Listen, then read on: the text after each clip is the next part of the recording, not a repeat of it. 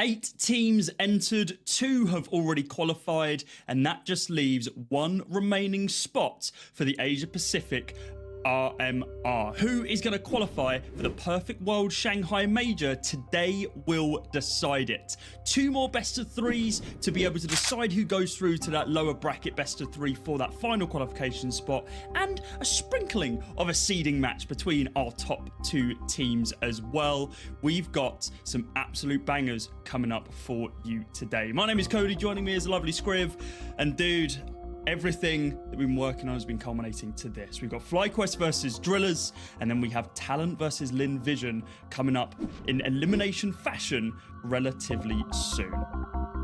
Yeah, man, very, very exciting stuff as we get into the final day. Of course, we have a couple of teams that have already qualified in. They'll be playing a seeding game later on, but this is where it really gets quite serious, I think, particularly for the likes of FlyQuest, right, who were in that conversation very, very early on before the tournament of, yeah, they're a shoe-in to qualify, right? They've been looking good.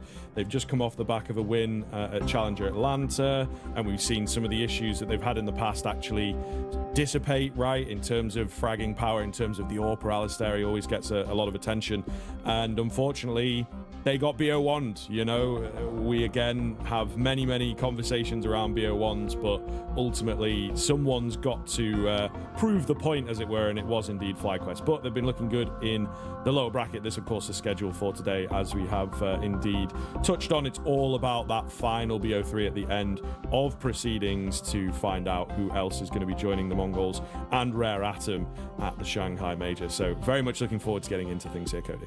Yeah, a couple of storylines developing here as well, right? I mean, there's a universe that we get a repeat of that lower bracket grand final from the Asian RMR in Copenhagen between FlyQuest and Lynn Vision. A FlyQuest which was Greyhound roster at the point, looking to shed their collar and spread their wings and make it to the major this time round. But still plenty of opposition ahead of them before they can tote it up. But yes, of course, you mentioned FlyQuest being one of those teams that coming into this we thought were a shoo-in just to be able to go through the best of ones with ease and then qualify straight away from that upper bracket BO3. TALON had other problems with that though and decided, you know what, no, down to the lower bracket and fight for survival. How about that? So, on your screen, the 5 FlyQuest lads who have honestly been kind of the heart and the beating soul of that Australian Counter-Strike scene now for a little bit of time, and of course raising that first international trophy since 2017, I believe, in Atlanta just a few weeks ago. They're on a 14-game win streak off the back of Pro League, and well, their first loss comes at domestic competition against TALON, so a little bit of an interesting one on the server for that game. TALON definitely stepped up to the plate. FlyQuest maybe dropped the ball a little bit, but maybe they just wanted their fans to see them play a little bit more through that lower bracket. Play more best of threes, get their face on the stream more. Yeah, maybe. It's an angle. It's certainly one of the angles. I don't know, though. It's a tough one, right? I think that TALON clearly will have done a lot of preparation into that first game. There's way more tape to work from on the FlyQuest side of things, and they have had a lot of success, like you say. So, you know, you can break their game down and you can see them playing at their best. They're not really hiding as much, maybe. But then, of course, TALON moving forwards kind of got dismantled by Rare Atom. So I think that it is very much TALON proving themselves thus far as the BO1 merchants. And yeah, as we say, there's always this conversation around the BO1s in these high stakes games and high stakes tournaments, and unfortunately they are the ones that fall down. So I still have faith in FlyQuest to do well. They're up against the Drillas, though, of course, who are the little team that could, as I keep calling them here. A pretty good day yesterday, to be honest with you. They didn't win the series against the Mongols, but they took them to 3 maps, and ultimately they proved that they do have some depth available to them. We've had some pretty up and down kind of performances from this squad. Kvem opened up really well for me in the opening BO1 against Lynn Vision that they won, but unfortunately couldn't quite keep that form up. We've got players like Haji ever consistent in this team, so yeah, I'm very much impressed. And of course Waro, so much work for him to do. The big man on your screen, he's got the legs out once again, Owner Pixel here, but of course Waro has so much pressure on him as the AWP, the IGL, and ultimately a tactical voice, in those timeouts and whatnot. Only we've seen he's bringing some good energy, he's bringing the good vibes, and that he knows is his angle, right? And he has, I think, worked on it and prepped it a little bit, but unfortunately, he's not able to bring as much depth into the squad itself. So it's a tough one. They are a 5-man where they should potentially be, maybe 5.5. Let's say a 5.5-man roster where they should be a 6-man roster. No, he's not that small. That's crazy. That's nuts. But you're completely right. He's playing much more of the motivational coach rather than the tactical coach, right? Waro2K playing triple roles here, which is certainly gonna, you would think, lean into maybe a lacking of performance on the server, but that is clearly not evident. Waro's been putting up the numbers, as you saw just a few brief moments ago. The Drillers are looking to kind of stake their claim here and ensure that they can get through to the major. But an inspired post by the Mongols last night, walking through the fact that they need the rest of the Asian CS scene to step up and defend this spot from the Drillers. They were not mincing words when they said, everyone in the Asian scene, protect it. It was a bold claim. You saw FlyQuest rising to the challenge, as you always do on their socials. TALON pushing towards the occasion as well, and with some shared loving words between the Rare Atom boys who made it through as well. It's nice to see the Asian scene coming together to almost try and defeat this beast that has entered into their domain. The Drillers do need to step up a little bit, though. We saw, of course, besting Mongols in that first map, but towards the tail end, it seemed to begin slipping away once Mongols honestly woke up and got themselves in the server. We heard in the interview yesterday from Techno that it was a bit of a kick, bit of a boost into the mentality when they were like, oh, we have just lost a map. Let's not do that again. And then it was a 13-2 on Ancient, a 13-5 on Anubis to the Mongols, really not wanting to stay on the server for too much longer. Keep it short, keep it sweet, go and celebrate. And they did exactly that. Yes, indeed. I think we should. We should have a quick little look at some players here that have been performing relatively well, Cody. I think that what we wanted to do is kind of highlight players that you should keep an eye on, right? They may not be, the AWPers is always a classic. Sometimes they're towards the, the statistical side as well. These guys are not necessarily right at the top. So I do feel that you may well be surprised out there to see us pointing them out. However, we've seen flashes out of these two guys for me as well on either squad. They both have that moniker of being the up-and-coming talent, quote-unquote. There's a couple of them on the Drillers side, to be fair. Maybe Meztal would be another. But I do feel that Kvem had a really good opening game. He's still finding his feet when it comes to these types of games, right? And, dealing with the pressure, dealing with playing from behind and whatnot. A decent amount of tiered sort of 3 experience, I would say, for him, and he has shown us the ceiling. Meanwhile, on the other side of things, Vexite as well, maybe overshadowed usually by conversations around Inns, conversations around Alistair and him performing, but Vexite, very young player. There does seem, again, within the Oceania region to be the talent. Is it the FlyQuest team? Do they need to pluck some other players from different teams? I think Vexite's trying to sort of answer that question for himself, really, and hopefully in this high-stakes game, getting themselves through to that qualification spot that they are expected. This is a true test for a young player like Vexite, and hopefully he steps up. Yeah, I'm a fan of highlighting these two. We highlight Kvem in that best of 3 yesterday against the Mongols, and he came out swinging in that first map of Mirage. It seemed like a lot of the team did for the Drillers squad, and then from Ancient Anubis, it was a lot slower. That Anubis certainly one to forget for Kvem, the young Ukrainian on the squad, of course, and I mean, he just needed to have a bit of a reset. It definitely felt like that Anubis got away from him. Hell, even Ancient wasn't his best performance, but it certainly wasn't the best performance from any of the Drillers. It was kind of Haji leading the charge there, alongside Scenari on Anubis. And he has gone back to the drawing board tonight, I hope, with the rest of the squad.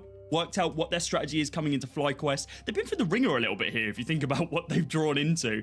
Besting out Lynn Vision in their first best of 1, then being like, oh crap, we've got to play the best one in the group. And then taking on the Mongols. And it's like, oh, okay, at least the lower bracket's going to be easy.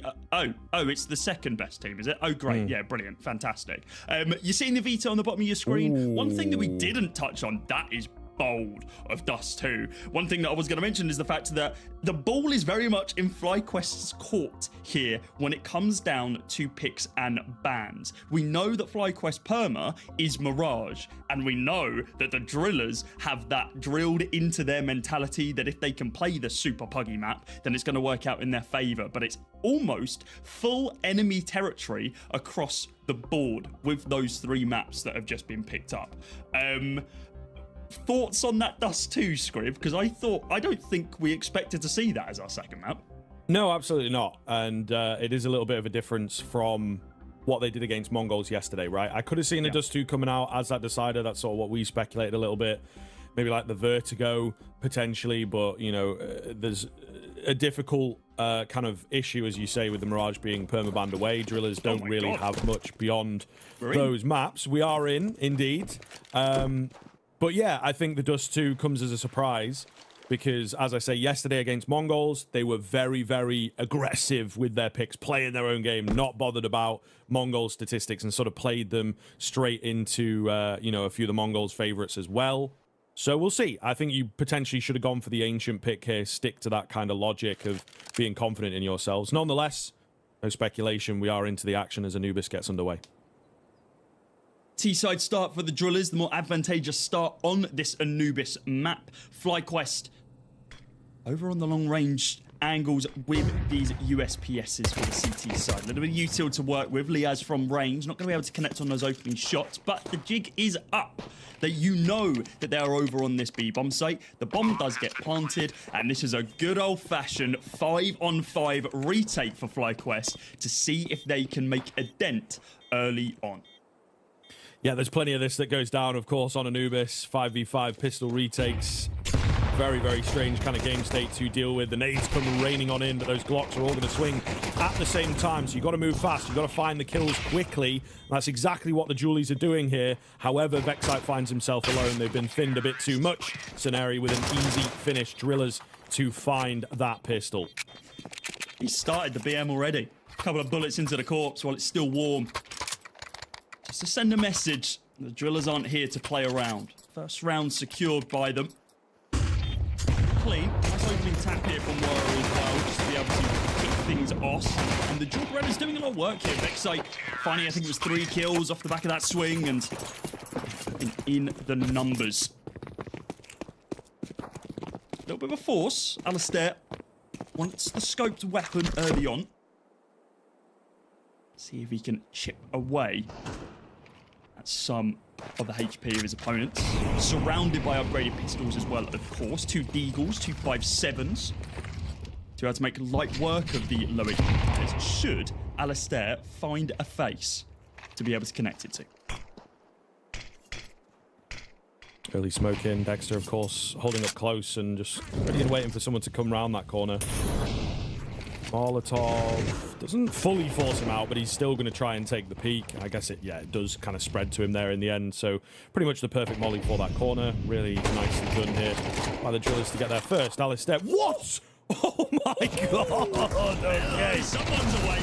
Yes, sir. Answering back, and it's caused some chaos here on the side of the Drillers. They try and make a move down into dark. That's exactly what FlyQuest wanted. So a 4 versus 2 ensuing. MezTal to potentially save the round. 2's pretty good. I think Liaz ran out of ammo there, so couldn't quite get the trade in, and it gives MezTal a way back in. Oh, FlyQuest from grit to great and back down into the doldrums. That is absolutely not what they wanted. 2 versus 1. Could be doable here for Alistair with the AK, though. Yeah, I don't hate this at all. Smoke available for him, no kit, so does need to make this work pretty early on. But with low HP on MezTal, off the back of finding those 3 kills, the high rate of fire from those pistols really chipping him down. If Alistair can find the head of Haji and he swings on through into Palace, then maybe there's something to do here. Taps the bomb once, seeing if he can get some sort of position reveal. Does find out where MezTal is, head found on Haji, spamming through the smoke. The information's given up that he's low HP, and he does indeed find it. No, he doesn't. Oh my God. Oh, he did. It's so close, it's on the edge, but no, the time has ticked down, and the Drillers will secure the round, but at the cost of all 5 members. An AK going to be saved here from Alistair, and he put in some work in that one. Yeah, for sure. big round in terms of, you know, your fragging and your damage and whatnot, but there was definitely a position that they were in there where it flips, you know, 4 versus 2. Should have been there around, getting a little bit ahead of themselves, you know what I mean? Like, these kills down here should win you the round. Pushing into B main, I don't know that you necessarily need to do that. Maybe they feel like they don't have enough rifles, but arguably push into dark, which is where you've just found those 2 kills, and, you know, you've got good information down there. So certainly some questionable kind of decision making. I think getting caught up in the excitement of the position that they earned. MongolZ does very well, of course, to recover it back. Meanwhile, we move forwards. First kill onto Dexter comes easy. Still got his AK in play, but, you know, not going to be a force around it or anything like that. Single deagle from Inns, and honestly, I think that might have just been picked up by Alistair and traded straight over the previous round. Warren behind enemy lines with this back 10. Takes down Drillas. He begins to move towards beach. As a smoke fades, Kvem finds that kill onto Vex site, though. It's an open bomb site, and not a position in which FlyQuest are going to be able to retake. Alistair going to be clutching onto that AK for dear life. Inns might go poking and prodding to see if he can find himself another rifle. He does, but it's not the one tap that he was looking for into Haji, and he punishes him for it. Econ isn't built up enough yet for the Drillas to be able to hunt down this remaining AK. I think the fact they haven't seen Alistair does give it up that it was safe in the previous, of course. Oh, he's thinking about it. MongolZ wants to go for it, and he's feeling crisp this morning. Hits the head of him, rips that out of his clutches. There is still going to be a full buy here for FlyQuest, but it's 3 rounds on the board for the Drillas. They start as they mean to go on in this series. Indeed. I think that's kind of the best that they can ask. FlyQuest proving themselves as a beatable team. Ultimately, you know, their record, talked about the TALON record after winning the BO1. Their record also for me is not that great. You know, you lose out to TALON, which you should be beating. You've got to be the premier Oceania team.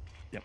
And then they beat GR, who have proven themselves, unfortunately, with their performance to be probably the weakest team in the tournament, really. You know, not been very competitive at all. Yeah, the storyline of GR was cool, but I think we kind of expected that to be the case coming into this event, right? Not up to scratch to the same level as some of our top teams here. Inns, however, is up to that level as he finds 2 of MongolZ and Haji. There's a single trade back there during that fight. Dexter with the rotate in from mid. Warren Kvem, though, still positioned up and ready in case they wanted to push down mid, in case there was a face to see, a lurking Dexter perhaps, but not happening yet. He's still posted up in the corner over by Jail. Inns is there as well to help out.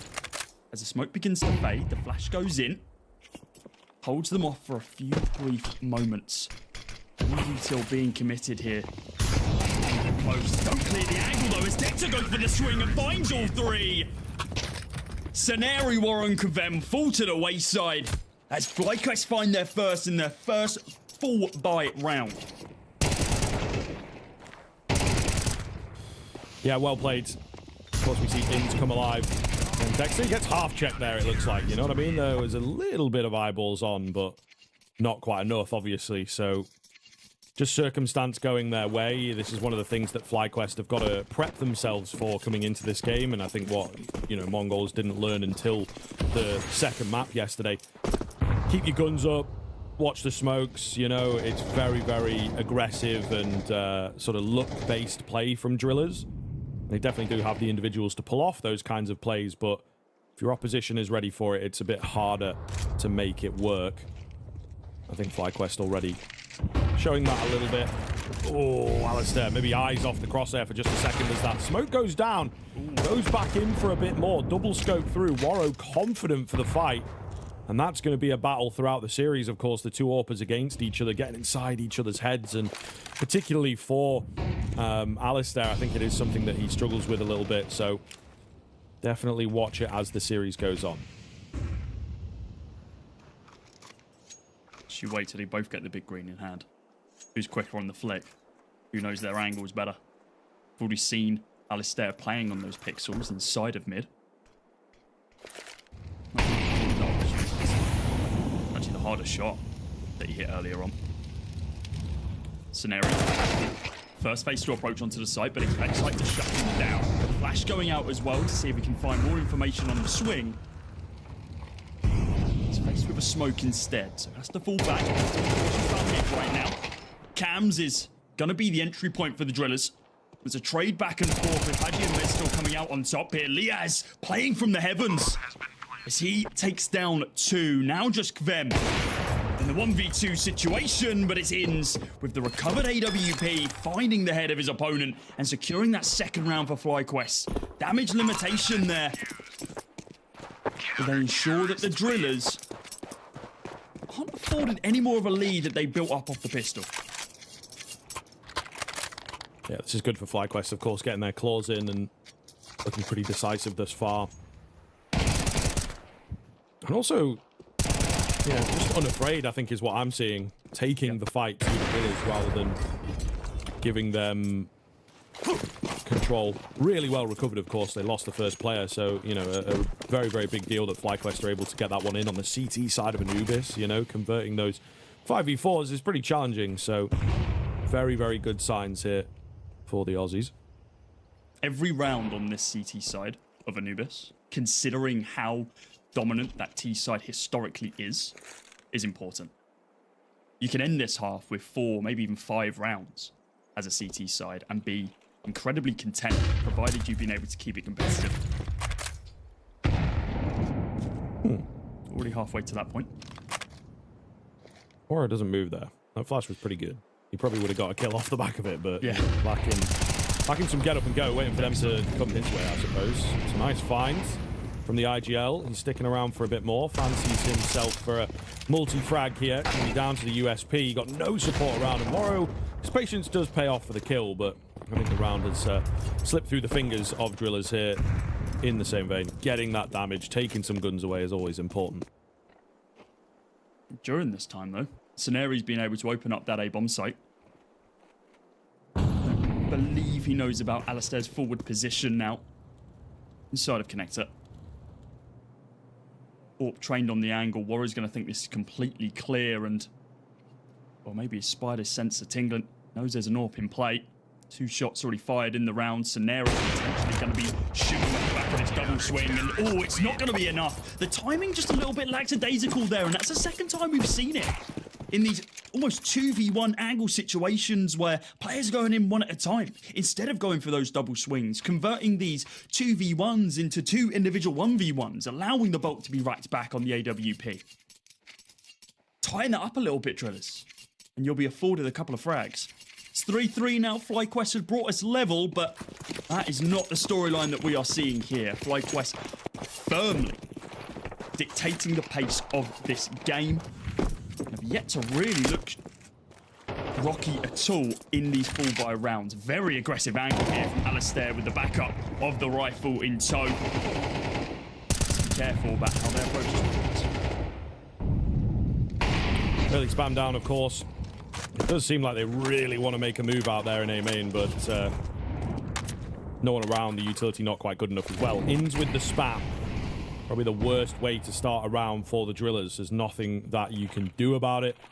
You just have to stomach it. So things looking pretty good for the defensive side. We've seen them, you know, with a disadvantage situation look successful. So I like this position for them. Should be able to work something of it. Alistair just checking the angles. Not going to go fully digging here. Actually, a little bit jittery on his keyboard. Wiggling back and forth. Expecting this close angle from Kvem, though. No, he's trained on the long sight line instead. Haji really wants someone to peek into him, doesn't he? Holding and waiting and praying that he gets the taste of blood. Kvem now going quite aggressive. That's from the close angle. Does get cleared out this time, though. Not going to be afforded that second opportunity of uncleared frags. Liaz holding on to the site. Taken down by Kvem once again. He's come alive in this series. Meztau shutting down the AWPer, and it leaves just Vex sight. The highlighted rifle up for FlyQuest. Alone on this B-bomb site with movement all around him. Warren has no idea, and missed almost falls fatal to it as well. And with 2 low HP players on the site, that round could have fallen away out of the hands of the Drillers very, very quickly, but they do recover it, and it's a 4. Listen, man, I don't want to be harsh, but like, yeah, thank you, replay. What is this? What? Why? Why? There is no need. There is absolutely zero need to go pushing into one of the hottest areas of the map. I mean, he spammed down one person on that angle already. Exactly. Take your kill, back off, maybe keep eyes on it, right? Or keep control of dart, whatever you want to do. But the whole setup, like, just kind of fell apart a little bit. I think Inns goes pushing, and Dexter was sort of set up to play off of him. And then he's left out on an island in his weird little angle with no teammate to play off of. So, yeah, very, very kind of questionable move. The whole round, for me, crumbles after he goes down. And like I say, there's just no reason at all in my mind. You might think you're a good player and you're going to kill them, all right. You might think information, but, like, these are very, very minute advantages that you would probably give yourself in that kind of a scenario. Crucial rounds as well. Dexter still alive in that situation with the mid-spam from Warrow. Damage just traded back and forth with Haji and Warrow both taking chips. It's a bit of process elimination as well on those angles for Quem when he entered onto the bomb site, and it's really looking to ensure that the T-side Driller squad don't get punished by these cheeky little off angles, cheeky little corners that Dexter and co are holding on to over on B. Much more passive angle here for FlyQuest. Most forward person we got is Inns right now. The solo hold on this B bomb site, and I wonder if any form of communication has been chucked across. That flash was a little bit rough. Missed team communication there to be able to fully wipe 2 of your teammates. The opposite of what you want. And that forces FlyQuest actually fully back. As the smoke goes in to be able to block off main, the round is reset almost, and the Drillers gain all of this mid control. Yeah. They're playing a bit nervous, I think, on the FlyQuest side of things, you know. Few flashes so far in this game that have actually gone a bit wrong. Again, making a couple of moves that they don't necessarily need to. So just have to watch themselves. I think that's potentially what that timeout was about. Just to set themselves up. Nice smoke there. Vexite in good position here to deal. Oh, and all 3 with some assistance. Lovely stuff. They try with only 20 seconds just about on the clock to push through the smoke. And that is never going to work. Vexite perfectly played, and unfortunately, Drillers made their own bed in that situation. Plat is his domain. Saw it earlier on, that first full buy round in which he held on to heaven. Dealt with a double spray down. And this time round, they don't filter in one at a time, but all 3 at once. And Vexite is still there. Finds Kavem, Warrow, and a jump through from Haji. It looked like his spray hadn't reset off the back of him jumping down the stairs from Connector. That does cause him his life. Causes Drillers the round as well. What looked like a pretty dominant start from them in that half has begun slipping away.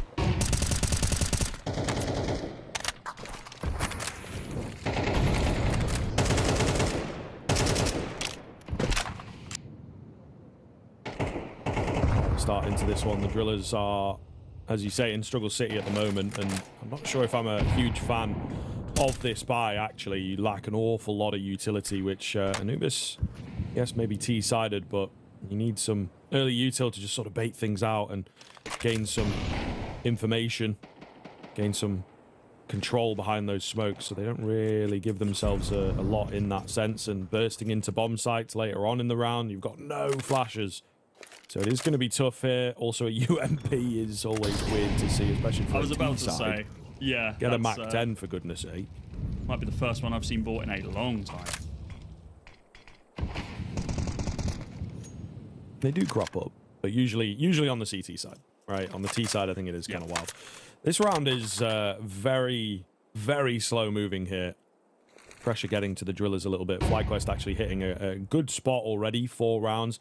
They get this, deny a bomb plant. You know, we're looking at like a 6-4 scoreline for the CT side of FlyQuest. Yeah, so good. Dangerous now for the Drillers. Alistair will find the first. as we mentioned, limited utility, so trying to use it all very, very perfectly, I suppose, and very intentionally on this T side. Kvem does make himself known. There's a trade back from Saneri. A missed AWP shot, but a missed spray from Waro gives the chance across. Saneri desperately attempting to plant.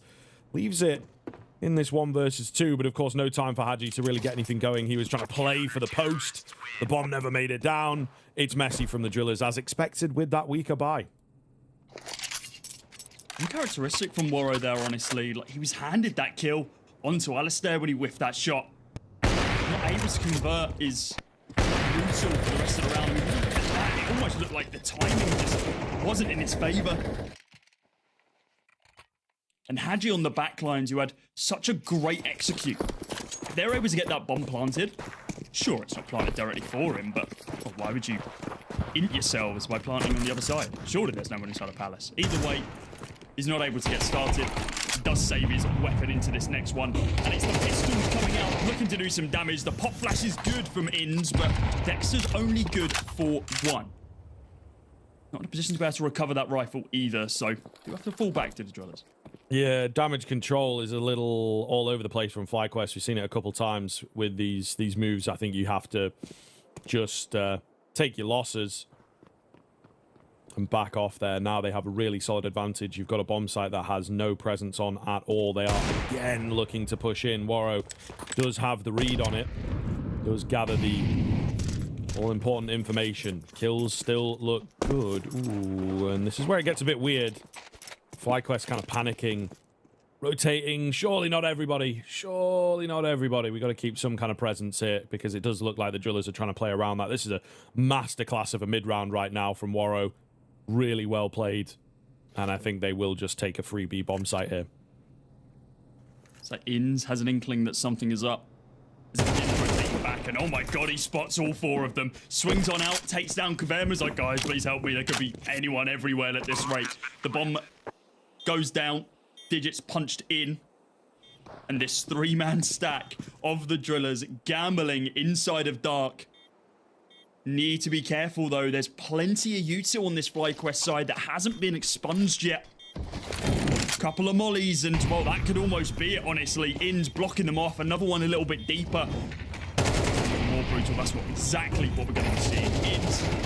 Spray goes in, takes down 1, takes down 2. The deagle from Waro, the recovered AK as well. Swing on the corner from Alistair, but it's the IGL coming out on top for the Drillers. And a round snatched away from FlyQuest with this gamble stack inside of Dark. And as you correctly pointed out, Scriv, what a pull from Waro to make that mid-round adjustment to go towards B.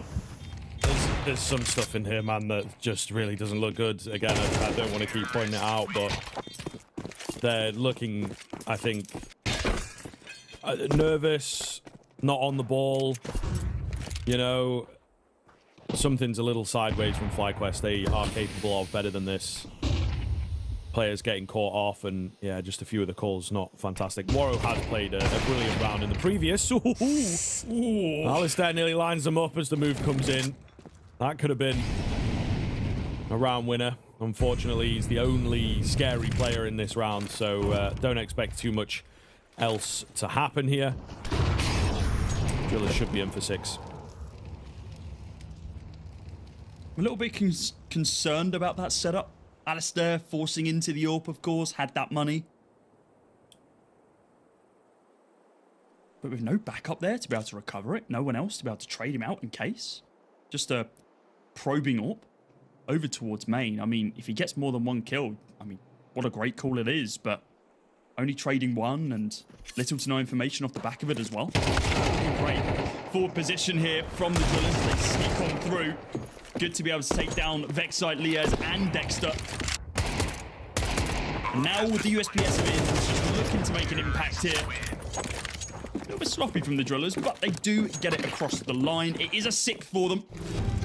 Let's move into the final round of the half. A 7-5 half of FlyQuest is still pretty good, but as you pointed out, the rounds haven't looked clean, the ones that they've been losing. It's been disjointed, fragmented. Sure, there's another synonym in there, but need to see a little bit more tightening up of these play lines, these play patterns for the CT side, soon to be T.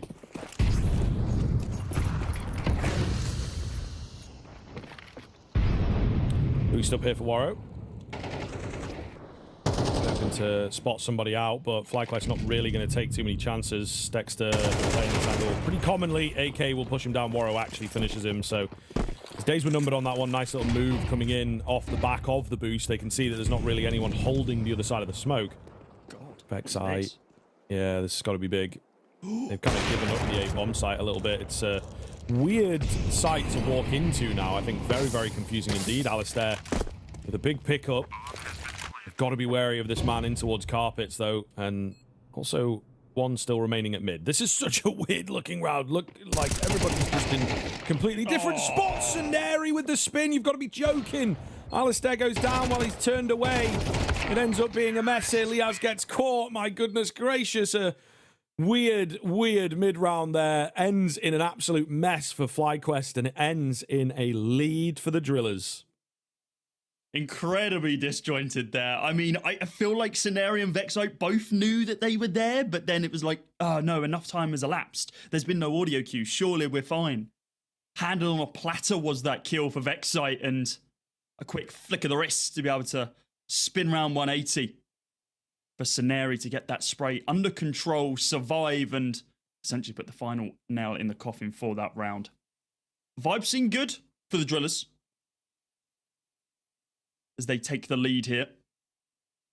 Looking to continue this momentum on this less advantageous CT side.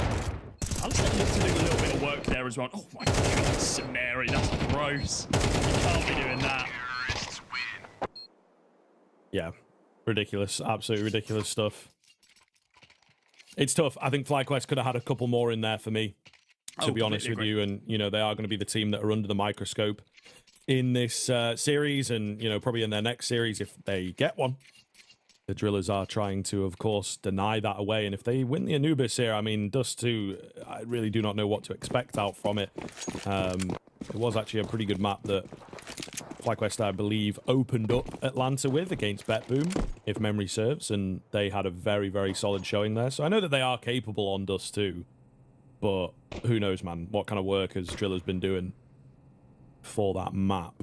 Either way. Memory does serve you correct. Oh my goodness, let's go. 13-3 against BetBoom. Yeah, they did then lose it to Wildcard, but then beat Big on it in that grand final. So they were fancying the Dust 2. Kind of a secret weapon for both teams, potentially.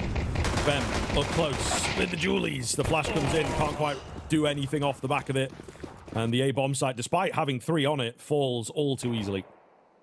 Barely any damage traded back as well. I mean, it was Inns who took the brunt of it, but he gets 2 kills for his troubles.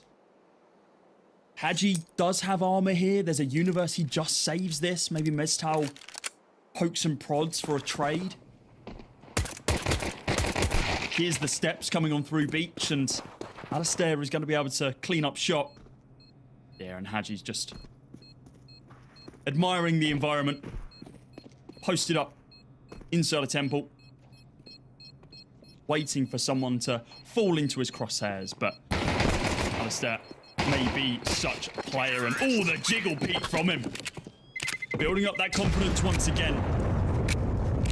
As FlyQuest secure themselves the pistol and look to bring us level early on, chaining a number of these rounds together. It's looking like they're going to be respecting it. Really in a position to start to force on up, and this is just clinical execution of that A-bomb site. Played Hadji like a fiddle there. Yeah, big start, man. So a good start for FlyQuest. They obviously need to continue things here, and up against the force buy. Actually does scare me a bit. A couple MP9s in there could do some real damage here.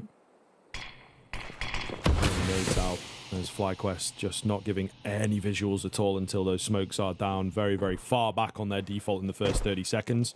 Only now do they start making moves. Vexite being annoying, baiting utility out, knows that if they have any, it's likely to be low. So he's just trying to confuse the comms.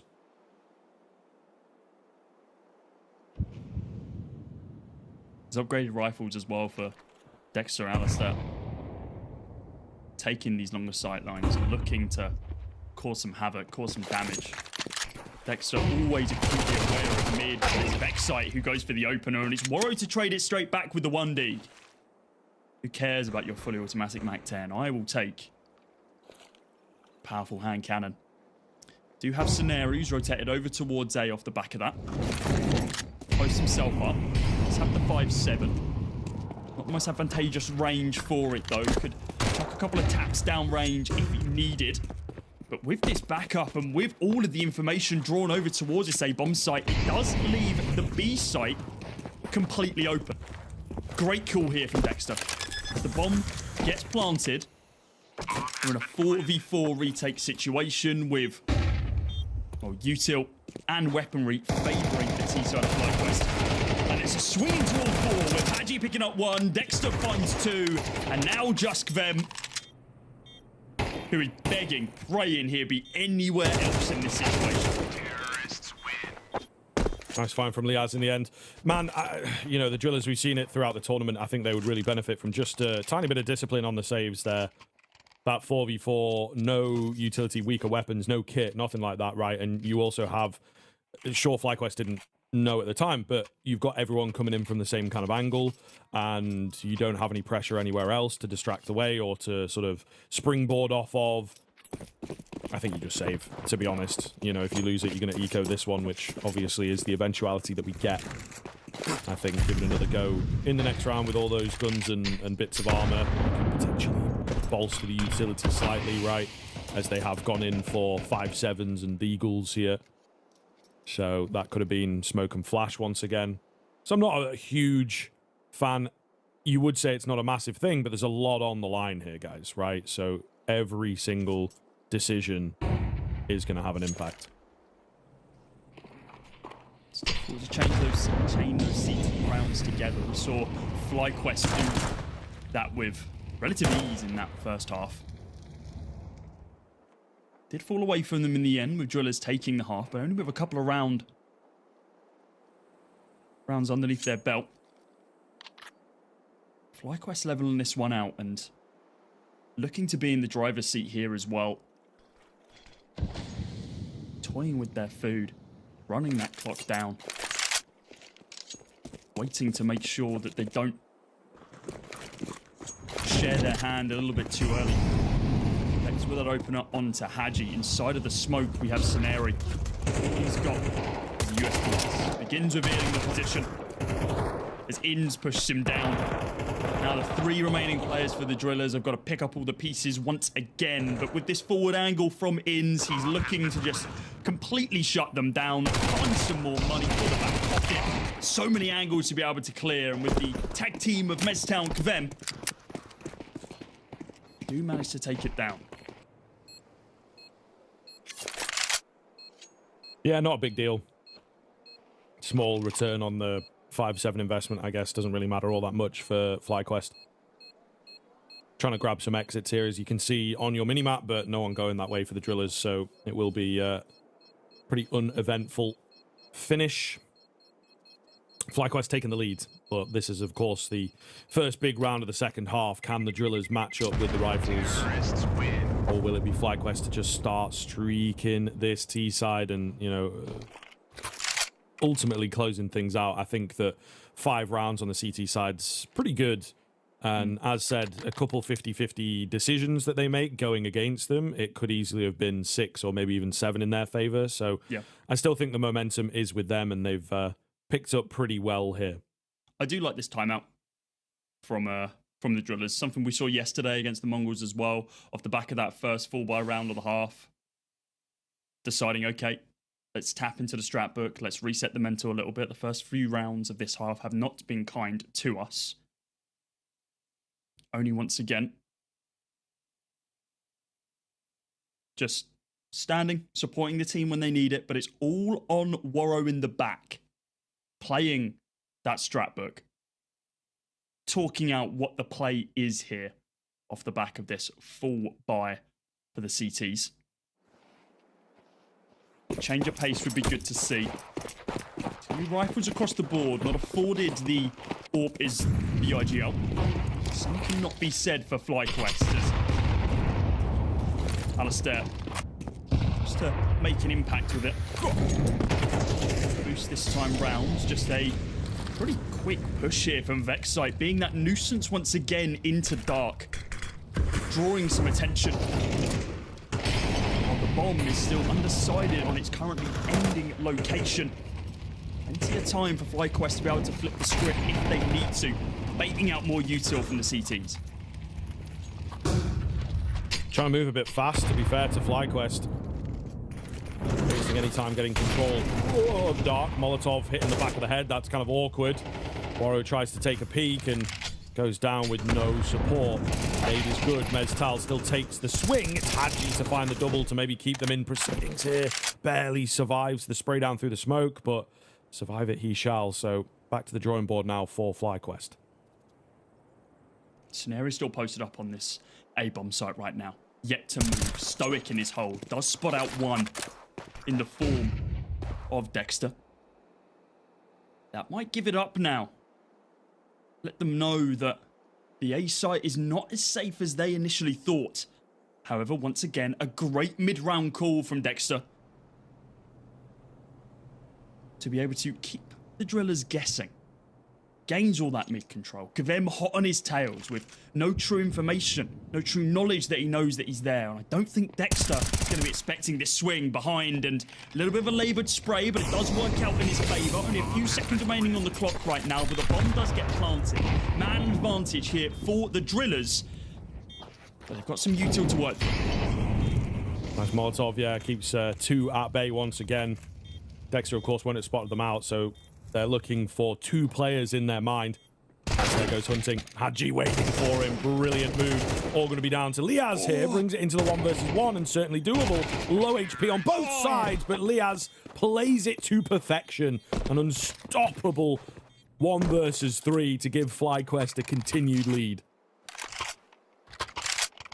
The hieroglyphs are his home as he posts up with the AK. Finding two heads and another timeout call, and that is understandable because that is a Driller's round to win. The lack of util really hampering them throughout that. As Liaz is clinical in those 3 kills.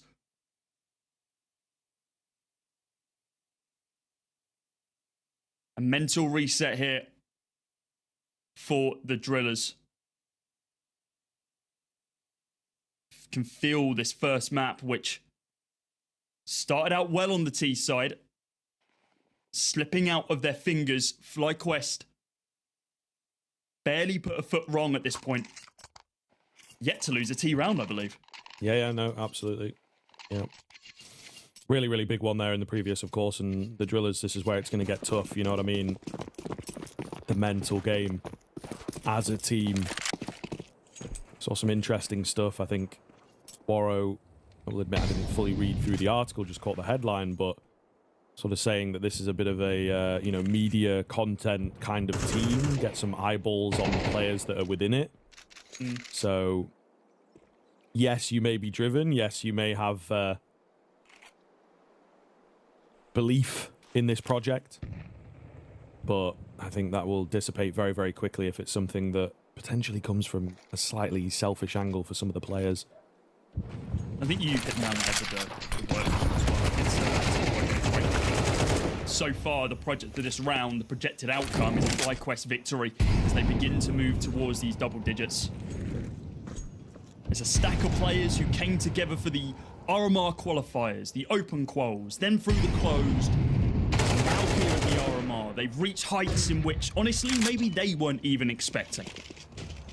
And they've been dealt a pretty heavy hand in who they've had to face to be able to continue their life here at the RMRs and keep their major hopefuls alive. Spat one out from Hadji. He's been so good in this series. Brings it down to the 1v1. It gets a little bit close, but Alistair, once again, is the man for the job. 15 kills to his name with an AWP recover for the next one. Round was brought a little bit closer than FlyQuest would have liked. It was going to be a one-sided affair initially, but chipping away the opponent was Kavem. Veto putting in some work with Haji's rotate as well. Came down to the Yorpa with the rifle instead to put in the work. 10-7 now for FlyQuest, only 3 rounds away from securing this first one. Yeah, looking very good. A great start for them here as well. Alistair to find the opener. You highlighted him in the previous round, rightly so. He saved the round and he opens up this one. So looking good. We'll see whether it continues. Going to need it later on today as well in his mind. So there's a lot of pressure on Alistair, as there always is, you know. Maybe it is a dead horse.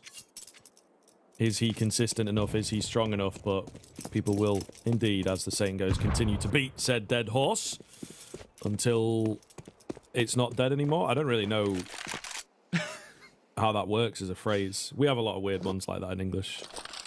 Pushing a dead horse? I thought it was beating a dead horse. Beating? I did say beating. I thought you said pushing. No, I did say beating. I mean, like, in the sense of they'll keep using it. Yeah. And then it's like until... Yeah, like, what's the end game of beating a dead horse as a phrase? I think either way, the horse is dead, and it's not a good day for the horse. No. And Alistair is the horse in this situation. It's not a good day. Not a good day for him. Good day for Scenario. Hello. Opportunity to be able to find more than one frag there, but it's just going to be chip damage. Kevem quite a deep angle here in CT. Long range spam on that M4, and oh, he's good for 2. Needs to be cautious. Spots out Alistair now in this 2v2 situation. They know the AWP's in play. They know it's on this site. I don't know where Ins is right now, though. And oh, wow. Somehow that doesn't kill Mesto. Now that, I have no clue how. Potential jump to be able to hit the legs, but he is going to escape with his life as he goes down to 10 HP. But the life is not what he wants to be escaping with here. He wants to snatch away this round if possible, but this B bomb site simply too bolstered by the FlyQuest lads. The Aussies on top as they find themselves in 11th and bring them ever closer to that lower bracket best of 3 final. They've got a horse in both races against TALON if they beat Lynn Vision, or for revenge against Lynn Vision. No matter what, they don't care who they face, they just want to get up. Another tactical timeout going to be called here by Warrow as the Drillers think back to what could have been in that previous round. Yeah, it's a tough one, man. I did, in my mind, I was not a massive fan of the Alistair plan little early, you know, before Ins was able to join him. He was quite confident with it, though, and it did indeed work out. They weren't quite sure on the location of Ins. I think he'd obviously been fighting across at A, but how quickly had he made it over to B? The Drillers didn't know. So we'll see here. All the timeouts coming in. And Drillers certainly needing them. The CT side has not gone off the ground. It has been a tough one. A few, as they did in the previous round, the 1 versus 3 as well. Yeah, they have had a couple of rounds that have been tough. But so did FlyQuest on their CT side. So, you know, we both get it, right? That's exactly how the game works. And you have to take those opportunities and turn them, convert them into rounds. So you only have yourself to blame, especially in the 1v3s and situations that are similar. All the same, this could be the final buy for Drillers if they can't get anything done. It's a bit of a rocky buy as well, right? You've got a Famis in play. Hell, you've got Haji on an XM10 looking to cause some havoc. Potentially with that smoke in his back pocket. We know that he likes to sneak on through, skulk about. We saw inside of that Mirage yesterday. MongolZ were very quick, very prompt to shut that down in map number 2 and map number 3. We've yet to see it from Haji so far. Hasn't needed to play around those angles, instead just going for the frags. Just like Mestel. So he lines up Ins, who repays the favour for when Ins was doing the same on that CT side. The spams are there. Vexite looking to cause some drama inside of Dark once again, but it's just going to be a Molotov to be able to brighten up the situation. Still no indication of where FlyQuest are going to go for the Drillers. But of course, we can see a site seems to be their aim. Yeah, low time. So they do not have many options available. A lot of utility saved for this. It starts raining on in here, but a late smoke from the Drillers will make life very difficult there towards main. Dexter is holding, ready and waiting to try and make the play. They get through the smoke pretty cleanly. Suneri swiped eventually, but that might just be enough. We'll see 10 seconds here. Got to be careful. Don't get caught up in trying to cancel that bomb. Dexter still holding, doing so well. Oh, that is perfectly executed. Incredible two-piece to bring the round back into contention. And it is just Hadji remaining to get it all done here. Orb trained, he's too fast for that, but they now know where he is at, and he's going to locate the second player somehow. Meanwhile, Alistair gets the peek on him. FlyQuest hit 12. One round away, and with a bye. Not as deep as Drillers would have liked. Their opponent's map pick of Anubis looking to go to them. FlyQuest locking this one away. With only one round in it. Drillers not able to make anything stick on this CT side, and I mean, this has been a consistent piece across all of the games that we've seen. Their CT sides have struggled. That defensive mentality clearly not something that resonates with these 5 freshly put together players as of yet, and Warriors calling is usually good. It's some of these individuals that just stray from the path. Kvem, however, putting in the work here, finding ins early on. The aggressive push out of main. Start as they need to go on in this round. Warrow, angle held, takes down Dexter. The IGL v IGL battle.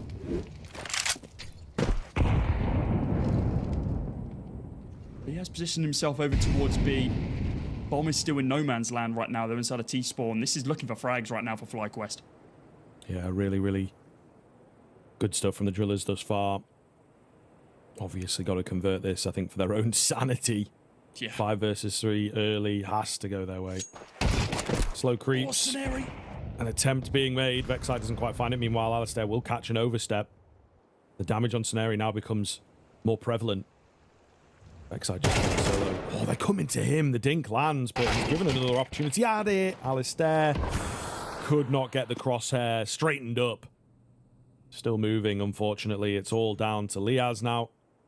25 seconds, may as well give it a go. It is going to be an eco out in the next round, one would assume, and I don't think he's checking jail here, so it feels like it should be over. They're on both sides of main, absolutely no way. But he does take one with him. It's going to make it costly, so there's some pressure in this next round. You know, when you're on the comeback train, the last thing you want to be worrying about is money. However, Drillers, they do stay alive. Spanner in the works there for FlyQuest. They're going for flawless T side. 7 rounds in a row to be able to get them to this point. Tactical timeout being used here. Just about to work out what the strat is. There's not a whole host of money to play with. So might take a round off just to be able to allow Drillers to maybe get in their own heads. Let them get to a 9th. And then come back swinging with full rifles, utility. Honestly, the util is the most important bit. You can take a bomb site with the SMGs if you're crisp enough, but without that util cutting off all these sight lines, especially on that B bomb site, good luck. They're going to go for a hero buy here around this AK. Alistair been fragging out of his mind both on the York and on the AK. It's only a single flash to work with though off the back of in, so it's going to be quite important that it gets maximum value. Pistols surrounding him. Looking to chip away at the opponents who tries to get overzealous, and as of right now that looks to be Suneri just jiggling back and forth over towards main, not pushing out deep into ins like the previous round though.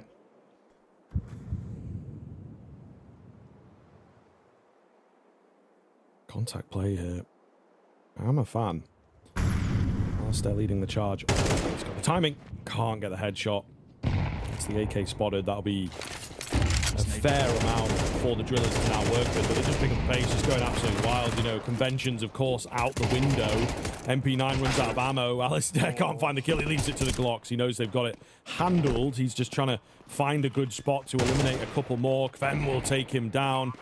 And Dexter as well. The bomb, though, gets planted in all this. So they'll take that, I think. Couple kills and a bomb plant is the classic MO of a round like that. And it will help bolster this buy moving forwards. And potentially, I think, yeah, it gives Alistair a really comfortable AWP buy now if he wants to go for it.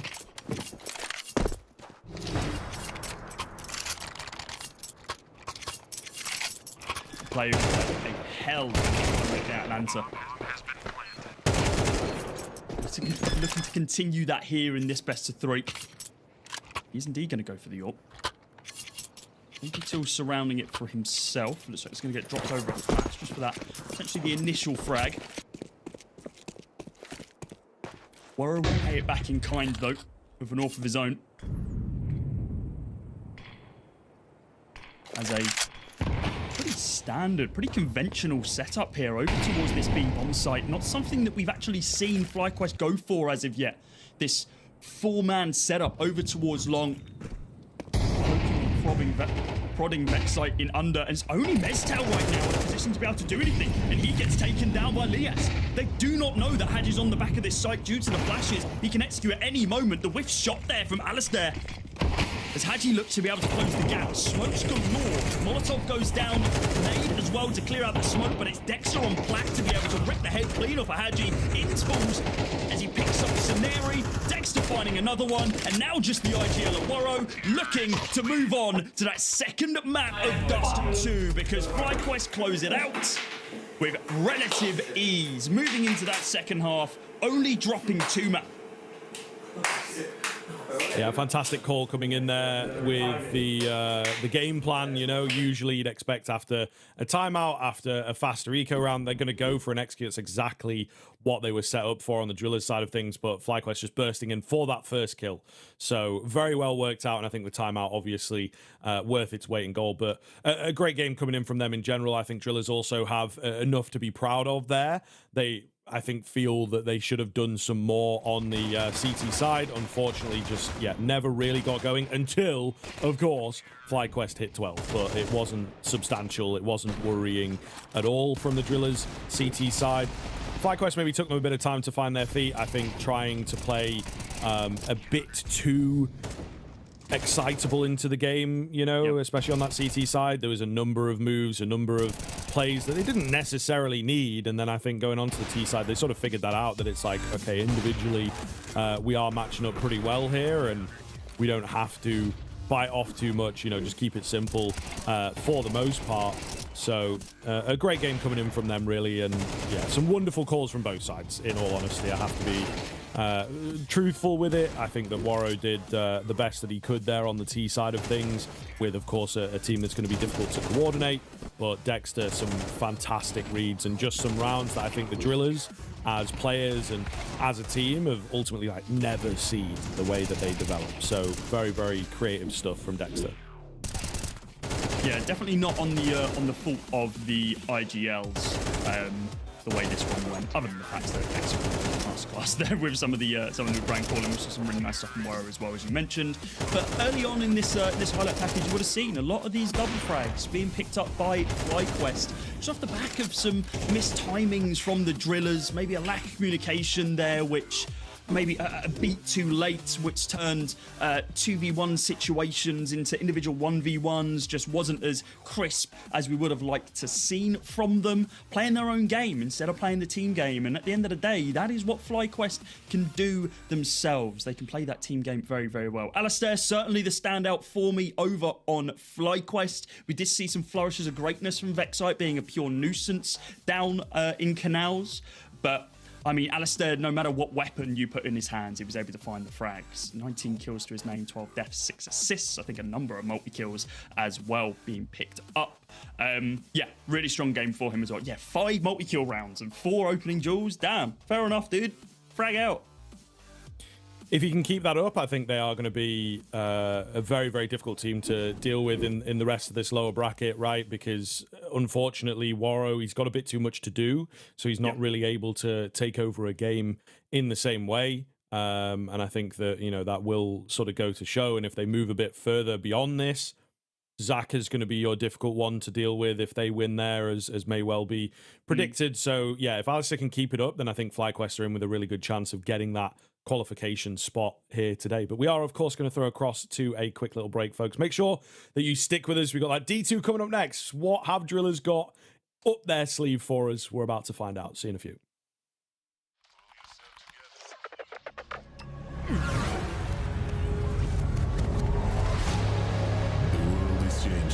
Quickly. To clear. Shoot it.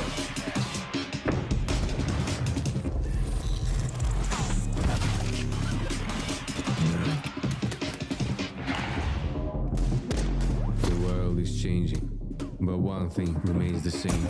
Victories with 1xBet.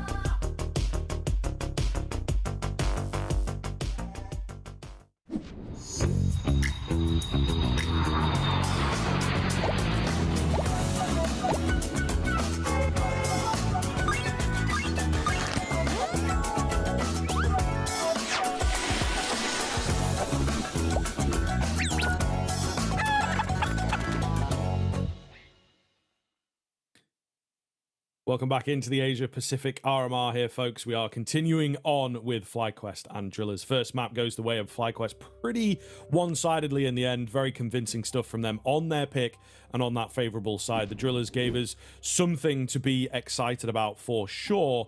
And I think we're a little bit excited coming into this one, to be fair. Dust 2, I could have seen it in the Veto, right? We touched on that. I think as the pick, it certainly does come out of left field. Not one of the maps that they have super high reps on. Anubis is one of those. Unfortunately, it's not been going so well for them recently. The other would have been Ancient for me, and they didn't pick into it. It is the decider. So that speaks to a lot of confidence around the Dust 2. It's like, yeah, we're going to take Dust 2, and then we're going to be on Ancient. That's a comfortable map for us, and, you know, we'll take the series 2-1. We'll have that.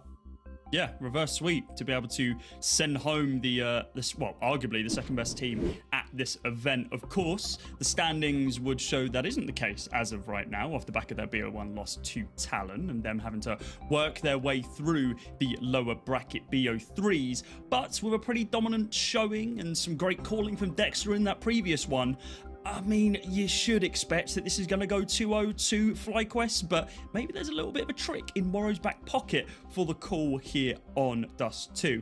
Currently got a 60% win rate through the Drillers on this map. We're looking at only 5 games played, though, since they've been a squad. And obviously, we already know that the competition they're going up against when they've been playing inside of Europe has been lesser. It's been against the developmental teams. There were a couple of times they played this during qualification versus Nom and GG Cal, but outside of that, it's been Spirit Academy losses and Gen 1 victories. It's not been teams which you would expect FlyQuest to really struggle with. So if we're extrapolating that, Drillers still have an uphill battle here. Yeah, absolutely, man. And FlyQuest have been sort of quietly working this map into their pool as well, I think. It was one that at Atlanta, they really did prove themselves as a decent team. Maybe not the most consistent quite yet, but still, again, a map that fits quite nicely into their pool. So I think that it is still going to be a difficult one, right? And we've not actually seen this played by FlyQuest since Atlanta. And I think that, you know, that is something to really, really consider here, is the fact that they may well be sort of saving a little bit and able to bring a fresher game. You know, they also have been working and watching their own games. So yeah, it really does need the Drillers Dust 2 to be kind of pristine, honestly. Yeah. I think this is going to be very difficult for them. Alistair as well, it was a map that he looked great on in that same Atlanta event. Damn right he did. Yeah, I think that if he can tap back into that, he's just had a great first map as well. So we look to Warrow, who has been middle of the pack, you know, not super disappointing, but as we've talked about at great length, this guy has a lot to do for Drillers, and that is quite taxing on your kind of physical game, as it were, within the server. So yeah, I think they're going to have a really, really difficult time here. Alistair won to take over, and we'll see. It functions again at a team play level, at a high end level, very, very differently, but it will be a map that all these guys are super familiar with. And as you say, they've played it in the qualifiers, and maybe it's one that they've kind of been saving for a rainy day. Yeah, it looks like the rain isn't going to get any harder than this. If they lose this one, the Drillers are sent packing home out of the RMRs, and the hope and dreams of a community's only pixel Driller stickers go down the drain with it. They are playing for their tournament lifeline here. As we can see the screens flash a color with the intro, it looks like we're going to be kicking off Dust 2 relatively soon. Well, even sooner than I thought. There we go. Drillers going to be on the T side, FlyQuest on that CT side. Drillers, we've seen across every single game that they have played, their T side be their stronger, playing off the benefits of being the aggressors and not really making that convert over to those CT rounds. So they need to put their best foot forward here to make a bit of a statement against FlyQuest, that they will not go quietly into the night and be knocked out 2-0 here. Slow start, just very, very cheeky from them, actually sending the player in the form of Kvem out long, straight walking, you know, no utility presence there. So, something to potentially work from later on in the round. Oh, it's unlucky. The flash was kind of nice, but he just gets melted. A few too many bodies down the corner. We'll see here. Julies, it's not the ideal range, only one for Dexter. Diaz down below, needs to find a head here, at least one. Runs out of ammunition. So the 3 versus 2, it's all off of that int frag that opened up the round. Bomb going to get planted. Nice and safe here, so we'll see whether they can work their way back in. Not going to be easy, as they are both split. Vexite trained round this corner. Oh, he might just have got the timing, you know. Kvem's pulled away from the angle, still keeping eyes on it, but all the same, an advantageous kind of spot towards long for the CT player. He's all alone now. 2 quick headshots going to be required and not very much time to get it done in, so surely just hide away. Don't give him the fights here as best you possibly can. And that's exactly what's going on. They've spotted him out. They know what's up. Hadji to take first, and he gets a shot off on Warrow. It wouldn't have made a difference for me in the end, but all the same, a pretty fair try there from Vexite. Yeah, different conversation with there's a kit in the round, but it was just the armor buy up for, I think, every single player of FlyQuest there. I don't think there was one dropped on the ground. So, Drillas managed to take this opener. Yeah, it was a great attempt inside of mid. That pop flash for In to be able to potentially find the information and find that opening kill. Instead, he gets a little bit whited, and we do see Drillas come out on top. The force buy here from Alistair into the scout with a backup from Dexter as well. Upgraded pistols surround it. Oh, God, this is giving me flashbacks to train on those 2 long sight lines. And we surrounded it with pistols after tagging people up, and they just ran a train on your opponents and dealt the damage that you needed to do. Forward positions here from a number of the FlyQuest players. You've got aggression towards long and aggression towards cave as well. Tunnels is their domain for the time being, but mid is good. Warrow finds Vexite, a spam there for Warrow himself, as well as he continues to try to find another frag onto Dexter. It's a trade of damage back and forth. Reposition towards this A bomb site once again. That was interesting, Molly.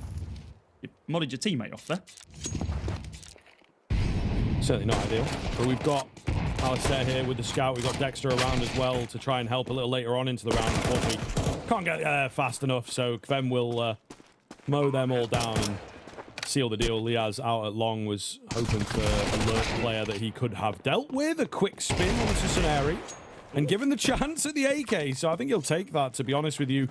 Gets his hands onto the 1-tap potential. They are after him. The ants starting to swarm, but he knows. He's aware. He's also picking up the pace. Where's he going to choose to try and hide out? Unfortunately, Hadji had the read. I think they might have seen him in T-spawn, just sort of legging it. They did very quickly change up their direction, and indeed they will take him down. So no AK saved across can be the eco. The chip damage that turned that fight against Warrow into a pretty free one, honestly. The chest shot for the D. Got the damage, and nice little rotate there. Look at this from Diaz, and yeah, the chip from Dexter. Warrow was an easy target, but Hadji on the hunt ensures there's nothing to be really concerned about moving into round number 3. We're seeing shimmers of what happened over on with this man swing we've ever seen. Warrow has to do a lot of work to be able to shut them down. Now he goes into it to take down Vexite. Finds himself 4. But yeah, the first 3 rounds going to the way of Drillas once again, like we saw on Anubis. This is where FlyQuest began bringing it back off the back of that first 4-buy round. We do have Alistair affording that AWP, and it's not quite glass cannon. Still has money for the armor and a little bit of util to boot as well. That will help him out when he tries to go for this mid-fight. Soneri down on the Galil, AK surrounding him. Otherwise, though, util bolstered, Drillas looking to make an impact. Slowed down by the Molotov that goes out towards knockouts.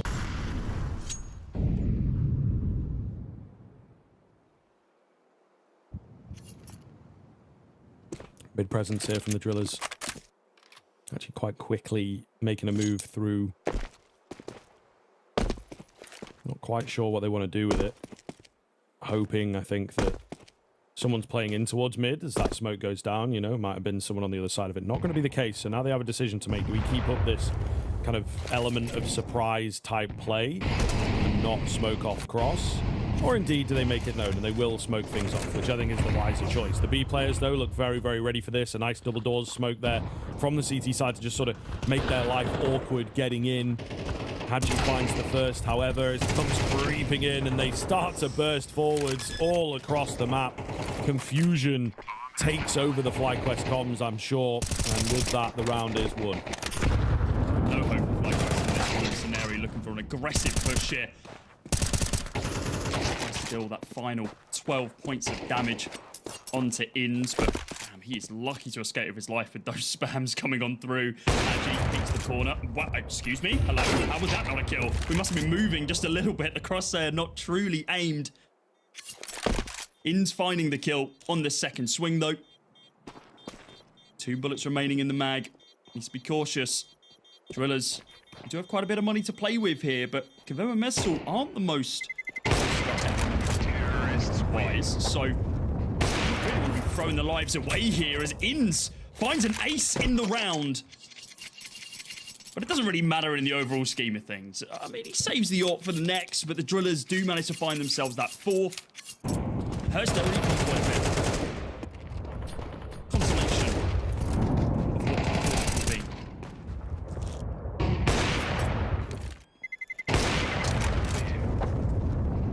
Unfortunate.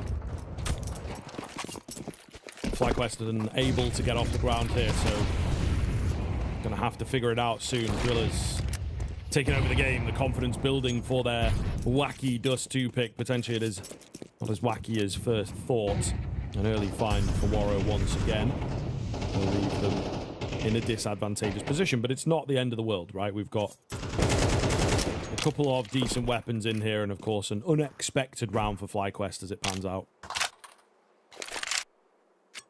First time we've seen the AWP v AWP battle in this BO3 so far. I don't think they ever came to blows in that first map. It's going to be Warrow who leads the charge so far. Alistair yet to frag in this game, while Warrow, same cannot be said, 10 kills in these first 5 rounds. Only 2 deaths to his name. Hence why he's been able to afford this AWP once again, even off the back of losing all 5 players in the previous. Dexter with the recovered AWP from the previous save is waiting for this smoke to fade and might be able to line up a couple as... Oh, if only he gets the race. Takes down one in hand. Looks for the follow-up hit as well. The flick onto Sceneri is good. Swinging onto the corner once more. So not going to be able to find that first swing pick of Kvem. Deals the final blow to be able to take down Dexter. The molly goes in for Kvem to be able to continue picking up the pieces of this round after initial damage was dealt. And now it is just the 5-7s of Vexite and Liaz doing some work though, as Liaz looks to clutch this one out by spamming down both Meztel and Kvem. And now with Warrow on 11 HP, the tap onto Liaz through the smoke, through the flames, through the head and the box now brings it down to the 1 versus 1 with Vexite on full HP, but with only 3 seconds remaining, it's a round for FlyQuest from absolutely nothing. Secured by the powerhouses of Liaz and Dexter. Honestly, I thought that they needed to be a bit braver with it, right? And I was kind of shaking my head a little bit at the fact that the M4 doesn't get involved when Dexter's taking all those swings. And of course, he goes down. You figure the round is over, but the flash that potentially they were waiting for comes late, but it's still perfect. And a big, big take from FlyQuest. Gonna knock Drillers down a couple of pegs. They're responding with a long rush here, and utility's not fantastic from FlyQuest to really stop them or indeed allow them to stick around and take the fight. So the long control for Drillers comes easy. Inns was flashbang for about 5 seconds there. He was running into walls to try and work out where he was. Brief respites between them landing, and Alistair's going to fall the same fate as well. As more flashes come out, there is no doubt in hell that this is an A push, but they are still having Dexter lurk inside a tunnel just in case we see a rotate, which is possible with the time remaining on the round. Warrow getting flashed off now as well. It's a battle of attrition, this one, and Warrow does just spot the head of Alistair. Just on that corner. Must have been a pixel he could see. takes him out of the round. Smoke going down from Inns. He plays into Gandalf. As Inns continues fragging out with Kvem trading it back. Need to find an opening here to FlyQuest as they begin falling to the wayside. Liaz, no heroics this time round, and just with Dexter having to rotate all the way from B, it's not looking possible. The Econ's not in a good spot either, so gonna be attempting to save this M4, but in quite a forward position to look for some form of exits if the Drillers do find themselves hunting. I think playing them a bit too much of their own game, really, and Drillers are so happy to take the fights, and yeah, just Pugger's Paradise type vibe. Warrior's taking over the game. We talk about him and needing him to perform well, and he is doing just that. They're not too far behind him. Yeah, IGL or extraordinaire, and also star player, it would seem, in this one. So really good stuff from him. Timeout to come through from FlyQuest. I think rightfully so. It's getting out of hand now. How did he see him?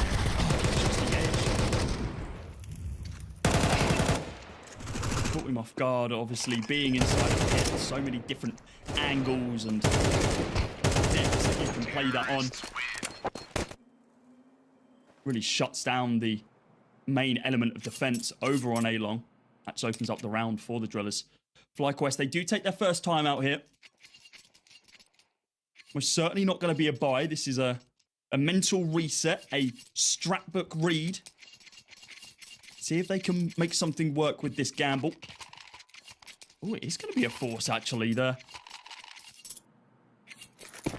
Not coming too much. Still around 2k each.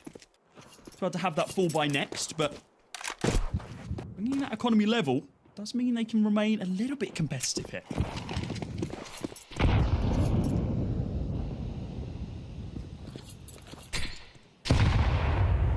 Fan of this move. In's going to go pushing in. Player in the back potentially. Liaz whiffing a few there. That is kind of rough. Attempting. Can't find anything. Can't go back either. Rock and a hard place. Sort of a mess, yeah. That's unfortunate, but we'll see. They've got some decent information. Flash is unfortunately ineffective on Tahaji here. So well held by the Drillers, not getting too ahead of themselves. Alistair wants to dig. Has dropped on deck. Thinks that'll be able to help him out a little bit more. And as he looks to the ground to snatch it up, Warrior is there to cut him down. An execution over towards CT. It's Inns with that forced up MP9 doing some damage, but it's consolation frags at this point. Shouldn't be able to get anything else here as Haji culls him from the round. As a sixth is gained here from Drillers. This is looking good from the T side. We know that this is always their better side. But FlyQuest haven't really had a true say in this map as of yet. They've had some relatively close competitive rounds. Honestly, one of the best rounds that we saw was, well, when the round was lost and Inns found that ace.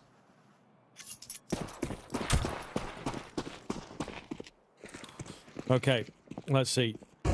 They have to make this one work because otherwise we'll start talking about the third map. Fighting at long this time around. Flash is nice. Inns, easy kill for him. No damage taken. So prepared this time around for a long play and much better handled from FlyQuest. Backside looking to be a nuisance once again. Close angle, jiggling away, trying to get that information silently. Smoke in tow, waiting for the push to be able to delay them. Dexter lucky to escape with his life there. I don't think Warrior was expecting the deep jump peaks. He fall away from the angles though. Smoke goes down from Vexo. His job has been done. So nades go in and the spam continues with it. Dexter looks for the nade to find the kill, but it's not only a single point of damage onto Mesto as he begins fading away. Mid control is the Drillers. He's creeping towards this A-bomb site. Alistair not on the site to be able to assist with York right now. He's inside of CT, begins his rotation back up. Cautious about the dagger that would come between the shoulder blades should there be anyone mid, but it's a four-man setup up Cat as they look to deploy it onto the bomb site. Smoke goes down, Spam can be there. Kvem going to be the first person swinging through into playing on the flat angle, takes down one in Mestal, the second of them, and now finds Woro. The pistol tries to find the fourth, but it's Liaz who does the work, and completely decimated are the Drillers as they begin their execution onto the site. FlyQuest managed to convert around. They're up to number 2, and as you said, it needed to be that one. It needed to be that full buy, or we begin looking towards Ancient. But FlyQuest are not going anywhere anytime soon.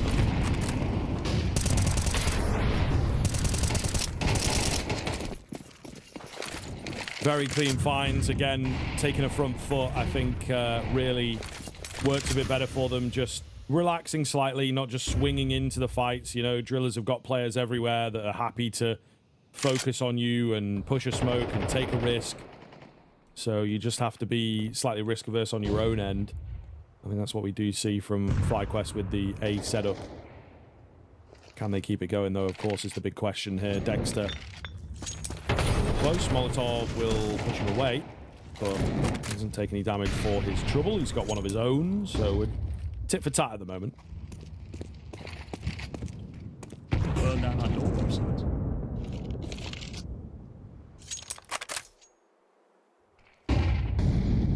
Minute on the clock.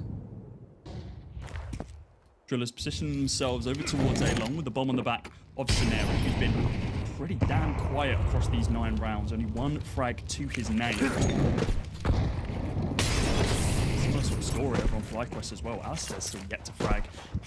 We were talking during the break about how Alistair is kind of beginning to step into a more consistent position off the back of Atlanta, but still that opportunity for him to be able to slip into, unfortunately, old ways. Vexite's not going to have a say in this round. Mistle shuts him down. Bomb is going to get planted. This B bomb site retakeable by FlyQuest in this 4 versus 4. Limited neutral, only a flash available. Dexter makes some parkour maneuvers onto the bomb site. Even blind Scenario opens it up with the first frag. And now they fall away. Inns and Alistair not yet to have an impact here as they save up these weapons and allow the Drillers to take themselves a 7th. Building that gap by 5. Yeah, not looking good, man. It's pretty rough. You've obviously got to try and string them together there. You're right back to square one. If you can't find the consistency, Alistair as well here, yet to crack. So that paints a pretty bleak picture. We talked about the AWP battle being very, very important, and at the moment it is completely one-sided, completely non-existent, you might even argue, to be honest. Waro up to 14, and yeah, Alistair severely struggling. They will just about be able to squeeze something together here. Actually opting to go in for a double AWP setup, try and make that work.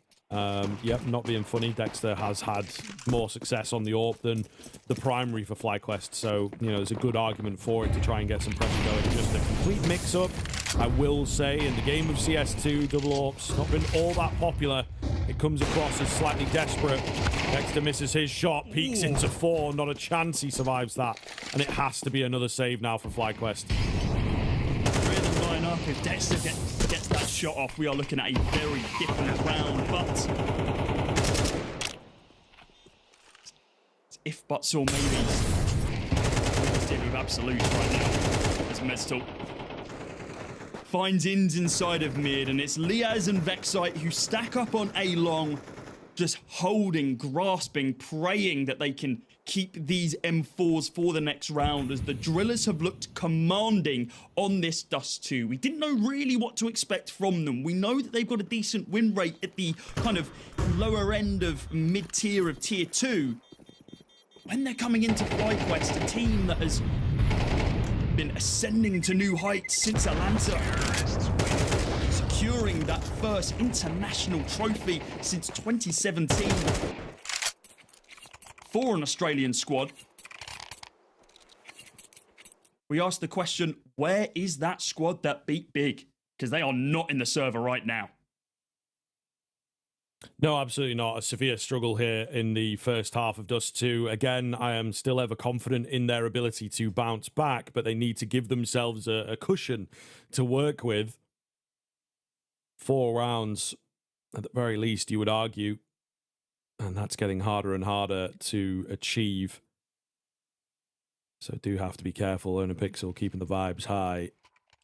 Final 2 rounds of this first half have to go the way of FlyQuest.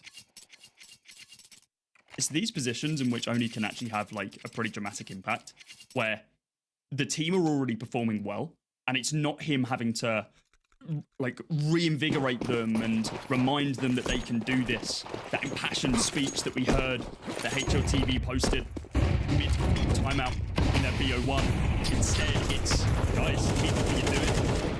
The reinforcement of good decisions that have been made so far by Worro and the squad surrounding him. The fact that we have, honestly, 2 players in Seneri and Mezsul who have not really stepped up to the plate as of yet. And yet the Drillas are still looking incredibly strong. At the hands of Worro, with the AWP in tow, round after round, finding impact after impact. 15 frags to his name, with Kvem only slightly behind him on 11. As they command respect on A long. Here comes the flash. Liaz has been good for this historically. Haji's going to find the opener, and Kvem ensures that he has no say from Gander. Alistair Orp looking for his first frag in this game, still yet to find it as he has to fall away, and the save is called once again by FlyQuest. This is not looking great. This does not fill me with confidence at this point. We know that there can be a calling masterclass here from Dexter to be able to get them back into this one, but when is that flip switch gonna be pulled? Inns finds a kill, but it's consolation at this rate. It's a 9th on the board for the Drillers, as Alistair is still hunting for his first, and he does manage to get it. Is that the turning point? Is that the shroud over the eyes lifting? Who knows? Yeah, we'll see. It's tough, man. I think they also struggled with this a little bit on Anubis, but, you know, Dust 2, you can abuse it way more. The Drillers just not telegraphing their plays very much at all. And smokes come out a bit late. Flashes aren't really there. You know, they're just swinging in. They're just swinging in and clicking on you a bit better, and I think happy to be able to play on that land ping. But yeah, that's really all they had there. The confidence to go for it. One contact flash that's not even good. Doesn't blind anyone, but just taking the fights. And they did it on B a couple rounds ago in the last rifle round prior to that. So super confident plays. They bring it back towards long once again. It's a double nader from Inns, but the kills keep on rolling here. Oh my, and Alistair does get dinked down through the wall. Nervy to take this peek. Got to make something happen. He will go down. It's all on Vexite. His position now revealed. And they have the run of the mill. They've not fully committed down long, so plenty of options remain for Kvem and Meztal, the lesser known names in this squad. But maybe, just maybe, by the end of today, you might know them. Keeping FlyQuest guessing on this round. Vexite. A one-man army here.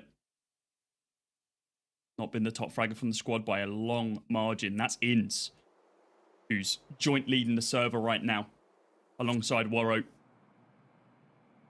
Even off the back of his double nade, it's not going to be enough. Do you think there's a world here, Scrib? Yeah. Well, no. They've seen him. They know he's there. I think they've spotted the barrel. Ah, that'll do it. Very well set up. Suppressor. Yeah. So not a chance. They knew about him, and I think they were fairly certain on that. They definitely looked to be a little bit of back and forth there on the B ramp of like, do we go for him? We know that he's there. No, I'm low. Let's just secure the plant, make him come to us.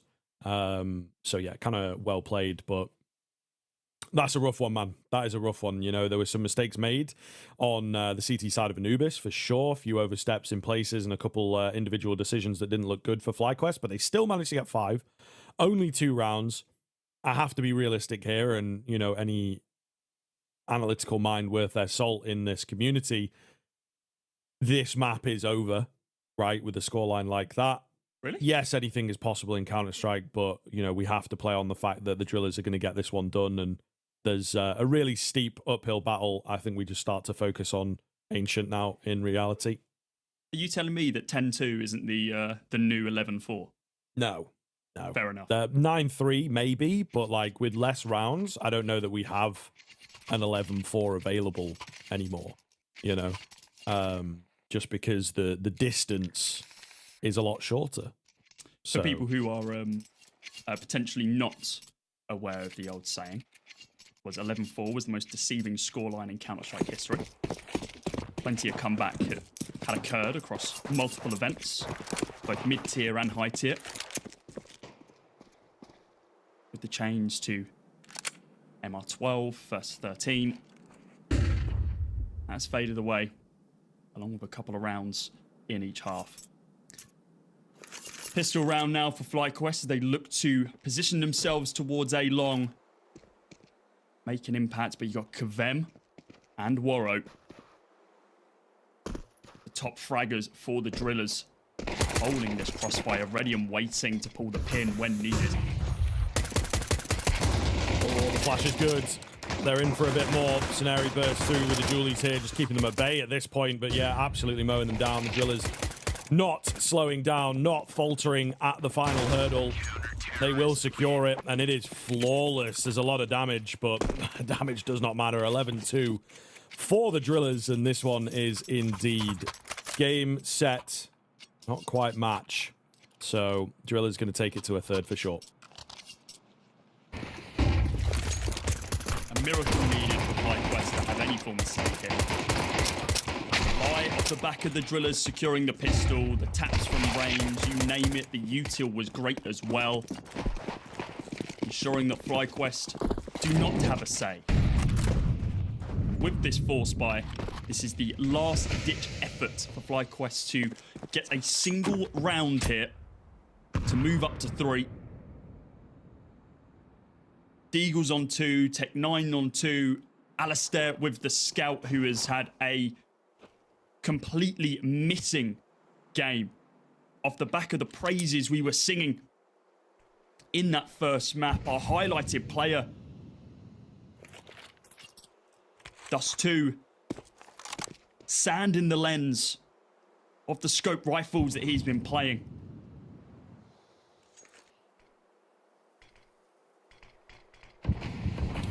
All right, do or die for FlyQuest. Let's see.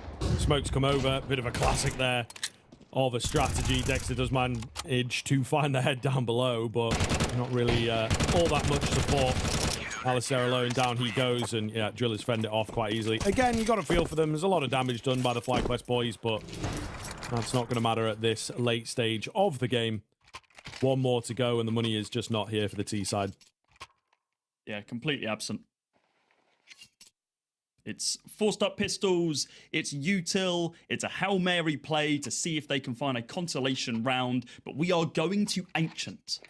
The Drillers have taken the Mongols to a BO3 that went all 3 maps. After a commanding Mirage, they've now taken the second favourites in the form of FlyQuest to the same place. A different map, so to speak.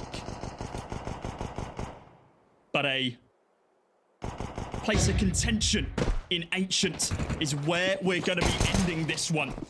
Alistair is going to end this series, this game, this map with only 2, make it 3, and unfortunately not 4 frags. It's 13-2. The emotions are high for the Drillers as they know what they are on the precipice of doing. The final map in FlyQuest versus Drillers will be played, and it will be Ancient. Unbelievable. Absolutely unbelievable stuff. I mean, there's no other way of going around it. FlyQuest have absolutely had their ass handed to them there on Dust 2, you know, and they find a couple of sporadic rounds, but really nothing to be all that impressed about. And the way that Drillers were playing on that T side, flying in, taking the aggressive fight, super confident. And yeah, it's simple stuff, you know, catch them with nades in hand, catch them unawares, and just go with your instincts, play Dust 2 how it was supposed to be played. And brilliant stuff in the end from them. I wouldn't call it the best Counter-Strike, but certainly a great individual game from a number of names. Waro in particular, Kvem not too far behind him, actually having some great impact as well. So I am awaiting this third map with bated breath. To be honest with you, I think that there's a great deal of potential that Drillas could get this done. FlyQuest have got to find it within themselves to just ignore that result and go into Ancient a fresh team. With the experience that they have internationally, the experience behind Dexter as well, they need to rely on everything that they have learned over their years as playing as individuals and as a squad to ensure that they can wipe this map from memory and move into this third and final map strong. Look at that scoreboard. 17 kills for Inns, no one else above double digits on the FlyQuest side. Kvem coming alive for the Drillers, certainly the standout for me. Warrow was putting up some numbers as well, but I mean, Kvem, we've been talking about consistency pieces here with Alistair having a lackluster game and Kvem yesterday falling flat. But when they come alive, God, these teams look strong, but Alistair missing, Warrow dropping 20. 26 kill involvement as well. This is your IGL. This is your AWPing IGL putting up the most numbers on the server while calling and being the coach at the same time.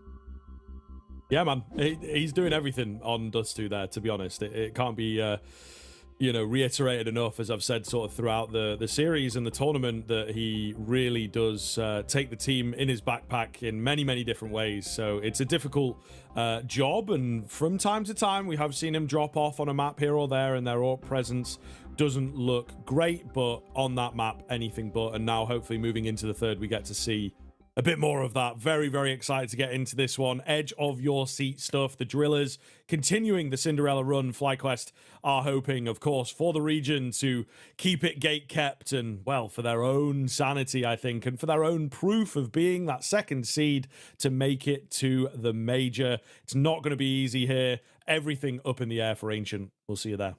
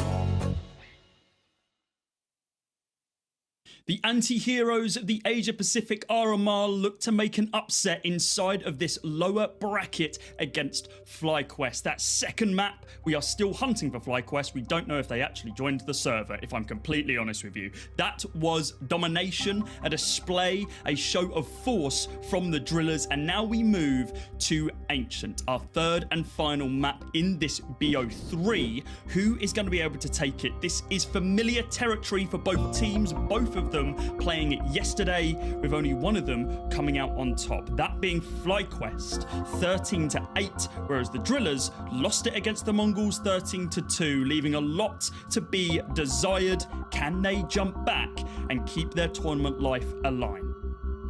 Well, I mean, that is the big question, of course. I think that we have seen the best and the worst of the Drillers on this map, a really solid kind of showing from them against Lynn to kick off the RMR. It very nearly came back in, to be fair, but they did, of course, convert in that very final round. But yeah, I think that, you know, there is a lot to be desired out of FlyQuest. It's a tough bag. You're dealing with the Drillers and the way that they play, super confident, right? Almost like completely disrespectful, I think, is the way that I would put it. And they move into this now having to just completely blank out the previous map.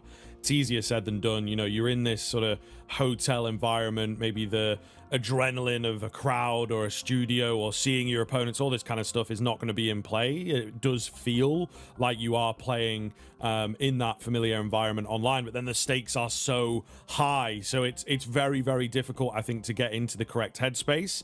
But that being said, this map is, for me, a solid one out from FlyQuest. I think that it battles for their best, and they really did have control of the Veto. That's what we talked about, and now it is time for them to prove it. After their last upset at the Copenhagen RMR, losing out in that lower bracket best of 3 against Lynn, Liaz said that at the time, due to the recent addition of Dexter, they were still developing and learning underneath the Dexter system. It's now been months, and they need to make sure that another upset does not happen again, this time not even against local opposition. This spectre that has entered the fray from a primarily European core through the opens and closeds are looking to make easy work of FlyQuest, continuing this momentum through. But Ancient, as you correctly said, is home turf for FlyQuest. A deep breath from Alistair as the mental needed to be reset off the back of that Dust 2. I don't think anyone truly expected a 13-2 in this series going to the way of Drillers, but the fact that it came out in the second map, restaking their claim that they are here and here to play, is certainly a way of doing it. Warrow doing so much heavy lifting for the Drillers. Essentially, IGL, Fragger, Orpa, and Coach due to the situation of Oni being on the sidelines. Hopefully she'll be into the action soon. I think we're all chomping at the bit to get into this. I can't wait. Yeah, so much on the line for both of these teams, really. And it is the opening game of the day, of course. It's the kind of harsh reality of the BO1s if you get knocked down. Of course, Drillers sort of skipping a stage, as it were, in the lower bracket side of things. But yeah, don't leave him hanging. I think it's all good. That's got to be the worst spot, though. I think that one PC at the end, because you got to like turn around and, you know, fist bump backwards, to be fair. But either way, we are into the Ancient here.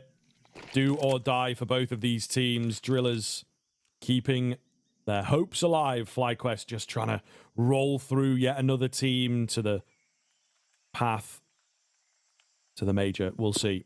This is not going to be an easy battle. They start off on the T side of things, Execute coming out and very quickly bursting forwards. The rotations are fast. The Julies battle long, but will find the frag to kick things off. Yeah, Liaz taken down, and Kavem finds in as he goes on that lurk through Red Room. And now we get the collapse here from FlyQuest as they position themselves all into through mid, all up through Red Room, looking to potentially crunch and swing through from the CT side of the B bomb site. They need to deal with Res first. He swings on out, a couple of taps. It's just going to be chip damage. With the backup there from Warrow, it's simply not going to be enough, but that might reevaluate the fact that they dealt damage there. But the hands of Hadji with the dual Berettas. Finds two in the form of Dexter and Vexite. And now in this 2 versus 1 with Kavem on full HP. Just needs a single bullet to take down Alistair. The spam on the corpse. They're getting vocal off the server. The Drillers secure another pistol round. Yeah, really well played from them, I think, to keep things proactive and just bouncing around again. Remaining unpredictable is the name of the game here in this series. Something that FlyQuest have got to consider in the dismantlement yesterday against the Mongols. Drillers were very, very, very happy to rotate their players, and the Mongols constantly able to get a player in behind, maybe even 2, discovering open bomb sites, etc. So this is something that FlyQuest need to figure out and hopefully have seen. Oh, Warrow. Gonna take a bit of time to get there, of course. Warrow looking for some money. Picks up the 2-piece. Alistair, the next one, put to bat. Not gonna happen for him. So the MP9's making plenty of money across the board, and, well, it goes into the perfect hands for Drillers, of course. Warrow has the option now to move into this AWP if he so chooses. I think they might just look to make this a bonus round. I mean, that was so crisp, so clean. Basically nothing expended, just buy up a little bit more of their util. Don't even think Warrow spent any of his utility in that round. Just went in completely dry and took them out of it. Good read from him. FlyQuest, though, they are going to be buying up here. Rifles across the board, 4 of them AKs, one of them a Galil in the hands of Dexter with a little bit of util left and right surrounding him. Be able to open up some of these angles. Ins looking to make an impact inside of mid, and through the smoke it is Liaz finding that opener onto Kavem, who dealt a little bit of chip damage but simply not going to be enough. Set up here inside of Jag with Warrow in a close corner, awaiting that first contact towards B. Whoop. Taps are a little damaging. Looking good here for FlyQuest. They have pulled the brakes since finding that first kill and waiting for some kind of aggression to come in from the Drillers. Definitely is on the cards. You see them with an advanced spot in cave, an advanced spot in A main, but not overstepping the mark just yet. However, again, it leaves massive gaps, and they will, as the time ticks down, try and go for said aggression. Vexite mows them down. And that leaves the A-bomb site ripe for the taking. Still able to keep a player stuck in behind as well. So a perfect round here from FlyQuest. Yeah, really nice. This is what we like to see from them. Hadji's going to get a consolation frag onto ins, but with Dexter on the rotate, ensuring that this bonus round bears little fruit for the Drillers. Single frag onto ins. Even that was at the hand of the rifles. Really nice here from Liaz. Damn, spam through 2 smokes. One by elbow and the one inside a red room. Still manages to find that kill. Vexite crisp and clean. This is what we'd like to see. Such a force, especially on that first map of Anubis. Looking to do it here again as well. It's a full buy from both sides, and it's actually for them and a famous Mestal, but Warrow with the AWP in tow. Looking to make an impact in this round, Hadji. We know he likes to get aggressive around these smokes, and he's got a bursting weapon in the XM10. Chuck some pellets down range should anyone get a little bit too close.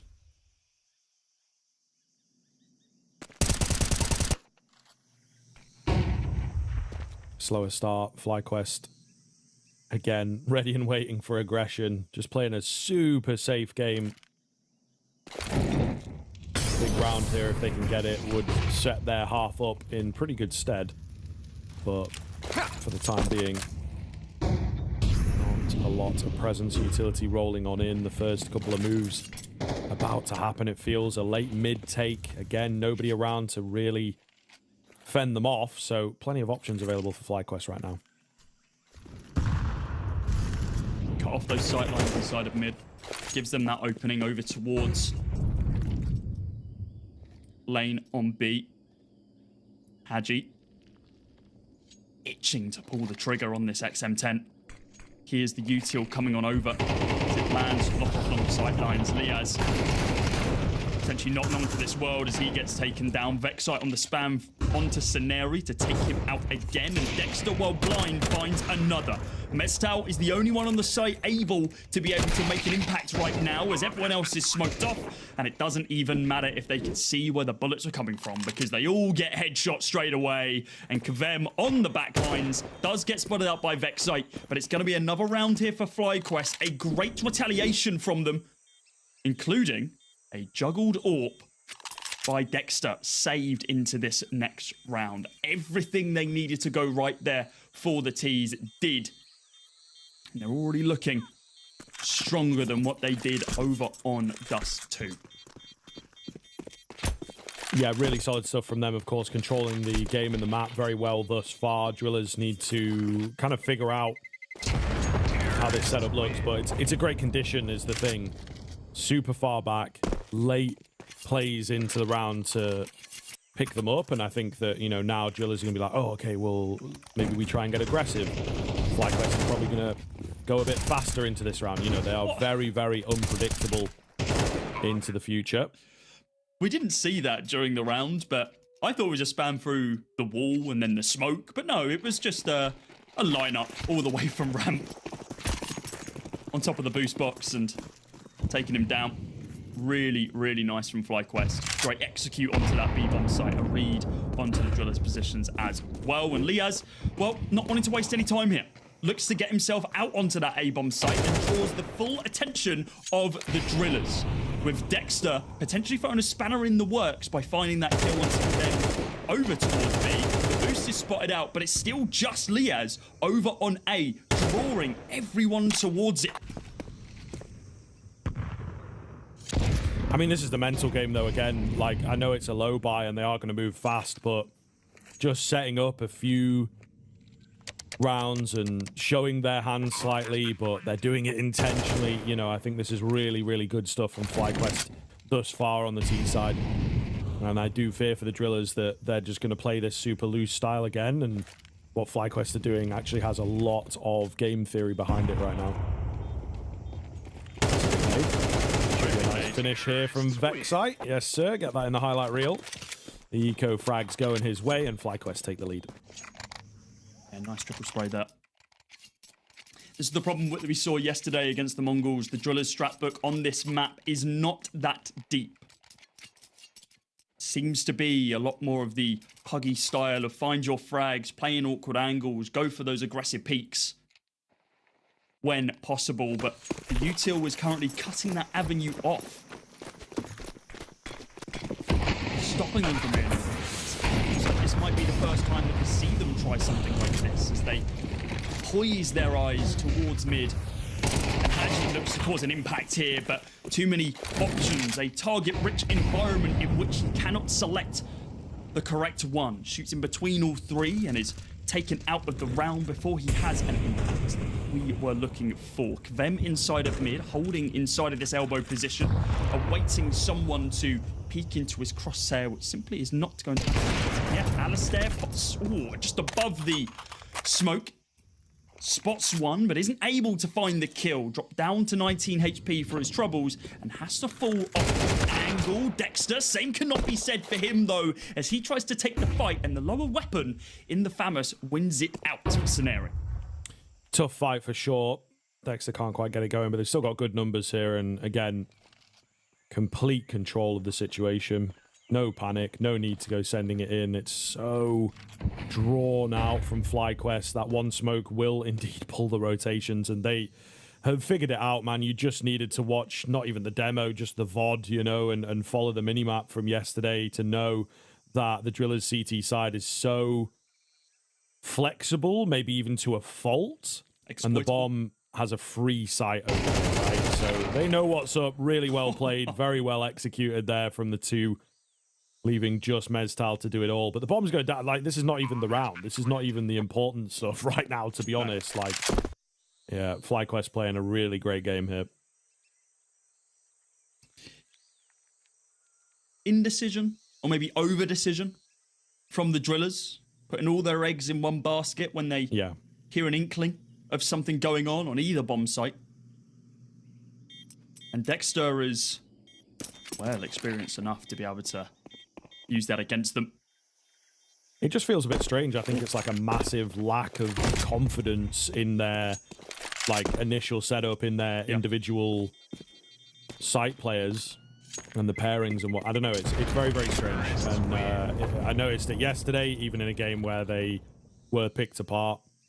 And it's sort of happening again here. So it seems like it's part of the directive, and it's just way too obvious, way too telegraphed, and they keep doing it, and it's just not working. There was something we called out about Lynn Vision as well when they played against the Drillas, is the fact that their setup was like explicitly was always a little bit lacking, and their commitment to an early site hold left a lot to be desired. And we're seeing the same things here for Drillas, where they're over-aggressing a little bit in certain situations, or the time is running down and they're not confident in their calls, so they feel like they have to swap something up, and due to that, get caught in transition or get caught in an overcommitment.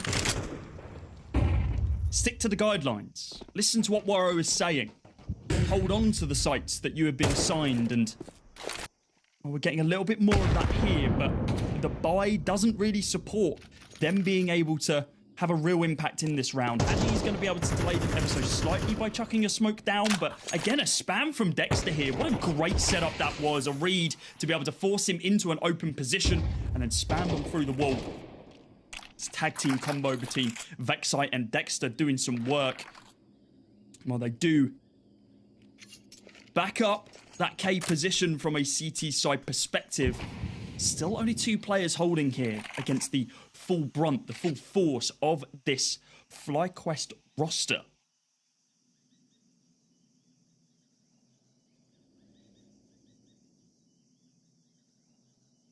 Not a lot of time left on the clock, so FlyQuest going to have to start making a decision soon. One play spray down here from Warwick could make a big difference. The smokes come in. They will, I would say for my money, have to dedicate to the B side, so loads of time. Molotov and the flash pushes that M4 backwards. He needs that support to come in. Snary tries to make a play, not going to happen for him, so numbers looking really good here. Boost coming in. Warrow, best go. A little crack on top of the smoke, but unfortunately not enough. The sound heard and ultimately followed, so a clean finish for FlyQuest. MongolZ to save his M4. Just be careful though. He's about to peek into a line of sight which has 4 hunting Aussies on his tail. And inside of Donut is going to be Ian, who's on the hunt for one more frag. It's going to be Vexite as they swarm him, covering MongolZ to ensure that there is not a saved weapon. You will not be building up any form of economy here. The Drillers, everyone again can buy other than MongolZ. He's going to be down on a less than fortuitous purchase. Would have been so important to save that M4, but just the presence inside of Donut, he knew that his time is limited and he needs to try and make it expensive for his opponents, which simply did not happen. He's now down on that M4. And a headshot there from Alistair to take down Kvem inside of red.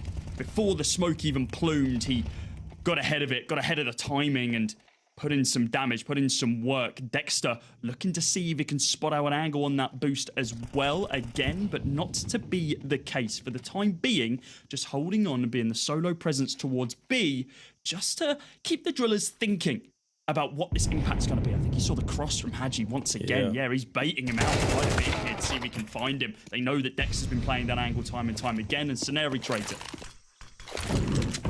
It's a nice find. There's Tal. Oh, that Molotov. It's unfortunate. It was slightly too deep. Vexite was ready to strike, and strike he does. So a bomb site looking good here.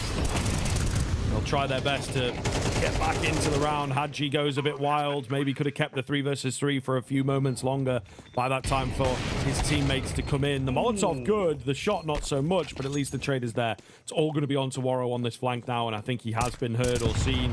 At the very least, they definitely know about him.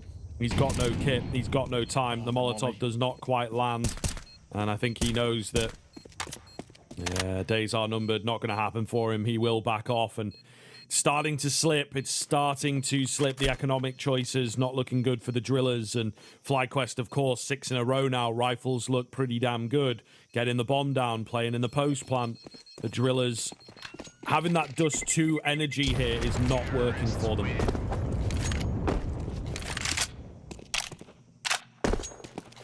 The main talking point about the CT side of Drillers against Nation, the only real game that they played, considering how one-sided it was against Mongols yesterday, was the fact that they were able to string the first 5 rounds together, and then they went on a mass losing streak against Lynn, who adapted their T side to what needed to be done. This has been the story of the Drillers across every single game that we've seen them play. Their T side aggressive, sometimes dominant, forceful. The CT side leaves so much to be desired, and it's a hole that they need to plug.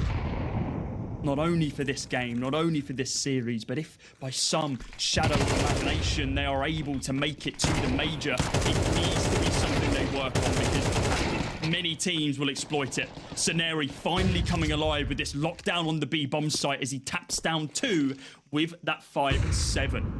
Recovers the AK and tries to lock down the site. This is the opening that the Drillers needed here. Can they capitalize? Well, we'll see. They've not dedicated their entire forces here. And again, that's going to keep the Drillers guessing. The over-rotating, the bouncy kind of CT side that they have played actually looks to have faded away. Alistair going to find a big shot, however, and now they burst into life. Where are they going? Is it through mid? Is it through donut? Inns holding the backside, waiting for another player to get giddy. It is down to Saneri, it feels, with this AK, and he is unsure. They still coming this way or not. Again, a pause from FlyQuest just for a few moments, and unfortunately the timing is not as good. They will still manage to get the trade out, and they opt for the B-bomb site down to just MezTal, who's on the other side of things. One may argue an AK save here, but I'm sure he will give it a look in. Well, it depends on where it fell as well. I think it was deep enough inside of CT. Yeah, so he can recover it. Inns is in such a great position right now, though. Molotov goes down to about to force him back, and I think that will decide the round for him, because there is no way he can continue pushing off the back of that one. So he's just going to be hunting around for any form of util he can find. Actually upgrades himself from the AK to that AWP of Alistair, and taking that in to the next round. 8, I'm jumping ahead of myself. It's 7-2. For FlyQuest, looking to make it 8 after this. Inns with 10k in his back pocket on the hunt for the kill. And well, you can tell that MezTal isn't the primary AWP, whips that shot, now ring around the Rosie to be able to save it into the next round. Inns, does just shut him down with only 1 or 2 seconds remaining there. MezTal whiffing a couple of those shots, and smiles on the faces from the FlyQuest guys as the Drillers take their first tactical pause of this final map. Potentially needed it a little bit earlier, to be honest with you. Yes, they've got the 2 rounds, but they're off the back of the pistol. These rifles have not been going their way at all. And they need to just kind of calm it down, figure out a round, go for something set, go for something coordinated. Owner's getting on it, man, trying to up the energy, but it does seem like they have completely dissipated, potentially too much for them, that previous map, sapping it out. But easier said than done at this point. They have to refigure themselves. They have to give themselves that bolster to work with moving into the T-side, as we've continued to say, basically about the tournament, but definitely about this Drillers team. T-side is what they're all about. So if they can give themselves a bit of room to work with, maybe we are still in it. However, FlyQuest looking down the precipice of one of those game-winning halves. They'll go straight through middle here, changing things up a bit. It is a classic after a timeout. The Molotov somehow not reaching Inns, and he will just spam away, but no kills off the back of this early aggression. I like this mid push from Drillers. I don't like them constantly holding inside of Red Room. We've seen the spams be so accurate time and time again, in which one player simply does not have an impact in the round because they get picked off before it even starts. If you're going to commit into mid, guys. Go for it. Try something different, because as of right now, we're seeing similar scenes. For them, It's a bit of chip damage, a lot of commitment here early on for FlyQuest. A change of pace for them. Oh, drops Vexite down to 2 HP. Ruining the day that he picked up the A1S due to that mag size instead of the A4.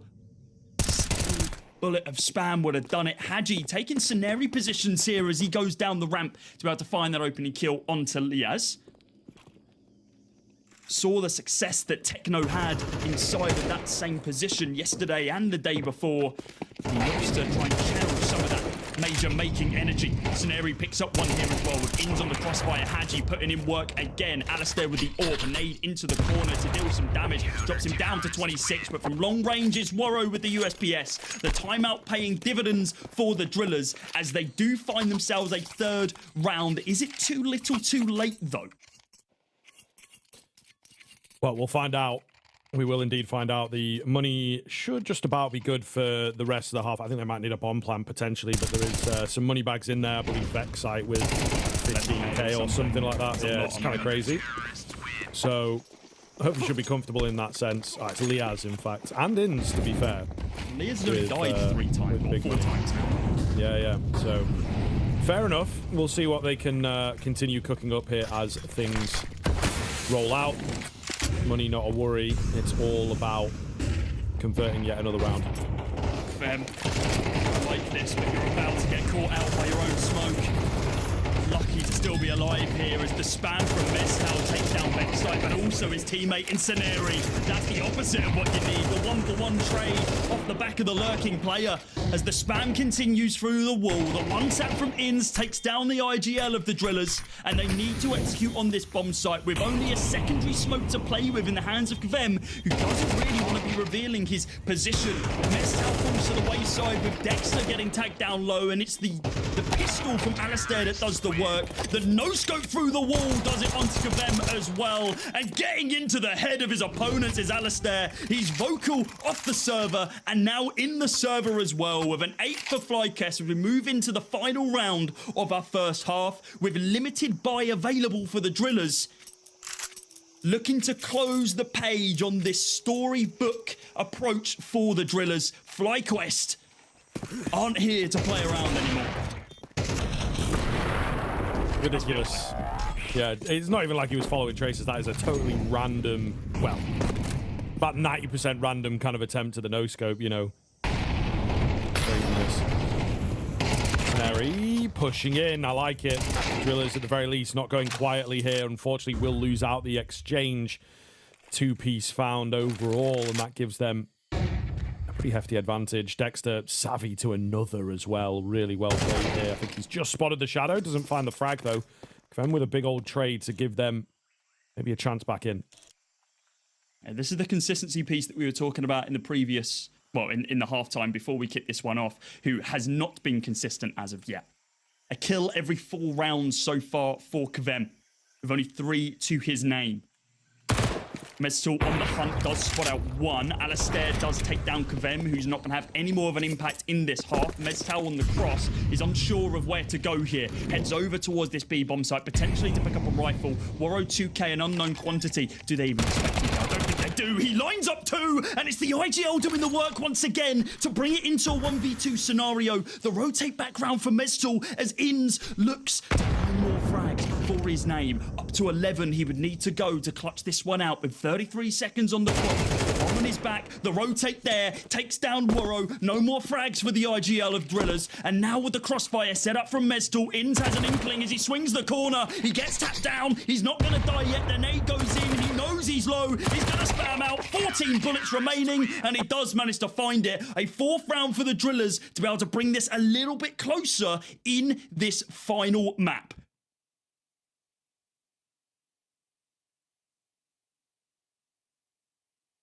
All to play for as we move forwards. A pretty intense finish there. And a bounce back from the Drillers to just give them that bare minimum something to work with. And that's maybe all they need. Once again, vocal here from Owner Pixel, just trying to lift them up. It seemed to have worked. I mean, took the time out, and indeed the energy just immediately changed. So this is looking good. Got to fist bump the entire team, though, my guy. That's kind of the rules. I know it might take a bit of time to get through everybody, but all the same, we'll see. This is heating up for me. If they win the pistol, I think we're absolutely on.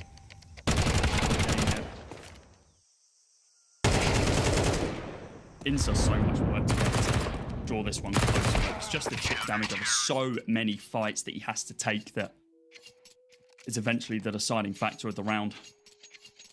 Mental needs to reset now for the Drillers.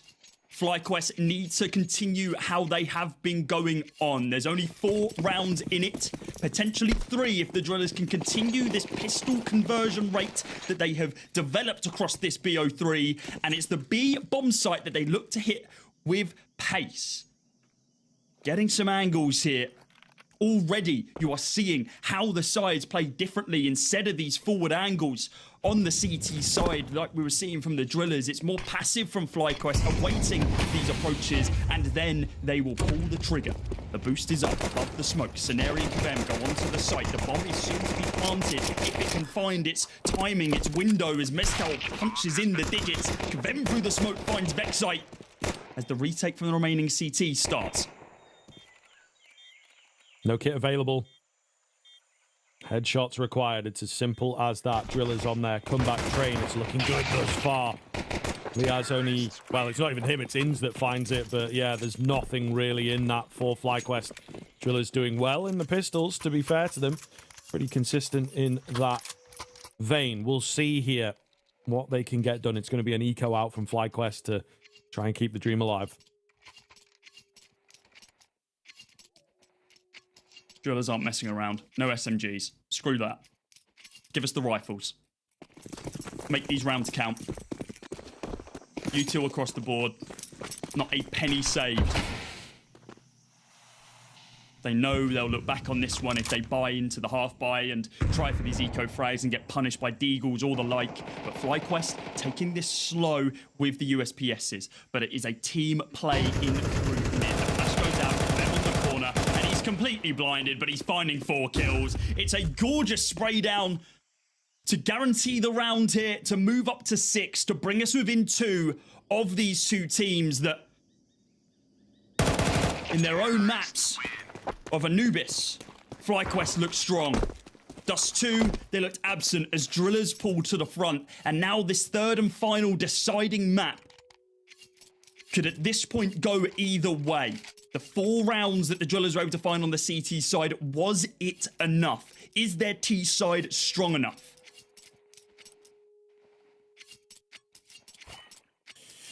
Okay, here we go. All to play for then. Tournament life and major life on the line for both of these teams. A big round here. Drillers have got to take it, in my mind. They will start with that conventional utility. It's so very offensive from both sides, though. A lot of Molotovs, a lot of nades to try and get the early chunks out and deny early aggression. Not going to happen for either team, really. Actually, no real damage comes off the back of all that. So we'll see. Once again, as always, down to the rifles. The push in through Jaguar. As they look to find Vexite inside a cave. The pop flash that they have been borrowing. See if there's anyone on the boost. Nobody home so far. Smoke deployed, holds them back. Scenari not going to be able to find anything as of yet. A reposition from FlyQuest as they try to read the situation that they're in. Anyone lurking through mid? Well, a strong possibility with Kvem on the hunt. He's 4 of them. Takes down Inns. Looks for Liaz as well, but spray control not as good on the second. Dexter, aggressive angle here. I don't think Scenari's seen him or even heard him jump on top of this box. Rest of the Drillers looking to execute onto ramp, but they've used a lot of their window now as FlyQuest repositioned back onto this site. Again, need to go quickly. Here comes Scenari, finds the opening frag. Alistair on the corner, taken down again. He gets dropped down low, but he's still a body in this fight. 8-6 is the scoreline. Can Drillers find the 7th? We're about to find out. Looking good. Vexite does get one back through the smoke. Somehow still alive here. He will eventually fall. Liaz has brought it into the 1 versus 2. The bomb's been dropped. Only 10 seconds. Well placed. It could have been disastrous, but they make it through. They get that plant. He's going to try and give it a go here.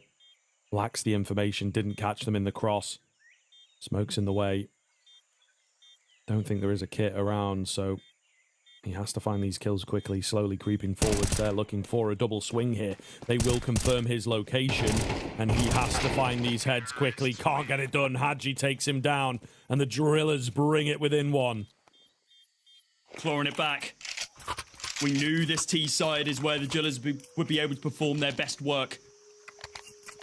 FlyQuest had the opportunity to be able to exploit their T side. Earlier on in this one, they let 4 rounds slip. With 3 rounds already going to the way of the Drillers at the start of this second half. They are aiming to continue their push to build up this momentum even further. With Urkas standing, could be a timeout call just to be able to have a discussion. You can see Dexter yapping commands out. Yeah, timeout has been called. The conversations are rife on both sides of the playing field. Both camps conversing, working out what the play is here. How will FlyQuest get themselves back into this one? It's not looking too possible in this round. It's a forced buy up from 2 MP9s, 2 P250s and a USPS on Alistair. Surrounded by AKs are the Drillers. And my dear lord, what a push that is. Ins onto Mezcal, takes him down, and like ships in the night, Warrow 2K has snuck behind them. They do not know he's here. He can activate at any moment, but he needs to make sure it's quickly. He needs to make sure that they aren't able to capitalize off the back of this saved rifle, and he has. He's let them slip. He's let them go through mid, and A site is rebolstered. The call has been made. Warrow's just coming. Guys, the B site right now seems open. Cave is clear. Come over. Help me out. Got to be careful, though. Dexter's position, right, is everything here. Surely they take their time and check everything, but I think he also maybe has to make a call. They've posted up. Playing safe for, there it is. Yeah, Warrow checks everything out. Very, very big kill. That obviously reveals the plan, but I think they're in such a good spot that it doesn't matter all that much. We're still going to fly in here on the FlyQuest side of things. The AK into the action. Hadji gets the hell out of dodge. Just got to watch himself. Then with the spam, takes down Ins. That'll be the AK training hands once again. Hadji goes back in, catches unarmored opponents quite easily here. Spam is good. He's got the right idea. Alistair somehow goes undetected. We'll see what he can do with this. Of course, the round not going to be won out. And Hadji is certain of another, and indeed he would be right, scenario with the double take. A little comical in the end, but an even up here from the Drillers. It's like, wait a minute, I thought you said that was clear. I thought you spammed the box. There's a guy sitting in the corner. He's got a USPS out. What's going on? Either way, the Drillers, yes, leveling it out now. And this buy from FlyQuest is ever important. Pocket lint for Dexter and Alistair. $0 in their back pocket as they buy up everything they can. Not much more there for Ins, Liaz, and Vexite either. They need to convert this round to stay competitive in this game and not to lose the lead that they worked so hard for in that first half.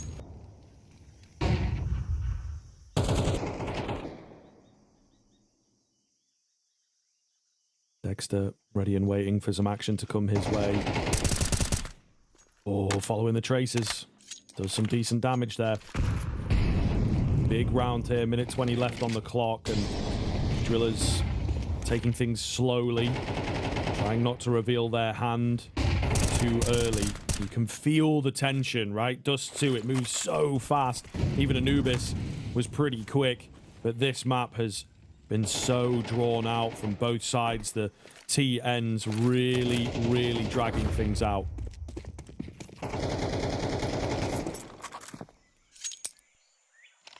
Drillers aren't scared to give up information here. If they can find a frag for it, they're going to be happy to do it.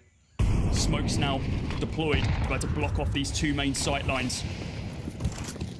And they begin their execute with 40 seconds on the clock. The flash comes in from the CTs, a small gap to be able to work with the Vexite as he springs onto the site. Only good for one. The backup's there from Inns. It's Meztau and Waro who pick up frags of their own, though, continuing to engage on that CT angle. But it's Dexter leading from the front, picking up Waro and Meztau in the process. They switch on past each other, Duhaji and Dexter. Liaz still an unknown quantity in this situation, yet to frag. Dexter knows he's on the site, but with 13 seconds remaining, bomb now recovered. He needs to go for it. He needs to run. He needs to plant as soon as possible. But Dexter's there to ensure the ninth is secured for FlyQuest. The pivotal round that they forced everything into works out in their favor, and it comes at the hands of the IGL. I'm pretty sure we got 2 smokes at Slan and not one on the left-hand side. I think something's gone a bit awry on the Drillas execute there. Obviously, there was a smoke that gives room to the CT side, but I caught on the map. It may well have been a CT smoke, but there was 2 blooms on the same side, which I don't think was part of the plan. That leaves a big gap, and they obviously get caught off by it. So, yeah, difficult for the Drillas. Maybe a misstep that has indeed cost them the round and the lead here, but we're not done quite yet. You know, it gets serious. The lower owner pixel gets to the ground, you know, the more serious it's getting here.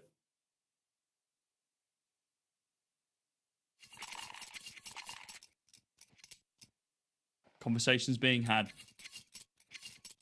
It's only the first round for FlyQuest, but it's a hell of a one to win. Dexter and Inns, with Vexite joining in to be able to get the lion's share of the frags split between these 3 players. Senary coming alive. 4 Drillers to find these kills. Liaz, my god, this is so deep. He's expecting this boost angle. The second Waro fires, he's going to unleash hell. But as the smoke begins to fade, he should be good for 2 here. Waro, he knows he's there. The re-smoke is good as well. Just about to hold them off. And oh, they get away scot-free. Them does fall, but it's to the secondary player in need of Inns. Vexite looks for some damage as well with the MP9 taking down Meztau, finding this 3v5 situation with a low Waro and Senary as well with SMGs in play.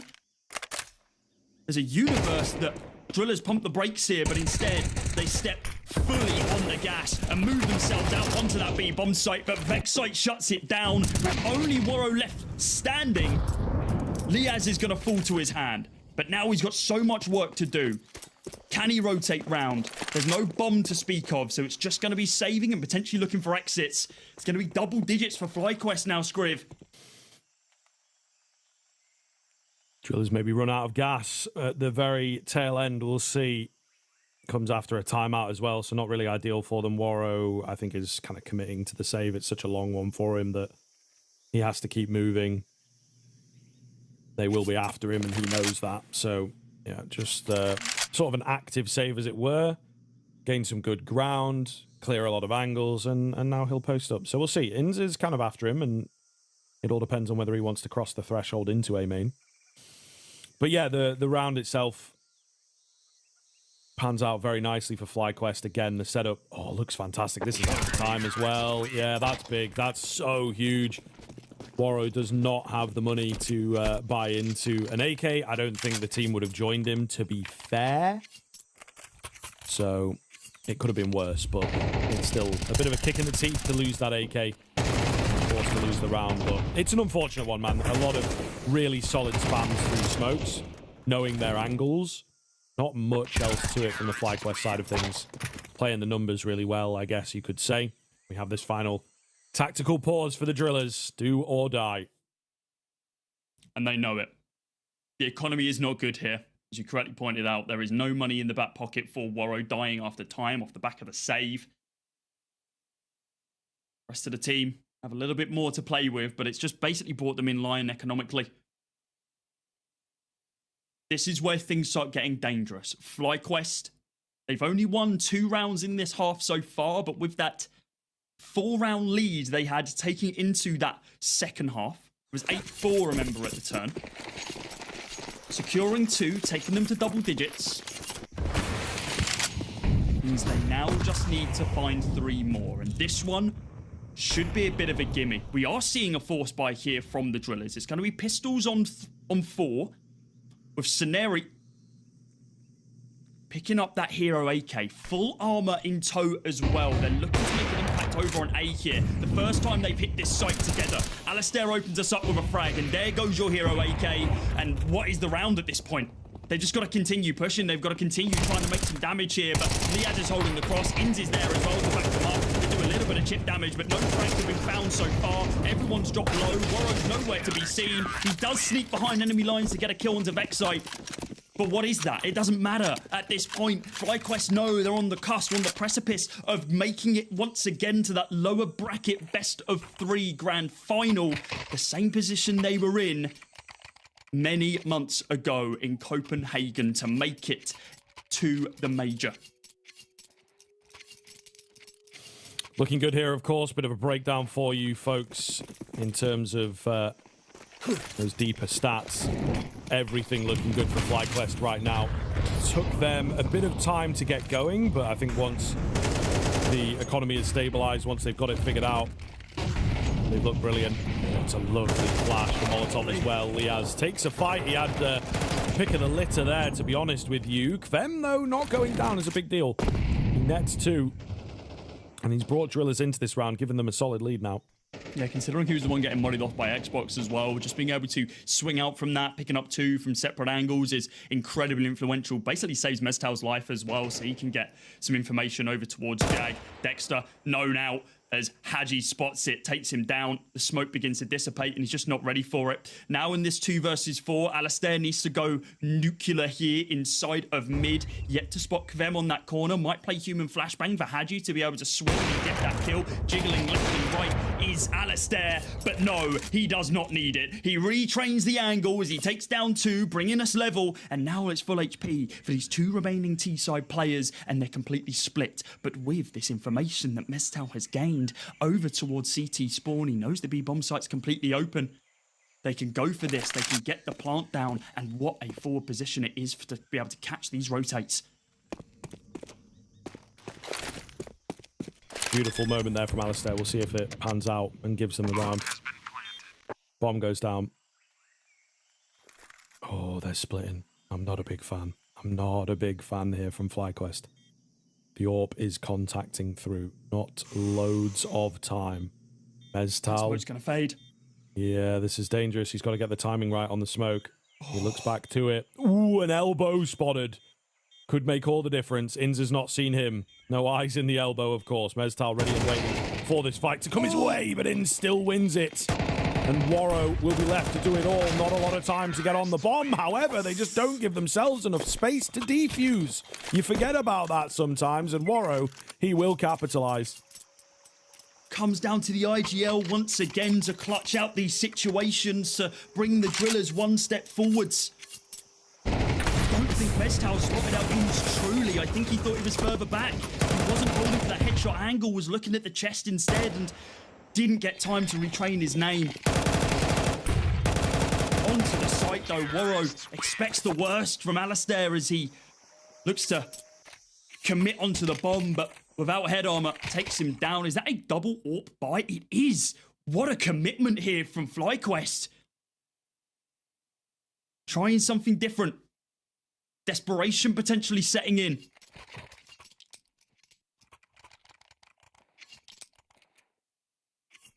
Oh, they've reneged on it. They've refunded, I think. Changed their minds.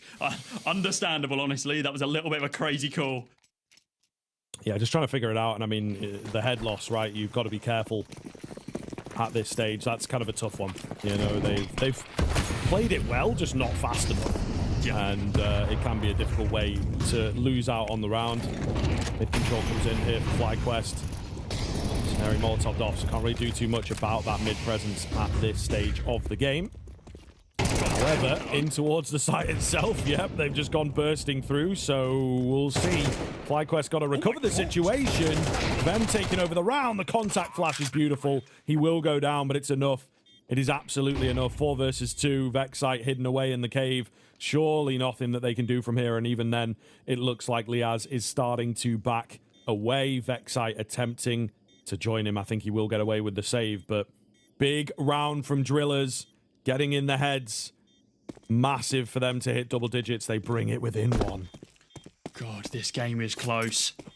Drillas playing their own version of Counter-Strike there as they decide, nope, we aren't going to respect you any further. Kavem, go collect some heads for us. He does exactly that. 4-man save here for Drillas. The buy wasn't amazing. I mean, they had quite a bit of util. Scenario was on a Mac 10 though. Upgrades that tenfold up to that AWP. And trade that over to Warrow. Gives him his favourite. But this from Kavem is so... just like this. So clean with it. As he swings on through, just trying to find as many heads as possible. This FlyQuest buy is out of desperation as well to bring their economy back in line from the fragmented state it was once in. It's 2 M4s on Liaz and Vexite, surrounded by pistols. An upgraded one for Inns, who's looking for a massive here on the close range, but only able to hit a chest shot. It's simply not enough. And now with the util coming in over towards this A-bomb site, they're looking to close out this round before it even starts. And Liaz is the only line of defense right now. We'll see what he can get done. That's a nice find off the back of the flash. Ooh, Vexite comes in as well. Maybe something to get excited about here, and indeed Drillas are going to draw away. They respect the hold. Ultimately, big old nade onto Alistair with no armor, but yeah, they're moving back to try and give B a go. FlyQuest reading it early, and they will be there ahead of time, Cody. Information's given up. Vexite heard the stomps through the water. There is no time to pump the brakes here for the Drillers. Do they expect Vexite on this close angle, though? That is the question. The way they're positioning towards ramp, I don't think they do. Warrior's got his pistol up front. They don't clear the angle. Vexite's there. Does get taken down by Kavem. Now close range for Alistair, who lightened up by that nade earlier on. Is still going to be good for one. Close angle. They don't clear Liad. It's now Warrow in a 1v1. AWP in tow. One bullet is all that's going to be needed to be able to be hit, but he knows it's the AWP in play. He doesn't hit the shot. He waits. He staves his time. Can he hit it? Yes, he can. Up to 11 for the Drillers to bring us level, and it's ice in the veins for Warrow as he then screams into the room. Hand slaps all round just to be able to keep that momentum going, and a tech timeout at the worst time for both of these two teams. And my God, it comes down to the minimal amount of margins. Misplay after misplay from Drillers, honestly, not respecting these angles, and it has to come down to the clutch. Absolutely unbelievable scenes here. That could be the moment. That could be the moment. 11-11, Drillers digging deep to pull themselves back from the brink. We do have this timeout, I'm sure, with emotions running high, maybe a slam desk, maybe some headphones that have been pulled out. I would. Christ. Yeah. Can you imagine? Just have to stay cool now as well as you get iced out like this. No words. Relaxing. Just staying ever present, staying in the game. Relaxing is the important get ahead of point yourself. as well, right? Like you need to make sure you're relaxed in these situations. You can't have your mind looking back to the if buts and maybes of the previous round. What if I hit my shot? What if I do that? The doubt starts creeping in and upsetting the rest of your game. You are way too close to the finish line, both of these two teams, to start not believing in yourself. Looks like it was a problem on the Driller side of things. Thumbs up from the admin. Just double checking everything. They're happy with it. They are going to get back into this one. I believe it's a buy on both sides. It is. Alistair has that opportunity of the AWP, and he is going to take it. It's a level playing field, Scriv, as we move into round number 23. We are on the precipice of this match being done. And at this point, I cannot tell who's going to take it. It's way too close, dude. It's way too close for comfort.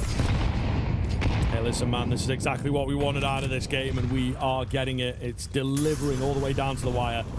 All 24 rounds going to be required, of course. Will we need some more? Time going to tell. Vexite takes a peek. Nobody on the end of it. It looks to be a heavy A play here from Drillers. Everybody grouping up. Slow but sure, pushing in. Will we have an execute over the top, or is it going to be that textbook Drillas contact. At the moment, looking like the latter. They still have plenty available. It's a double donut setup. Certainly an unexpected kind of setup as well. So FlyQuest might just have the drop in that sense. Rotation comes around here from Inns to join the party. The utility raining on in. Oh my, Scenari with the spam. They've got to get through the AWP though. Is there a smoke for this? No, they go for the flash instead. The bomb, meanwhile, is getting planted during all of this. It's very, very messy from the Drillas, but it's Kvem in the middle to find the two-piece to maybe, just maybe, knock out FlyQuest. They will certainly be knocked out of this round. A save comes through, and oh my goodness gracious, Drillas, they're one round away. It's coming down to the wire now. A 12th round on the board for the Drillas will move them to one round away to that lower bracket grand final. Will it be fresh territory against Talon? Will it be the rematch of that BO1 against Lynn Vision? Still some time to be able to decide it. There's money in the back pocket here for Warrow to be able to rip these weapons out of their hands, but the crossfire set up by Dexter and Vexite does enough work. All players falling to the wayside for the Drillas, but they do not care. They wanted to stamp FlyQuest down as much as they could, but it's 2 AKs going to be saved, and the final timeout for FlyQuest. They know what's on the line. They come into this RMR the second favourite alongside MongolZ. They had the upset in the BO1 with a more regimented Talon than they were expecting. And they thought, cool, this should now be a clean and easy BO3 after BO3 after BO3 in the lower bracket for us to be able to make it to the major. And the Drillas, the outside element, looking to cause an upset, havoc, and move one step closer. The timeout cancelled. The buy not as advantageous as they would have liked. Alistair is down on the MP9. It doesn't matter about the eco frags that he can find with this one. He just needs kills. The final round, number 24. Are Drillas going the next step, or are FlyQuest taking us to overtime?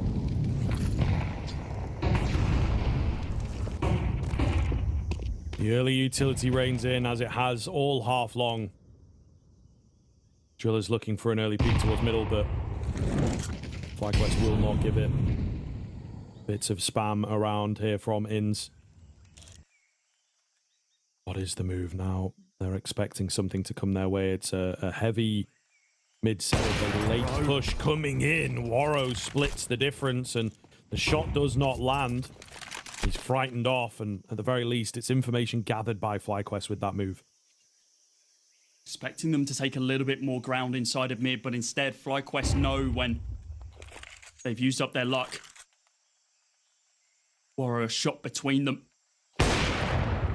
Spots out Liaz as well as the Molotov goes down, as once again they position themselves towards this A bomb site with a strong majority of their forces. However, the bomb still over towards B, can deploy at any moment, but forcing them back inside of mid gives this B site more of a poke and probe. This is an option for the Drillers to be able to execute. Util available, but same for FlyQuest. Way over the top. Still moving a bit slow, but they will start picking up the pace. That's a great flash. Vexite with some big damage, but it slows them down. It's only 20 seconds to get this bomb in. Vexite, how's he found that? And that! What is going on? Vexite, unstoppable. He nearly gets himself the ace, but it's enough for FlyQuest to give them the overtime. They are indeed elated. Vexite out of his chair, but the job is not finished yet, my friend. The 4K to be able to steal it away from the Drillers. They had it. Hands on their head stuff, heart in your mouth rounds here. So close yet so far. Warrow getting the fist bumps shared around the room to reset that mentality. Regulation rounds are not enough. We go to overtime between these two teams who cannot be separated. I fear the difference maker will be down to these T sides of the Drillers. Their CT did not look good. Hell, honestly, FlyQuest left something to be desired as well. Look at this again from Vexite. The fadeaway shot onto Warrow. The spam onto Kvem. He's running dry of ammo for crying out loud. And it's the final one in the chamber that manages to find the header Scenari before he has to swap to the secondary to pick up the fourth. head on a swivel, ice in the veins, and the lifeline that FlyQuest needed to keep them in the RMR cycle as we move to overtime. Could this be closer? We'll see if it remains close. Overtime is a different beast here. No more money woes for the FlyQuest side. Plenty of options available. So we'll see. Run boost coming in. Doesn't quite find success. The flash as well is going to leave Inns worse for wear. Not the best start into the overtime. At least the nade does find the trade. We've got a wide swing coming in. There's a smoke in the way. And it's a free kill for Vexite. He's able to back off also. Dexter, meanwhile, gets broken on, and now they know where Vexite is. The flash is brilliant. It's got to be a solo move from him as well, once again, trying to take the round into his own hands. Hadji will drop him, but enough has been done. Hadji's got to defy the odds in the 1 versus 2. They know that he's low, and he will go down. Flexer, they will continue things here on the FlyQuest side as Vexite just takes over again. Get the hell off my bomb site, Vexite says. 2 rounds in a row now in which he's able to just basically perform as a solo static operation, the turret that he is, to be able to deal 2 kills and then a shed ton of damage on to Hadji as well, so the pistol can deal the final blow. FlyQuest take the lead once again in this game, and the momentum switches again in their favor. They need to chain these CT rounds together now to be able to stay in this one. If they can get 14 to 12, there's a universe this is done. Yeah, 100%. 100%. The game slowed down once again. So many smokes expended early on. You look across that Drillas side, they've only got 2 remaining.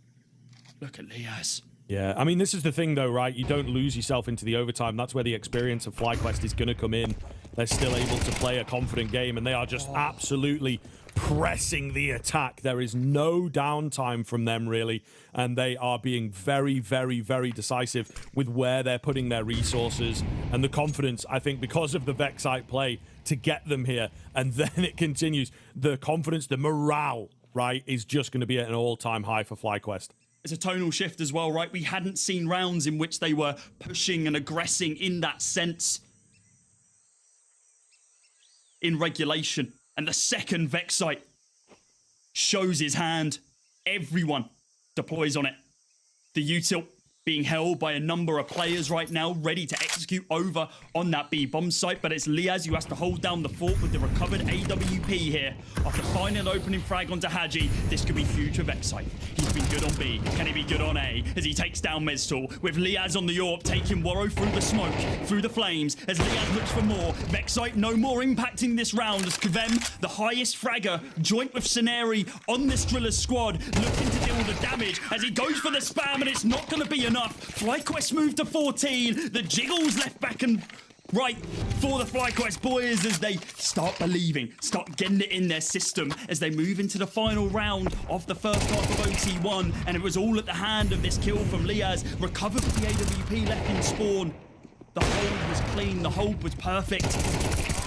And the Drillas executes on the A bomb site have not been as good as their B. So much slower, so much more laboured. And the extra timeout that they get moving into OT being expended now.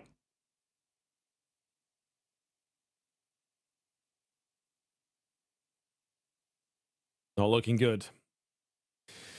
Only trying to lift them up. Once more into the breach, my friends. They have to find something within themselves. They have dropped off completely. FlyQuest have taken back control, proving why they should be here, proving why they should still be in contention for that major spot. Not enough with this series, of course. There is still another game to be played to find that 3rd team here from the Asia-Pacific RMR. But FlyQuest edging ever closer. Drillas getting aggressive down middle, looking for a way through, and just going crazy. See what they can get away with. FlyQuest have been very confident themselves. Drillas trying to take a leaf out of their book. It's a little bit more structured play here from the Drillas with this setup. Yes, they're aggressing into mid, but they're playing their protocols well. Crossfire is being held, ensuring that nobody from FlyQuest slips the net and causes some drama where drama is simply not needed. They cannot afford it. From the highest of highs being up 12-11 to a clutch from Vexite that brought FlyQuest back into contention, and they haven't let their foot off the gas for a single round. Kvem lucky to still be alive as he takes down Liaz with a whiffed shot there, opens up that A-bomb site for them to be able to rotate round, but they are locking players in on B. The bomb now joining them over towards A. Alistair, who's been a little bit absent in that second map, come alive here, not going to be able to have an impact here in the third round of OT1, and now Kvem looking for the spam as Sceneri joins him as well, even though Blind finds the kill, and now ends in a solo 1v4. Looks for the header. Kvem doesn't find it, finds Sceneri instead. 2 left, 2 remain, but Haji has something to say about it. It's a 14-13 scoreline. The Drillers are not done yet. Still all to play for here, of course. I mean, a really nice round from them again, trying to see what they can get away with, and once again, not losing their identity. It was exactly what we saw from FlyQuest coming into things. They still remained aggressive, still remained confident. Maybe saw the Drillers recoil into themselves slightly. And of course, we had the timeout, so getting themselves ready to go again. This is intense. Very much so. It's a nice round, though, in isolation, to be fair. As I say, just pressing into things and really playing a disciplined game there, actually. Not overstepping, making sure everybody was comfortable and ready to go before moving into the next danger area. So, give them credit where it is due. But we'll see. This is where it can get hard. A CT flip. They've not been here in such a long time. FlyQuest, of course, only 2 rounds away. If they pick up the first, I think they are in the realms of the victory, and they should feel good about that. First to 16 in OT1. FlyQuest only 2 rounds away. The Drillers an uphill battle. They need to win all 3 CT rounds, which looks like a struggle if we take in consideration how they've looked on these CT sides across every single game and series that they have played. The exception being that Dust 2. But even then, they were afforded that hugging opportunity. Now, this is not the map, the time, nor the place for it. Kvem and Woro going for this double AWP setup, taking a leap out of the FlyQuest book. And oh my god, Dexter taking out Sceneri with the spams. It's been a tale of it across this entire game. Kills in which they simply should not exist from both sides, but FlyQuest using it to their advantage here to move on to series point with a man advantage as we currently stand. Haji forced back. So ground being taken here by FlyQuest. Looking good for them going into the final minute of probably the most important round of the series, and maybe even this RMR for both of these teams. Can Drillers recover back into it? Woro with an off angle on that AWP is hoping someone walks into his crosshair. Meanwhile, Fem on the other side of things, nearly caught there, blinded, but he will manage to back away. Where are we ending up? FlyQuest just trying to trickle little bits on the other side of the map, keep some attention over there, but it will be B moving in. Woro finds the first. Alistair left to try and trade, not going to happen. Woro in behind the pillar. He's now got support as well. It looks good for the Drillers as they start to encroach forwards. Meztal is unkillable. Just Alistair remaining. Not enough time for him to do anything here. We don't usually save in the overtimes, but they've got to get this one done. And he needs this AWP into the next. Great hold there from Woro once again. Leading the charge for the Drillers. Off the server, in the server. You name it, he's an ever-present being. He's omnipotent for this squad. They bring them level 14-14. Still, I would say, the advantage leaning towards FlyQuest being on that T side. And how Dexter can pull off more of those, dear lord. It's going to be a difficult one for him. Of course, still full buys, still in OT, not having to worry about the money too much as of yet. Double AWP setup has been continued with Kvem and Woro holding down the fort. Woro finding that opening onto Alistair is huge. We are back on and trained in. This is an easy shot for the AWP, but he misses it. They won't track him super aggressively, so he's able to get away at the very least and maybe give another peek in here. Going to go for it. He misses another shot. Bem on the secondary AWP is panicking here. Still remains alive, which I suppose is the big deal. In's trying to hide away, and the barrel not spotted. Just Dexter letting them all well. cross. Dexter's nice and deep. This is big. They've got a really good chance of just cutting these players off, really. The bomb was still basically in T-spawn. It was over by elbow. They've recovered it. They can now rotate all the way round. They think it's a guaranteed lock on this A-bomb site, but look at this crossfire setup. You can't leave from CT. You can't leave through mid.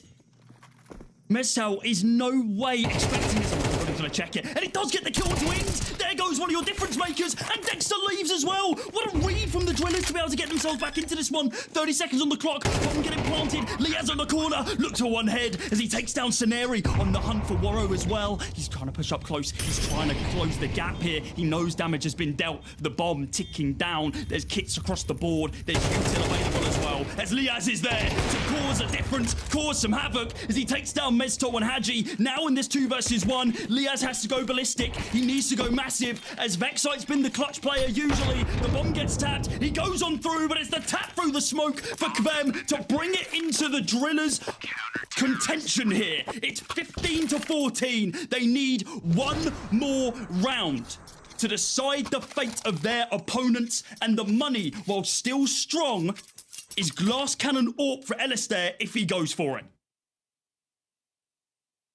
What do you say right now? What do you say in this situation, man? It is getting just unbelievably hectic. The rounds are wild. It felt like FlyQuest were in a winning position, at least a contention kind of position there. And then Liaz pulls it back. You know, it's just all over. Maybe it will be all over for FlyQuest if they cannot figure themselves out going into it. Kills were I know, it's crazy. Onto Ings and Dexter, they had such the crossfire set up. Liaz does so much work to bring it back, but it's just not enough. Unreal. Absolutely unreal. The counter-strike continues. Will it go to another overtime here? Maybe feels like we are deserving of it. Absolutely. It's been a hell of a series. One of these teams will be waving goodbye at the moment. FlyQuest looking like the most likely. Nades land in. Liaz does find one. He's left incredibly low after the exchange, though. FlyQuest try to find presence. The B bomb site. There's no one on B, bro. There is no one on B. Drillers have gone 3 mid. If the bomb moves quick, they could get away with it. Scenery spam down low. What is going on? The game is just heating up and non-stop. Unpredictable action. They've still not dedicated that bomb in quite yet, but it feels like B remains weakly defended. Nades will come over the top, and this could be everything. U2's lacking for the CT side.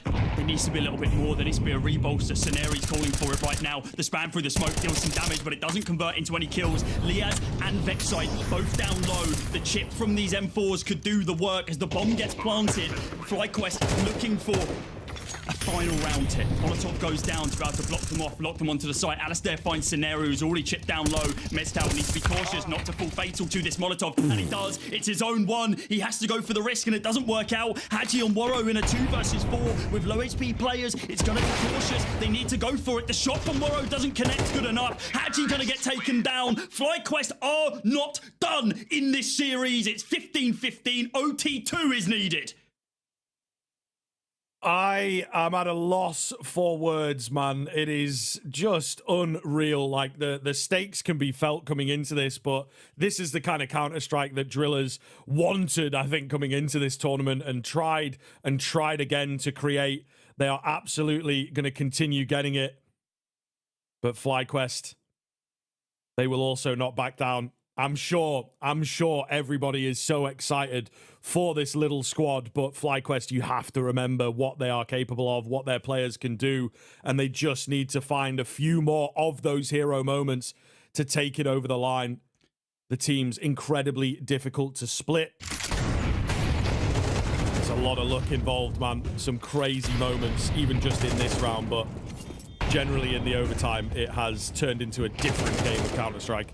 It came down to the util. There was so much used there by Drillas inside of mid just to be able to gain control, but all they got was a single frag off of it and neglected the B site at that. There were 3 players, sub 20 HP at the tail end of that round. A single nade could have been the difference maker, but there was nothing to be found. The only damage that the util did, with the exception of that one frag early from the Drillers, was mezcal killing himself with his own Molotov, for crying out loud. Needs to be cleaner. It's just mental. It's just absolutely mental. I really can't tell you what's going on, but we are straight back into proceedings, of course. Teams staying on the same sides as they finished off on Waro with the boost. He's been loving it across the course of this series, trying to get that AWP high. mezcal doesn't win against Vexite, who finds 2. Another multi-frag moment coming in from the young gun to give the advantage to FlyQuest. Man advantage leading towards the Aussies right now.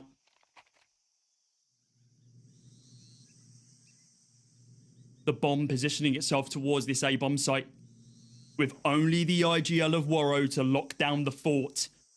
B site still needs some respect, with util being committed. The rotate yet to come out. Vexite taken down, and with that delay of any further presence, they know this is an A-push now. Scenario on the back of the site, digging into that years of experience as he looks to be able to close this one out, taking down anyone he can, but he's only good for 1. Waro deals more damage, taking down Alistair. They know Ins is low. The taps are coming through. He's looking for an option, an output here. Waro might even think about going for the flick, and he does, but he's not going to be able to hit it. Gives Ins that opportunity to be able to retaliate, to be able to rotate. Now with the AWP in hand, he was a little bit whiffy on this one earlier on. If he can find a couple of kills, he might be able to do it here and now to be able to find this first round in OT2. He drops down to a 1v1 with Haji and Ins, and again, no util available for Haji to be able to support him here. The bomb gets tapped once again. The no-scope, the flick, he whiffs it. Oh my good God, how has he hit him and not killed him? And Haji does manage to do it in the closing moments of the first round of this OT. Oh, even he knows that that was way too close for comfort. How did Ins whiff that shot?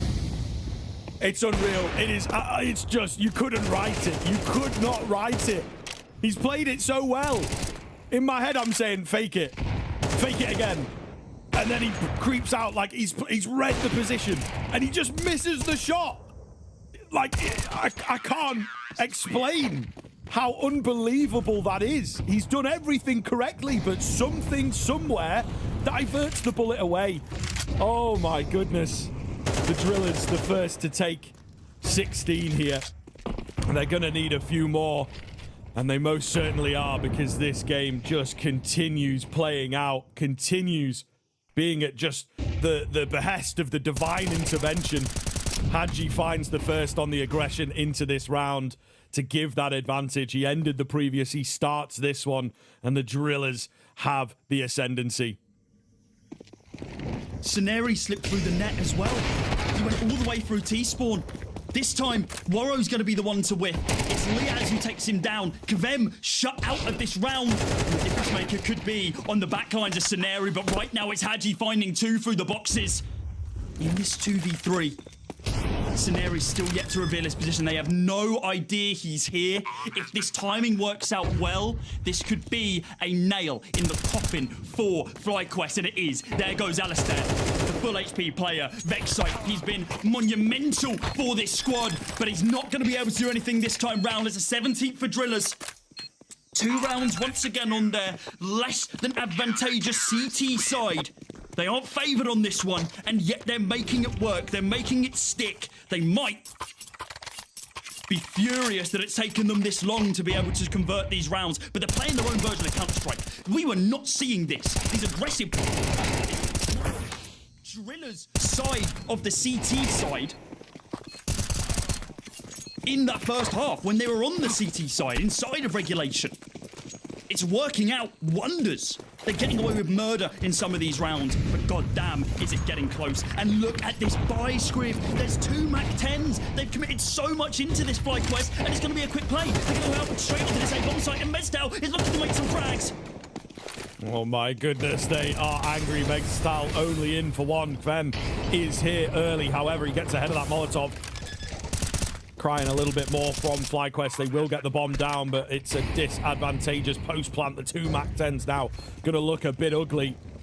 Big man Vexite got his sharp elbows out to bring them into overtime, but he will be denied here. It's a flawless CT half coming through from the Drillas. 3 in a row required for the Australian contingent to stay alive at the Perfect World Shanghai Major. The room goes silent for the FlyQuest boys. They know that they were handed opportunity. Vexite banking them out of situation after situation, with Dexter calling in clutch every now and then as well.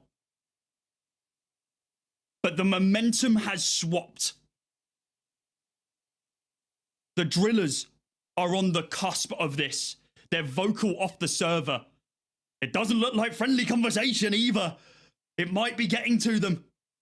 The cusp that they are on, Sceneri being vocal, looks like trying to help out with the calling role with Warrow. Taking some pressure off him a little bit. This kill from Clem was so good. The ground he's able to get in front of this Molotov, so influential. He does manage to find the final kill off it as well. Timeout cancelled. 18-15. The Drillers need 1.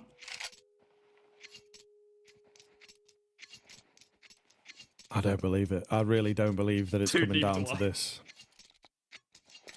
These are the stories that the Major creates, the RMR creates. Okay, let's see. FlyQuest flipping over. What have they got for us? Is there anything that they've saved, that they've been cooking up? I feel like the playbook has been expended, so it is just going to come down to refreshing a few ideas. There's a flash I recognise from Sceneri. He's been doing his homework for sure. He will try and find this first frag as well. It's a belabored spray down. The flash comes in.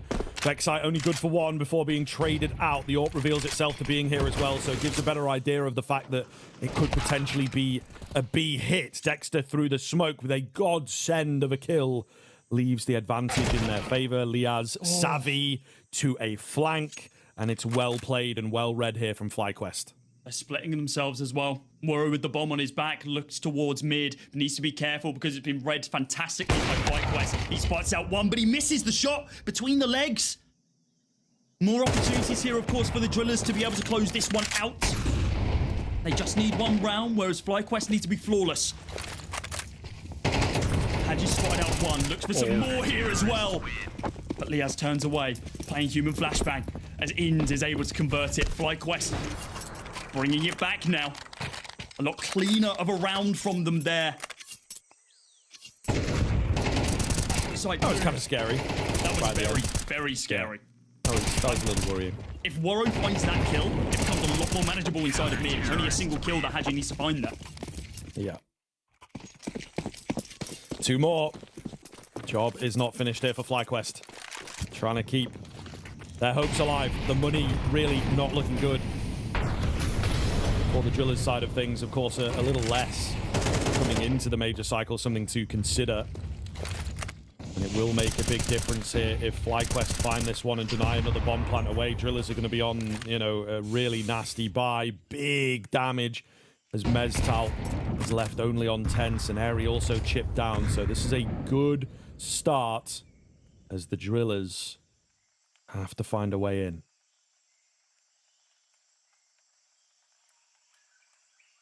Plenty of time on the clock. 1:10. Bomb dropped over in T-spawn. It's now been recovered.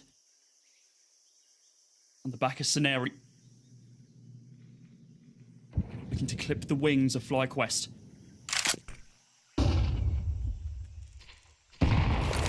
As they begin to push over towards this A bomb site. It's going to be held down by Inns. Behind this big box, smoke goes down for Liaz, and here we go. The A site is where this battle will be decided in the 5th round of OT2, but it's getting delayed. There's so much util being expended here. Int has got such a poor position. As the smoke gets cleared, he finds 1 in the low HP of Meztal. The initial damage he did. Sceneri trades it straight back, but is it going to be enough? As Alistair falls to the wayside. 20 seconds left. The smoke starts to dissipate here. Bomb hits the deck. Liaz finding 2 from behind. It is into the 2 versus 2. They know that he's in main. Going in for that plant. Are they going to try and panic and stop it? They won't. To stay alive here, they have to clutch up. The op shot misses. Ven trying to clear some space. He peeks out into 2. He wasn't ready for both. And down goes Kvem. FlyQuest stay alive, and they will bring it within 1. Another overtime on the cards.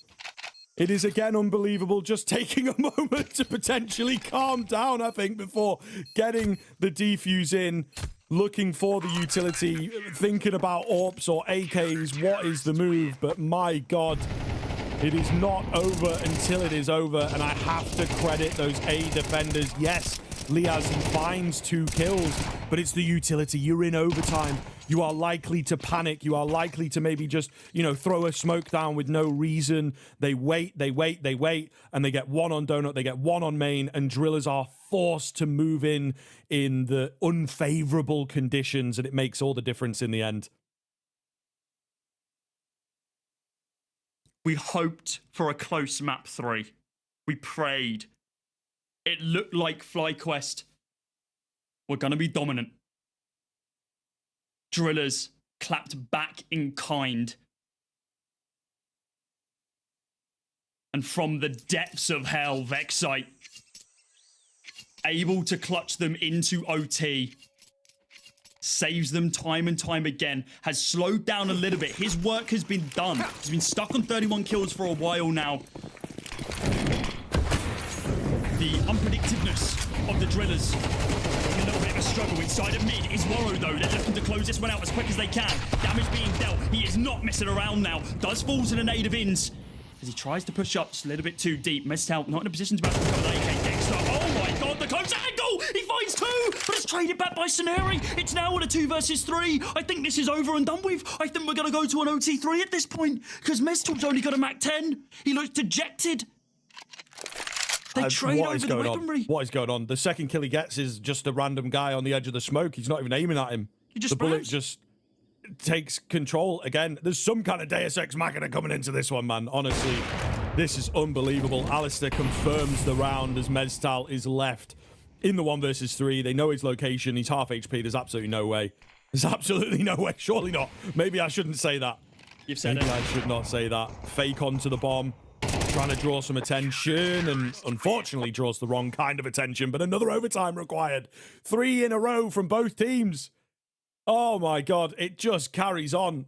Where the hell is the script for this one, man? It is completely out of the window. It doesn't make sense, but the counter-strike continues, and these 2 teams so deserving of it now at this point, as they are putting their hearts and their souls, blood and iron into this knockout game. And there's still another series required for them after this to make the major. They're playing this like it's the lower bracket final. These 2 teams want to push further. This has got qualification game written all over it. The level that we are seeing everybody reach.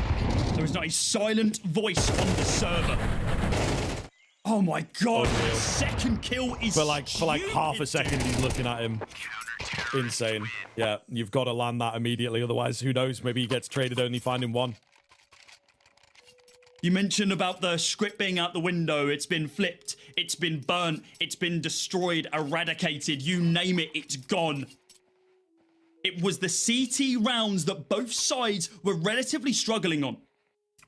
And now, back to back, both sides convert triple CT halves. Not a T round to be found. The executes, the playbooks out the window. They're just going off a feeling at this point. Emotions running high for all 10 on the server. Emotions running even higher, maybe, for some of them off of it as well. Watching for the sidelines. One of the 2 hopes for Oceanic CS come head-to-head against the Drillers. The anti-heroes of this RMR looking to provide a massive upset, but it's even an upset at this point. With the level we're seeing, Warrow finds that opener. The IGL v IGL fight goes the way of the Drillers this time round. He has loved a boost. And will put it to great effect into this round. We've had a lull in the action here. It's slower. Oh, Alistair, and he gets away as well. That was supposed to be a sacrifice, potentially, you know, to find the trade there. But there is no trade. It never comes. Liaz gets perfect timing onto the spot. Gets the smoke down, gets out of there. We are so tight right now. Really playing well. The bullet's just around Liaz, but not tagging him quite yet. 30 seconds and the rotation's moving in. Slow but sure. Still not fully sold on the idea quite yet, but I think they'll begin to be so. Just got to hide away. Oh, trying to buy some time. Hadji gets boosted up and spotted, finished off by Inns. It's a double spray down. Yes, sir. A nice finish in from the A defense as FlyQuest get the first into our third overtime. You just see Liaz just leaning into his monitor a little bit there, and the second the final bullet leaves the chamber and he takes down Worro, the shoulders untense. He leans back just a little bit. It's only a brief respite, but he can chill for a moment. I wonder if they were expecting Alistair to be there on the orb, because it seemed like Worro was in a position to be able to trade a rifle should it have been there, but did not want to go for the re-swing, instead had to fall back, and then did not have a say in the rest of the round. At this rate, Drillas just need one T round, and then if they can string together those CTs like we saw in OT2, then Jesus Christ, they have a chance.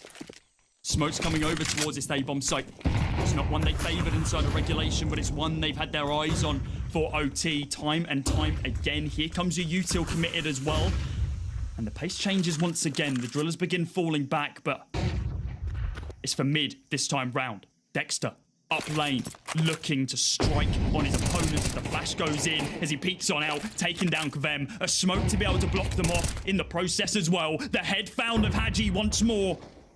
In a 3v5, FlyQuest are looking to dictate the pace once again, gain control of this game. As Alistair falls off the angle, is afforded the second shot onto Worro.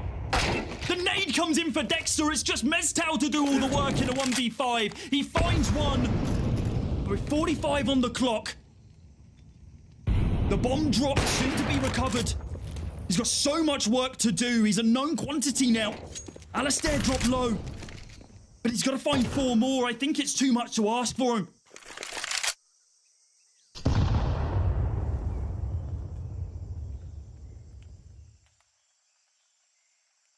The only silent part of the map right now. No one around. And unfortunately, I think he needs someone to be here. He needs a couple of early headshots before going anywhere near a bomb site. So the fact that he's not given them will mean it is a reluctant save, a tail between legs, back off. And as we touched on, that money becomes somewhat of a problem.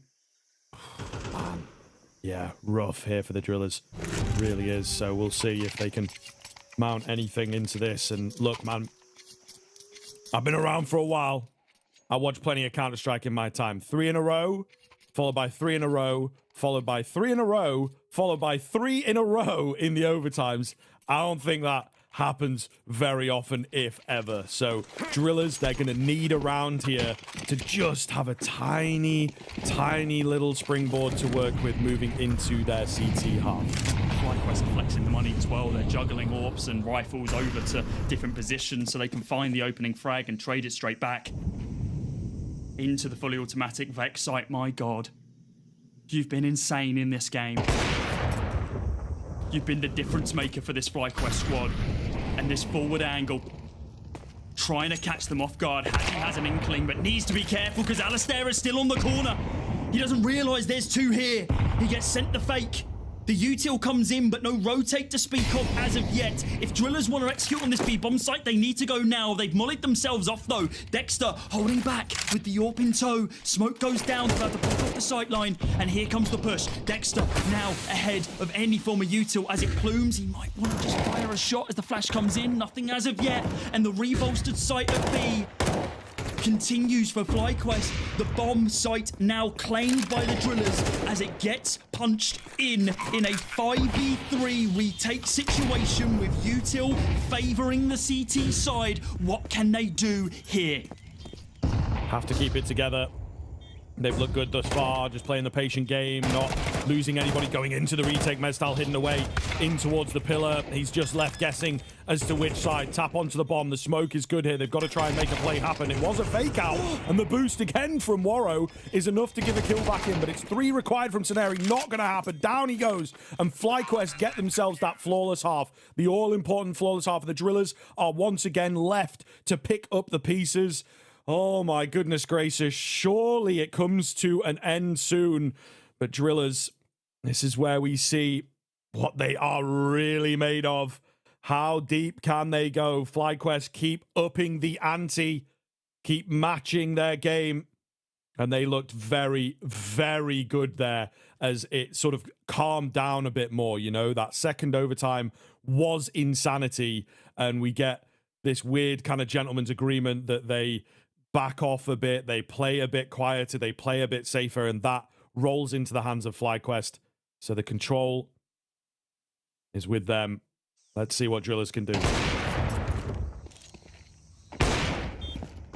Crazy. Absolutely crazy. The Drillers in uncharted territory at this point. When they were in this position earlier on, they were in the lead. FlyQuest had to work, dig deep, go to the uphill battle, which was finding those 3 CT rounds concurrently.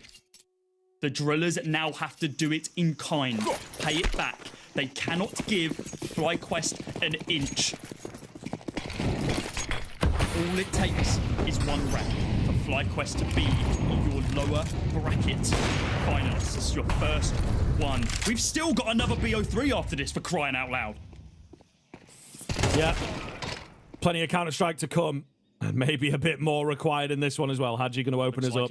Nice find from him. Any more where that came from, I suppose, is going to be the big question. Inns taking a bit of a leaf out of the Drillers book. You remember they brought us to the finish line, I suppose, with a round like this. Wasn't quite the last one, but close to it. I think it might have been their round to get 12. They sent a lot of pressure through Red Room. And it would seem they're aware of that being quite a nice play. 2 of them watching, ready to go here. Inns has got to be very, very careful. Is that AWP on the way? It's difficult to say. And it's all down to the timing. It's all down to his patience. I think he's got to believe in his teammates here to fully send it into the bomb site before he starts moving. Vex site will plant. I like it. In's still there. Still holding out. Still waiting for this flank. Maybe now got to start to activate. Oh, and he just gets the timing in. It's 1, it's 2. He needed that third. The 3 versus 2 may be recoverable here. We'll see. Liaz on the off angle. He's all alone to try and close out the game. It's not going to happen. And Drillers buy more time.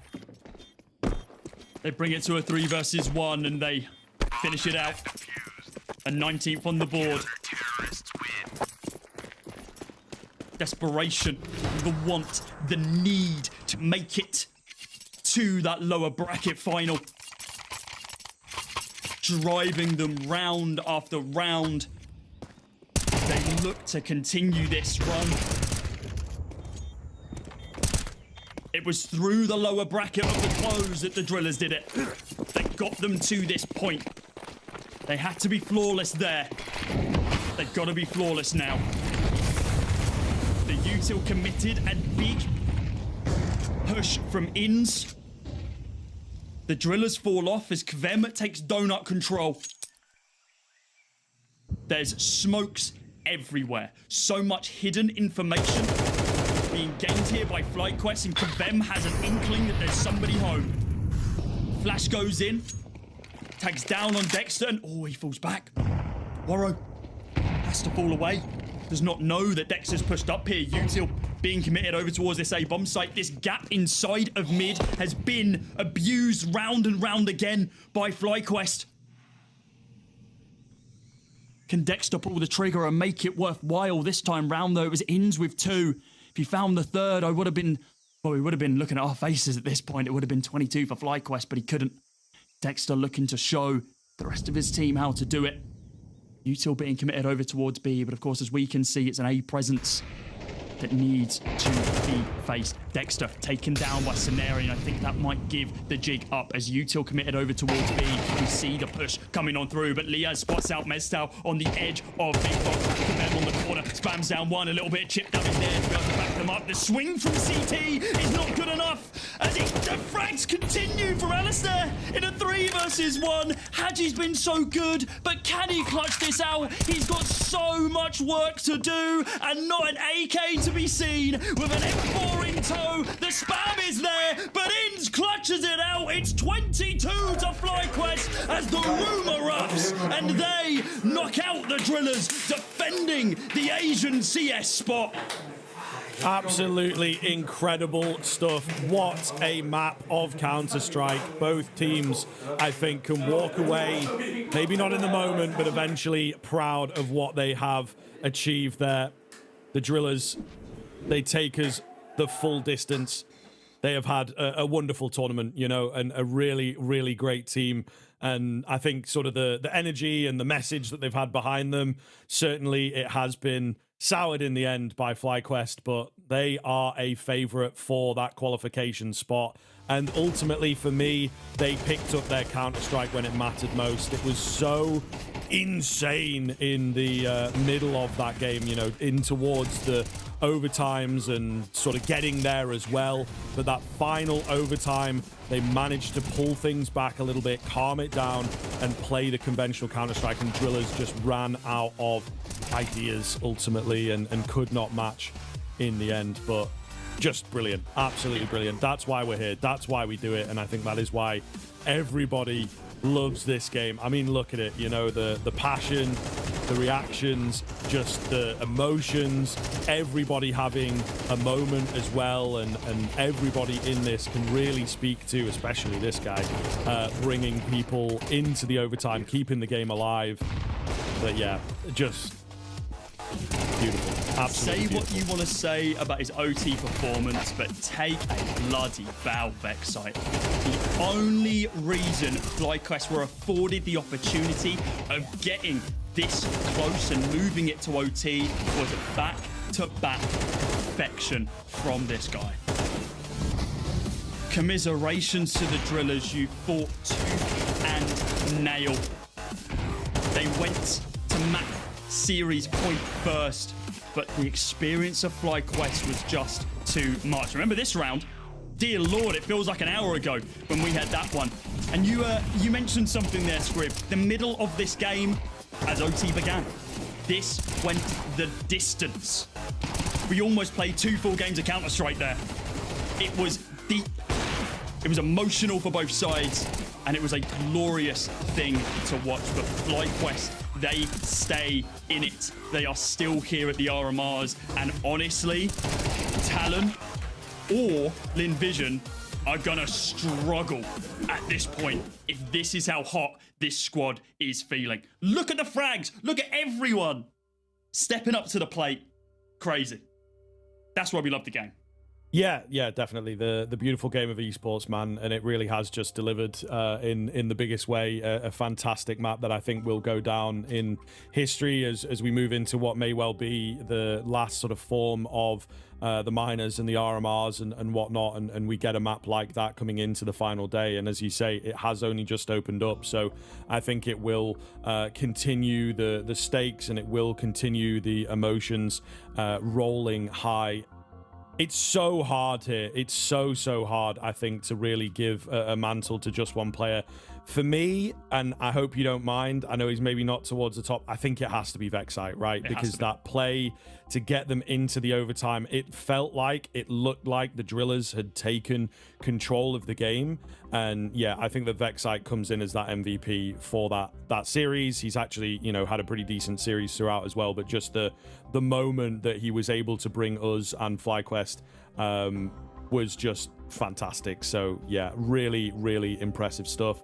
And indeed, it feels like there is so much still available for this FlyQuest side.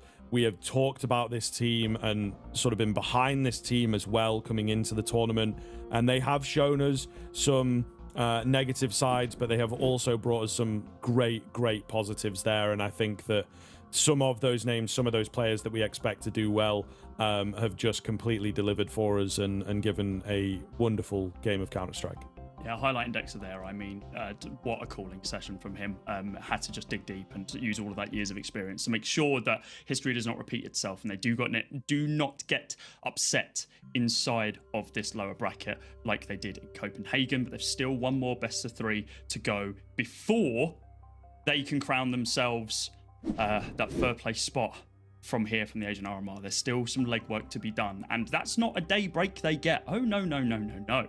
You get a best of 3 and a BO1's break. You essentially get 4 hours to chill out and prep for this final BO3 of the day. And Dexter's head's got to be spinning at this point because he's just called hell on earth onto the server. We're going to be chucking it to an interview real quick to talk to some of the FlyQuest boys. To talk to One, because this one is certainly going to sting with the Dream Run being over this way, and especially probably in the way that you guys fought within this one. Just talk to me what it was like in your perspective when you're watching it, when you're seeing it, when you're hearing what's going on, especially on this last map across all these crazy overtimes. It's tough because I feel like I can't do anything, you know. Yeah. Powerless. They put on a good fight. 3 chances to close it. We didn't take it. Then they took it. So GG's to them, of course. But overall, I would still say, yeah, right now I feel bad for the boys. But nothing we can do. I mean, it's what it is. In terms of that, though, this experience you went through, obviously there was a lot of criticism to you guys coming to the region, right, and fighting like this. Did it feel like there was kind of half the world against you and then half the world supporting you guys? I mean, if I'm being completely honest, it felt like it was 90% towards, like, it was on our side, 10% against. The people that are against are always the most vocal. We just blended that out. Rules are rules. It is what it is. We just follow them, you know. The players got to pay their bills. There's a chance to make it to the major. They take it. Stupid not to do it. I wonder why more teams don't do it. Maybe because of the backlash, but it is what it is. I mean, I said, fuck it.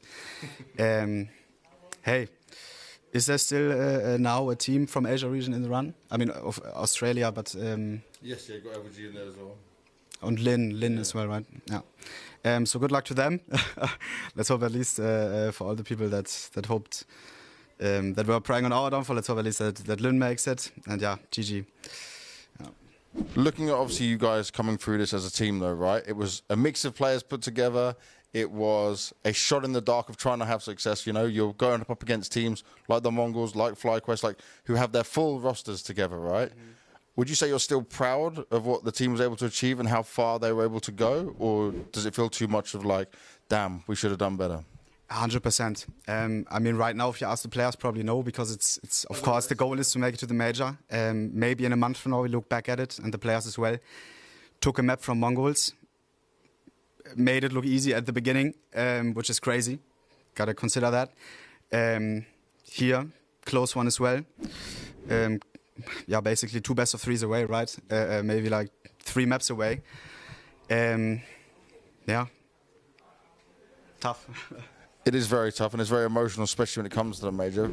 For you, though, and looking at Drillas going forward, is there something going forward? Would you want to have a team continued going into next year? On HLTV, they also asked, I mean, I burned out with this whole stuff because it is a lot of stress, not just management-wise, but as well, if it's all under my name, then, of course, people always come to me. And at the end of the day, I'm still a streamer, I just want to stream. Maybe the 5 players together will do something, I hope so. We have a talk afterwards. But yeah, it's I will see. No, I don't know right now. What's your biggest way of like looking at this whole experience for you, though, as stepping out from the stream, coming to an event and being here? Talk about some of the positives, right? Not just what just happened here. If I'm being completely honest, for me it was still, I'm happy that I did it. I'm not like now, oh, we didn't qualify. It's bad. I just feel bad for the players.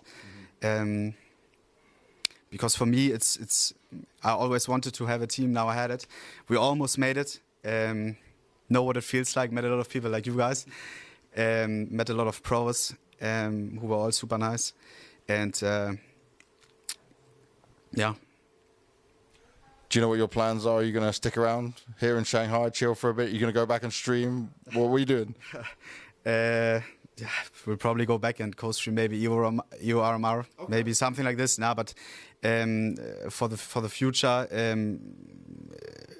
probably just for now keep on streaming, but go to more events to connect. Yeah.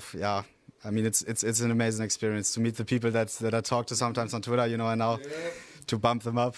It's top. Yeah. So we need to see you at future events in a suit. Yeah, come for playoffs. Yeah. Right, you did it one time. That's how it works. Yeah. I like casual. I don't like buttoned up. I don't know. But more events I'm a big fan of. We want to see that for sure. Anything you want to say to all your fans and supporters out there? I hate looking at the camera. Yeah, shout out to all the people who supported the boys. It was a sick experience. You said as well, compared to like other teams, are you proud? Hey, I feel like sometimes you even have an advantage if you're something like this. We talk about it many times in the team. Sometimes orgs, if they want it too much, if they have too much budget, they hire this guy, this analyst guy, and then we climb a mountain in the morning. None of the players want to go. With us, it was always chill. We were all. It's not just we are management. No, we're friends. Yeah. Shout out to all the people that supported, of course. Yeah, I'll probably go back to the boys and see what the mood is like. Any message to Donna? Donna, thank you for vielen Dank, dass du das alles gemacht hast. Ne? And Donna also had a lot of stress with everything. She also took over some stuff. Donna, Kuss. Your right-hand woman, that's for sure. Thank you very much, Ona. That was a good one. Thank you. Bloody hell. It came down to it, didn't it? And you can see the emotion on Oni's face.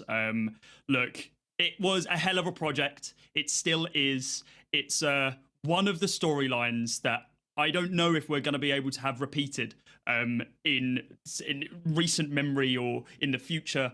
A crazy scene, and what a crazy game to be able to send us off. Scriv, before we chuck it to a short break, before we jump into Lynn Vision and Talon, is there anything you wanted to say? Any final closing thoughts on this? I mean, just an explosive game of Counter-Strike that has really delivered in every single way, and I think is the epitome of what the RMRs and the majors have been about. Is, you know, those usually we don't necessarily see like a streamer supported team or whatever, but there is always one team trying to make deep runs, and I'm sure there will be another few coming through with the Americas going on right now and then EU starting after that. So, you know, I think that we're going to see a good number of squads maybe try and embody some of the Drillas energy. That being said, FlyQuest for me going into the series have to be the rightful victor. They have fought very, very hard, so we'll see later on today if A, they have the energy, and B, what kind of form they're actually in, because there was, you know, some pretty big issues there throughout, but the game delivered. FlyQuest win it out, and I think that we can all sort of be happy with how it goes. Drillas not sort of getting that spot, which I think would have left a bit of taste in the mouth of a few of the teams involved in this particular RMR. But yeah, the game was absolutely brilliant, which is what I'm here for. Spot defended for Asian CS as the Drillas get sent packing. Congratulations to FlyQuest, but you've still got one more BO3 before you can truly celebrate. Who is going to be going up against them? It's either going to be Lynn Vision or their friends/rivals in TALON. A hell of a storyline, either way you spin it. We've been chucking it to a short break, and when we are back, our next qualification BO3 for the lower bracket final will be on its way. We'll see you soon.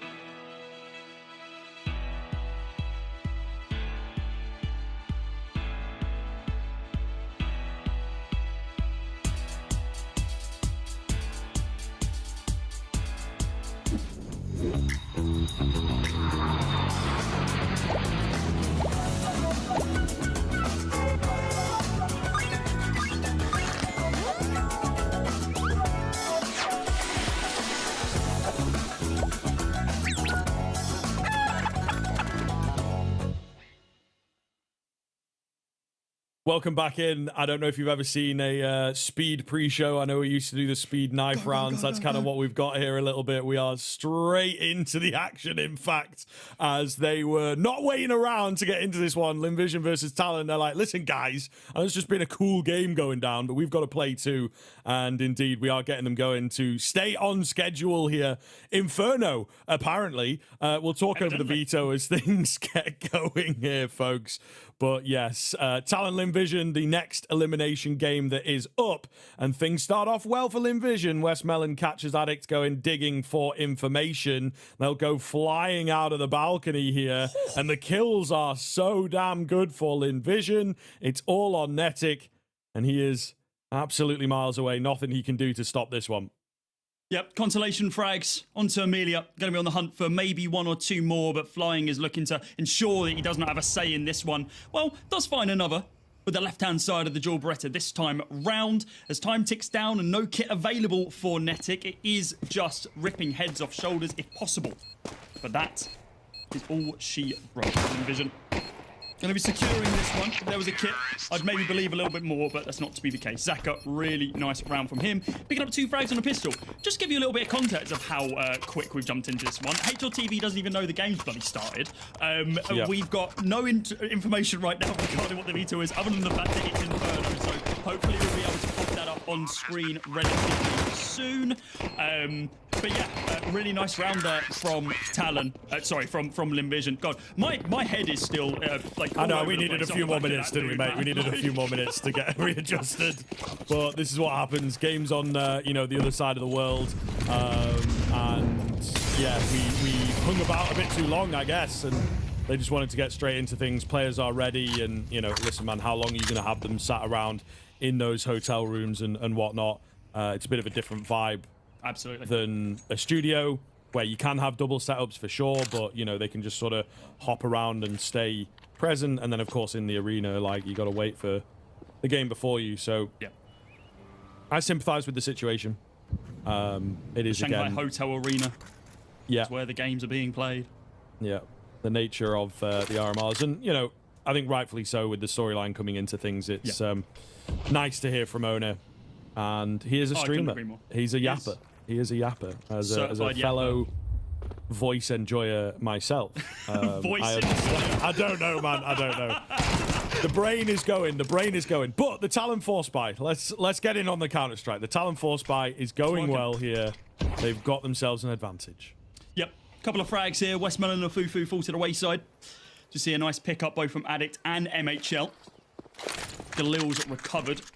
Weapons to be able to take advantage of this round. We've only got a solo holder on the site right now of Hazard. Hazard backing him up as well from CT. Got it onto Emilio. All that's needed. But how about a 1D in the process as well? Hello, Hazard.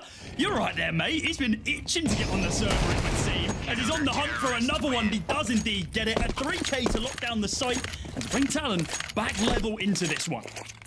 Okay, so your Veto here to talk things over, just to keep people updated. This is the pick of TALON. We've got Dust 2, the pick of Lynn Vision, and then we have Anubis as that decider. So those are your maps, and hopefully things will get sort of updated in relevant places within due course, so you can keep track. But yeah, the Counter-Strike never stops. It absolutely never stops here in the Asia-Pacific RMR. And an explosive round coming in, TALON showing their hand and showing what they're capable of as a contingent. Hazard, for a while, was one of these players that had a lot of attention, the next up-and-comer. Can he impress, etc., etc.? And it feels like he's been around forever, and he's still only 25. So, really, really one to watch within this series. Only 25 is what I like. He's 22. I got to fact check myself. It's a good job I did check. Okay, that's very different. He's still been around forever, though, bro. He's been in teams. He's been in teams since 2016. So, well, Inferno is well underway, and it gets brought down to a 2 versus 2. Emilio and Flying still left alive and kicking in this one as I cast a curse Flying's life with Hazard on the spam. Emilio to the corner looking for some heads, finds Hazard, Netic as well, and it gets a little bit close for him to be able to find that one. second round on the board for TALON. Learned something quite cool the other day. TALON were putting out some content, and I thought, oh, Hazza and Azza, their names sound pretty familiar. And Hazza says there was a player called Havoc and a player called Azza that he used to look up to back when he was pracking and trying to decide his name. And so he mixed the two. And now, well, he's on the team with one. Really cool. Nice to see people getting to play with people that inspire them. And Azza looking to inspire the rest of the team from the front as well as their caller. Inside of mid, though. Some damage. Inspiring frags in the round this time round. He picks up Westmelon. And Addicts here as well. Yeah, money being made quite easily. Nice and crisp. MHL back in. So it is just flying that remains. We're in for some pretty chaotic Counter-Strike in this one as well. As non-stop aggression, 1:20 in the round and we're nearly done. You know, for Inferno, that's a really quick round, even in the anti-eco situations. Flying is dragging things out ever so slightly. Will take a decent amount of time to hunt him down, but very, very good. It's all into this next round. Lynn Vision have to start to get things activated. So to kind of give the story as well, Lynn Vision, a team that we have been covering, they actually lost out to the Drillas in their opening game. They very nearly came back into it and I think just weren't ready in the same sort of fashion that we've seen like FlyQuest lose the Dust 2 just now. They weren't ready for the aggression, the individuality of Drillas, but moving into the Alter Ego game, they look better. Still not massively convincing, considering, you know, Alter Ego also full of players that aren't really looking to do loads with this team. You know, they may well stick around in some capacity, but is Dobu staying? Is Shine staying? Probably not, right? And I think Lynn Vision, for me, have not really looked all that great, to be honest with you. Yep. So we'll see. There's a couple of members that we like the look of. There's a few that are yet to get going into the RMR. I think the exception to the rule of the Lynn Vision not looking great was that nuke yesterday, right? I think they were looking crisp, they were looking clean. Zaka, of course, putting up the numbers alongside Flying, putting in some work. These question marks around a couple of these players, Flying and Afufu, the most recent additions to this roster, of course, and a number of names in the scene around Asian CS have been saying not actually that impressed with these two additions, considering the people that they're replacing. Of course, losing Starry, a very strong rifling presence, losing him to Tyloo, I believe, in August. But yeah, Zaka has the opportunity of being one of the best players from China when he shows up, which seems to be a strong majority of these matches that we see him play, which is great. 4x from both sides. There's AKs on either side of the map. And TALON to continue this small momentum that they have built up. Currently 3-1 in the scoreline. Sir and MHL. Some damage. It's a 4-man stack that now fades away. They realise the fast push is not coming towards Banana. No, it's a little bit more towards the middle here, and as they're going to get completely caught off guard, there's a lot of bodies ready to go, but they just weren't expecting 3 players in that smoke all at the same time, right? At the head of the Hydra, you kill 1, 2 more appear. So it's unfortunate for the TALON setup, and a nice little move there from Lynn Vision again. Very fast into the round. They will get it closed out, going to get the bomb plant in, and may well go for a pretty heavy hunt here if they want.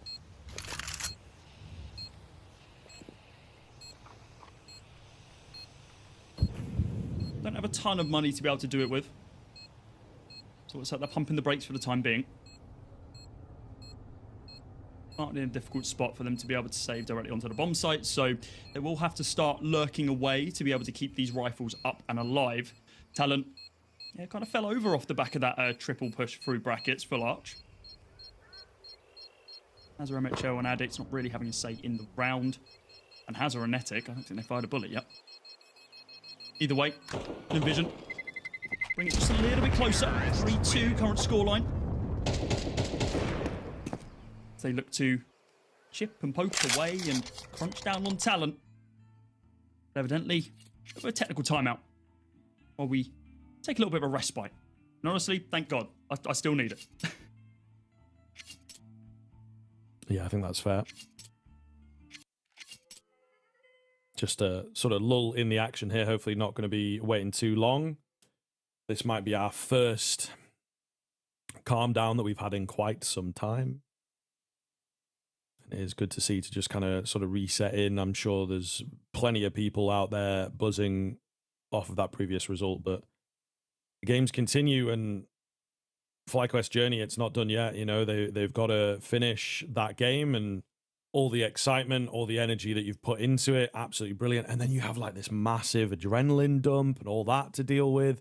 And then you probably should sit around and watch this game as well and just sort of figure out what's going on and prepare yourself for that next best of 3, which the stakes are even higher in that. Somehow. Incredible stuff, isn't it? Yeah. I do hope they return in some fashion, in some way, you know, the more open qualifiers, but potentially need to be a bit tighter, potentially a bit half and half, maybe, you know, bring back an invite system into the major itself. These are kind of topics for the podcasts, but yeah, just the stories that we get are incredible. Well, speaking about storylines, there's a couple developing here.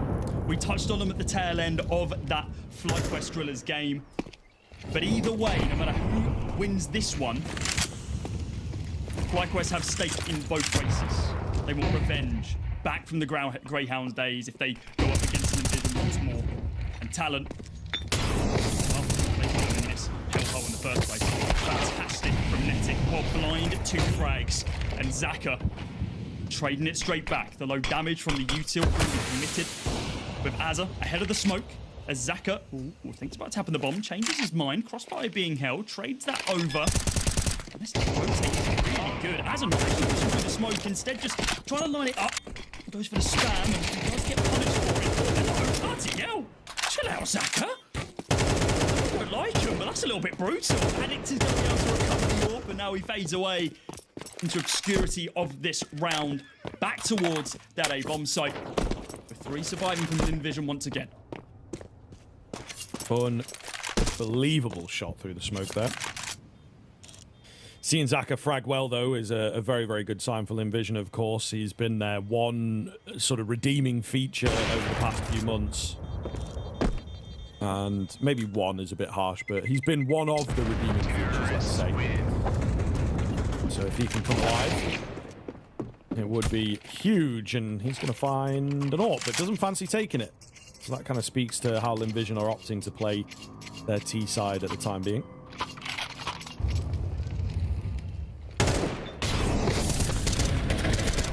Really nice hold here from Netic. This tap. I mean, it was the first bullet. You didn't need to spam it away. Chill. It's all good. Hunting down the Addict is important as well. It's pistols across the board here for TALON. Cheeky little 5-man stack. We aren't going full Astralis with the totem pole, but it's not far off.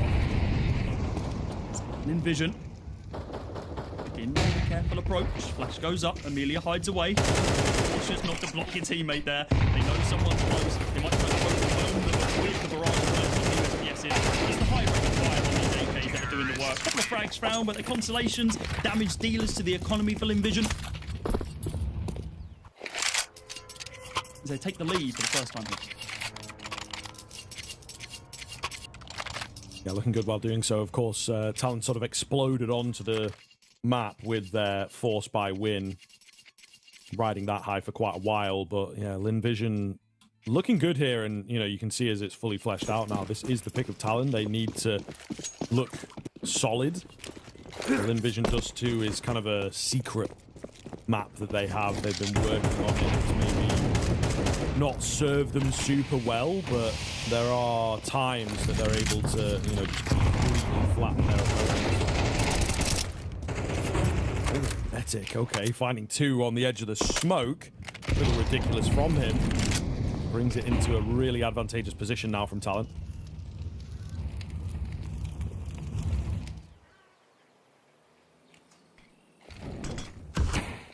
Netic playing util. Has to pull back, gives away the position, but just about to Zaka on this off angle is a great spray transfer from Hazard to Netic, and MHL to pick up the pieces here to ensure that they don't just get clapped by a solo player.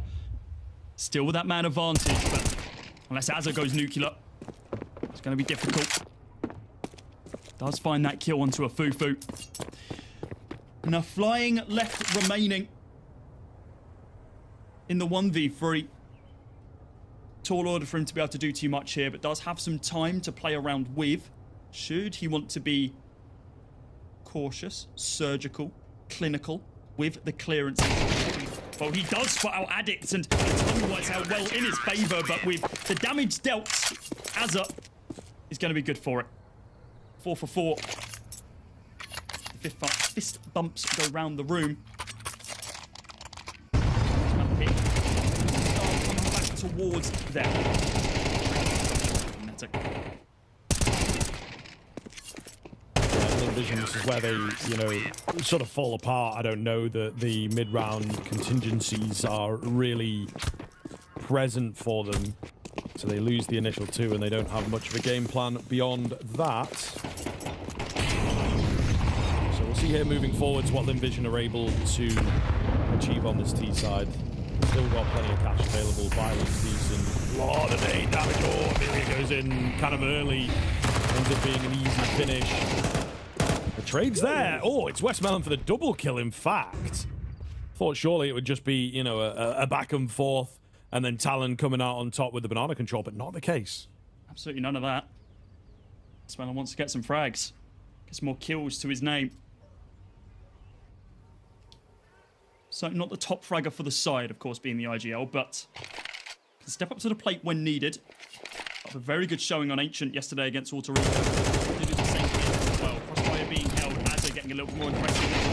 MHL. But he is going to fall to the wayside at the hands of Flying. The Molotov is going to stave them off just a little bit. With 50 seconds on the clock, still some time to play with if they want to re-rotate towards the A-bomb site, but to make a dent here on B. When it goes down, they know Westmelon's been done, but such a forward position from him to be able to rip the head off of MHL. Addict on the long rotate now, all the way from Banana. Looking to be the knife between the shoulder blades for these remaining 3 players. Only low HP on Westmelon so far. Zaka and Flying still will take a couple of rounds to be able to take them down, but there goes one of them, the most influential player who was left alive in Zaka. AK now recovered. The single tap to the head will do it. Nade goes in. Going to miss Westmelon, of course, not going to be playing in the more passive angle. Comes in. Westmelon spray is good for Addicts, but just can't deal with the overwhelming firepower, with Flying being there as well.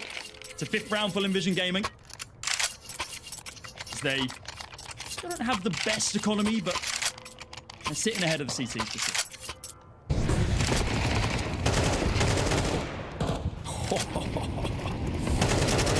Pretty fearsome. Yeah, and I mean, getting 3rd as well on the HP. Love it. Absolutely love it. Lynn Vision getting their lead back, should be able to solidify it now as well. They are looking good. This game moving very, very fast. Talon do not have a lot of time to adjust and figure out. Maybe a timeout required just to get a feel and I'll take that. Ice things out, as we like to say. Yeah. It's not even like talking tactics necessarily. You just need to get in the right headspace. You know, it can be tough. You're playing many different styles of Counter-Strike here, Talon. They've obviously prepared for FlyQuest. Not doing so well against the Chinese Counter-Striker Rare Atom. Now they're facing it again. You know, it's a little up and down. Very, very different teams and styles and approaches. It's a lot to consider. They've had a lot of time to practice. They've been, from my understanding, on boot camp inside of Europe for the past 2 months. Not played an official since tracking for as long as they can for this RMR. High expectations from Azza. Said in an interview that his expectations are high. He feels like he's always done well at the RMRs, the minors, etc. Wants to continue that here. Attempting to qualify for the first one in Asia.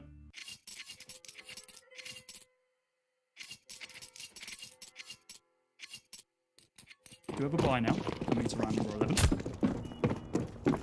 Wasn't competitive in the previous, of course, for the USPSs, but a single frag will do them justice. Large commitment over towards this B-bomb site with a nade. So much work. Brings Westman and Amelia and Zaka within a 1 taps of health for these M4s. Should they be able to execute? Hello, MHL. Through the smoke, through the wall, through the Westman to take him down. Yeah, great find. Really big kill, and I mean, it is facilitated by that earlier nade damage, so it all comes together very, very nicely for Talon. And as I mentioned, Lynn Vision, they go down. They are in the difficult spot now, and it proves quite challenging for them quite often to get back into rounds like this. So let's see what they're able to find. Spam through the smoke is present, but not really getting anything done. Lynn Vision opting to walk through and see what they can get away with here. Are they going to lay any nades down and give the game away, I suppose, is the big question. Now, if there is a highly trained ear, they may well have heard that nade drop. I don't think it's quite the case. A well-timed smoke here. Good information coming in as well. If you look at the minimap, 2 from behind, MHL to thin the numbers even more, and they're all split now, not looking good. A Fufu, the first to chime in.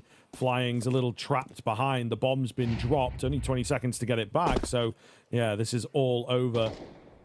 Potentially. We'll see. Can they find the heads in good time? A Fufu spotted. It's all on Flying. And he will be traded out in due course. Talon hit 5. Convincing round from there as well. Really nice B-hold. Even with the push coming through from Lynn Vision, they're able to quite cleanly take them down. Both the C defense and the... God, didn't look like even hit him. What was that crosshair placement? Him in the hand. Counter-terrorists win. Flip MHL towards the end there as well. Final round of the half. Tactical timeout going to be coming out from Lynn Vision. Talon looking to bring this level as we are soon to swap sides. Bit of a force here for LVG. Don't have the best of econ. We've been saying this for the last couple of rounds. It's going to be Galil's on 2 of them. Tech 9's on 2 as well. And the single AK of Zaka, who, after a commanding start, I think going up to 11 very early on, has fallen off ever so slightly as Flying starts stepping up and everyone else starts getting some frags. A very slow start for a Fufu, who was on 0 kills for a long time. Last couple, though, influential kills. Let's get across the line, though. Talon sitting pretty in their current position, though, honestly.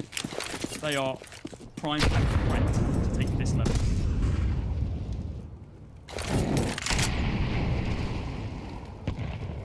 Slow moving round here. Oh, dear. A boost of play goes wrong. Happens, mate. Happens to the best of us. There you go. The thing is, there's no one even here. That's usually when it always happens, you know. Yeah, it doesn't make a difference whether they're silent or not, to be honest. I do like they still went for the silent play after revealing the vehicle. Yeah, yeah, of course, of course. You know, you've committed, so you may as well complete it. Hey, hit coming in, though.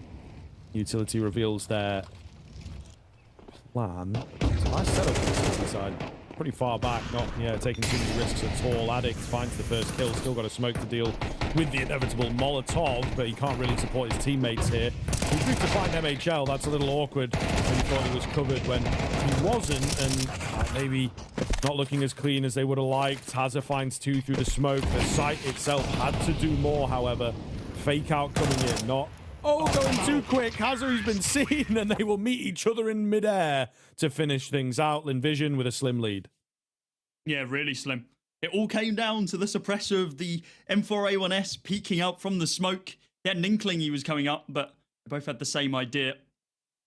It's a nice attempt there from Hazza as he comes round on the rotate. A couple of spam kills through the smoke to be able to bring it to a more level playing field, but still the 2 versus 1. Hell, it didn't even matter. It came down to the solo escapades of both players. DJL now going to be using this time to chime in, have that conversation with the squad. Relatively new as well. Yeah, you've got to talk about this, right? Like, this is a Talon roster who's only been together for, what, 3 months? I think we're hitting a little bit longer than that. ultimately in terms of how they've been playing. I mean, under the moniker, yeah, it has only been a few months. Were they playing together? Was Hazaraza, Addict, and Netic and MHL playing together before this then? Or is this a team that's been brought together for Talon? I believe MHL was pulled in a little bit later. Gotcha. Sort of as things came together.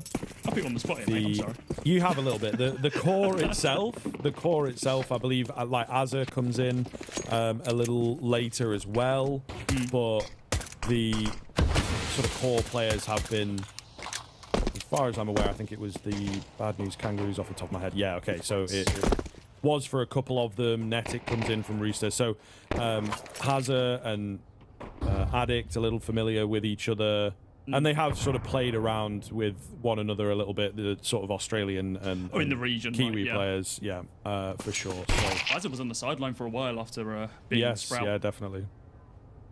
I think that was midway through 2023, end of the Blast Paris RMRs. Ended up taking a sideline. Speaking about sidelines, there goes Addict. Tap there from Zaka as he continues being a force to be reckoned with.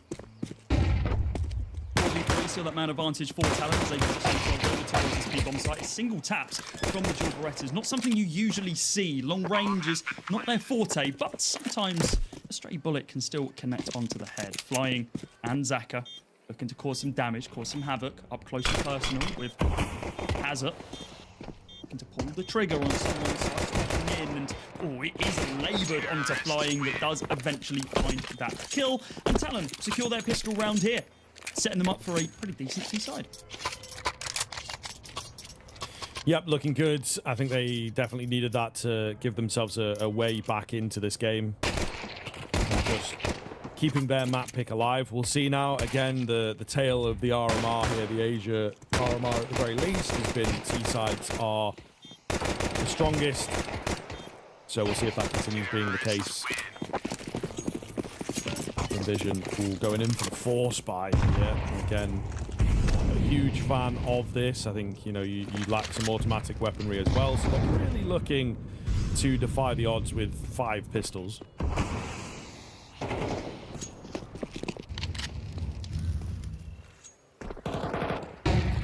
Upgraded though, what's important. 5.7s on 4. The Eagle for Westmoreland. Util coming in to be able to block up the sight line on site. It doesn't matter if you've got the Deagle, it doesn't matter if you've got the 5.7. You need to see your target to be able to take them down 9 times out of 10. But this has forced Talon to reevaluate what they want to be doing. They think the overcommitment of Util means there's more bodies here than there actually are. With those smokes going down as well, Vision looking to redeploy them with a couple of them. Util committing into it to be able to potentially punch a hole in this defense over on the A-bomb site, and it is Zaka to open us up with the frags. There's a damage tag onto the chest, but it's Hazard and MHL doing the damage to sure Talon are not going to go quietly in this round. Indeed, looking good. I think the flash was quite nice out towards long, but just too many bodies to get through. And unfortunately, the Lynn Vision force buy doesn't really find all that much, so it's going to be an 8th round in for Talon here. And yeah, we'll see. One day teams will learn. I think they're slowly getting phased out, but those CT force buys especially just really do not deliver. And it will cost a good amount of ground for Lynn Vision. Talon taking control, and it's exactly what they wanted. You know, they start very, very well. You got that random element of the pistol going their way. And they should be set up and ready to go here. Another drone UMP buy on the T side. Second time we've seen that today. First from FlyQuest, now from Talon. Someone likes it. See what sort of head can make. Head armor here for any of the players, so 10 will be putting in quite a bit of work as of finding shots. Here comes the push already. The MP doesn't do any work this time round though. MHL's AK putting down the numbers, and he sprays down all 5. Spray control crisp, clean, and an 8th round for Talon here. Fist pump in the air, getting vocal. Hell yeah, let's go. Clutching that one out. Really nice. But only against eco pistols, right? So still a lead to be celebrated. But it's the tempo into round number 16, the fall by round from both sides, which is going to dictate the pace a little bit moving further.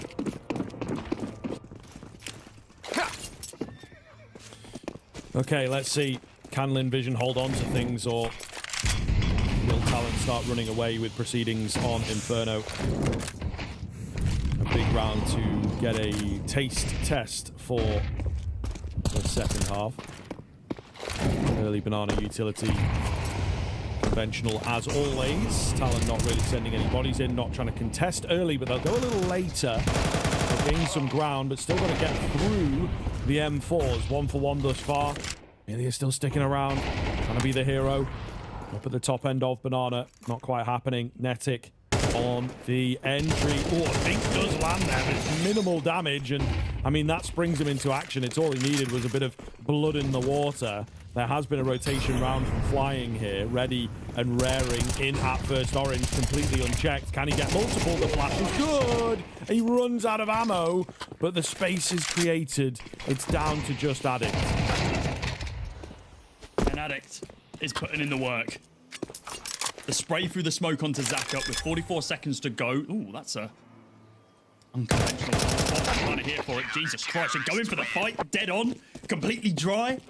I respect it, Addict, but there was better weapons you could have taken. You're still using the Glil, man. An 8th round here for Lynn Vision, about to bring us back level. Do not get too big for the boots. Amelia, countless blessings for a brief moment there as the shot echoes through the sandbag to deal, I think, 3 damage to a headshot from an AK, which is the opposite of what you want. Yeah, to be fair, but, you know, it's enough. It's like those flashes when your teammate's like, yeah, I'm flashing you in. It may not work, but it's that confidence, isn't it, that it gives you. You hear the dink noise, it's like, wait, bloody hell, how's that happen? And you just keep going. Yeah. But you think he's low. I think it's like a natural reaction. Generally, when we dink someone. Exactly. Oh, West Melon. Flying through the smoke. That's it. Tries to recover things, but maybe has made it a little bit worse, actually. 5 on 3. Still got decent utility to deal here. Getting some numbers back. Amelia realizes he's got to stay alive, gets the smoke down, but 3 versus 3, hanging in the balance here. Health totals aren't looking great for Talon. And considering the weaponry they're going up against, it's going to be difficult for them to be able to convert this one unless the shots are clean. There's an AK in play, a FAMAS, and an MP9, so wall of ammo can easily be thrown their way. Should they begin to execute over towards A, this rotate from Lynn Vision is going to do a lot of the heavy lifting before the fight even starts. Just having that extra presence here is going to ensure that Talon are going to struggle. And Afufu ensures that struggle comes from him. Single tap onto MHL as he faces first. And now the backup from short. And behind enemy lines here is Amelia. Spray there onto Hazza. Already low HP. And now with Addict locked in on the site. Bomb on his back. Could go for a plant if he wanted to. So many angles to be able to clear. He does find one in the process, but Zaka is there once again to be able to find a frag. We are 18 rounds deep, and Zaka has 18 frags to his name. Not to be outdone, though, MHL sitting at 20. This is a 2-man show. So much fragging potential on this server so far. And a tactical pause from Talon as Azza looks to reinvigorate the fragging potential across the server. Both AWPers as well, to be fair. So yeah. Kind of good to see, but we've not seen that much AWP action, to be honest. I was about to say, I don't think we've seen Zaka with an AWP in hand yet. He's just been fragging out with the rifles and pistols. Yeah. Well, I mean, you know, T-side Inferno doesn't really play into that very much. Yeah, so we'll see as this half develops. He might get it out. Back into the game then. Lynn Vision just about squeezing a lead. a massive round here. If Lynn Vision can take it, deny a bomb plant away, it would demolish the econ of Talon. It's already pretty bad with a, you know, P250 in the mixture and only one AK. So we'll see. Lynn Vision in prime position. Talon have got some work to do.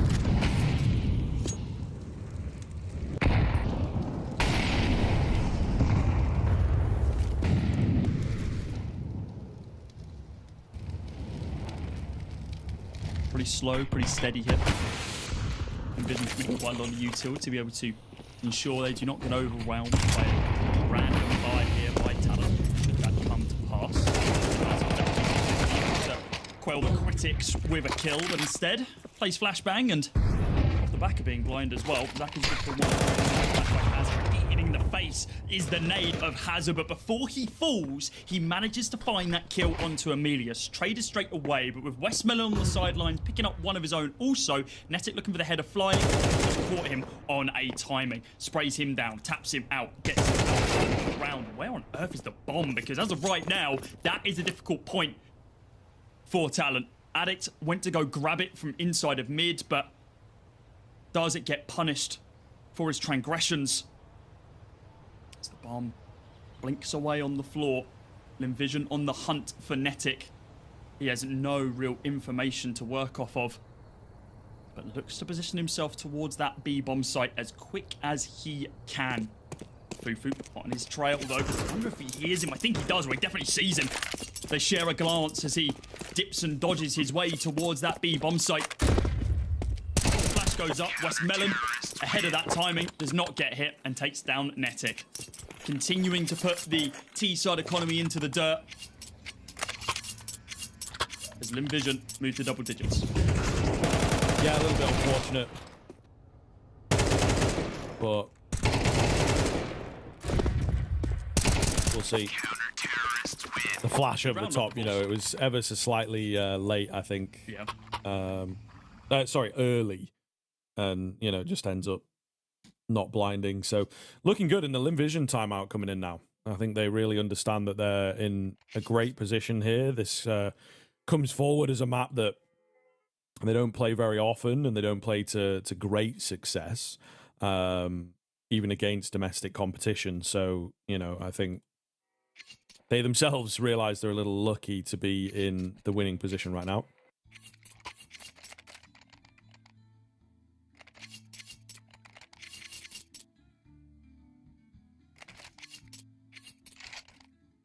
Lynn Vision looking to close this one out.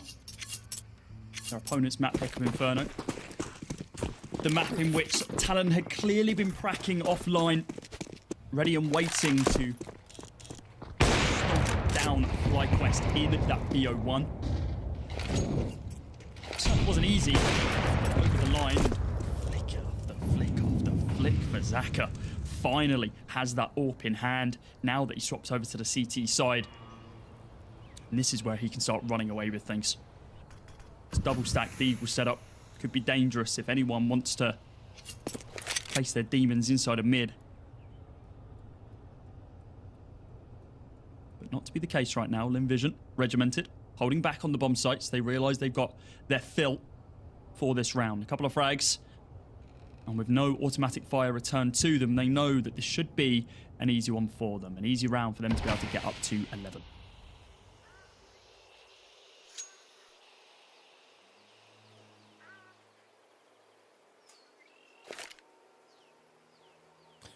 Yeah. Looking very, very likely, of course. I think Talon dragging this one out.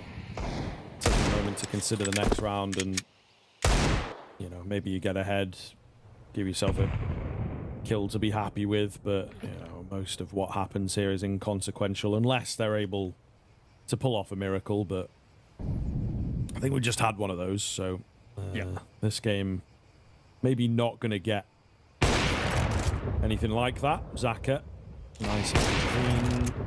Oh, lands that tag, but I think job is just about done. There you go. There's your one kill. Any more would be nice here. Deagle trying, but failing, and Netic has to go down before time. Zaka takes him. Well held there from the pit. Gets an ace of his own. Saw MHL do it early that put him into the lead on his squad. finds all 5 with the AK spray down, but this time round, Zaka. Yeah, and it was a bit of an off-angle jump, Mitchell. So quick on these shots, man. It's the first pixel that he sees, and he can confirm.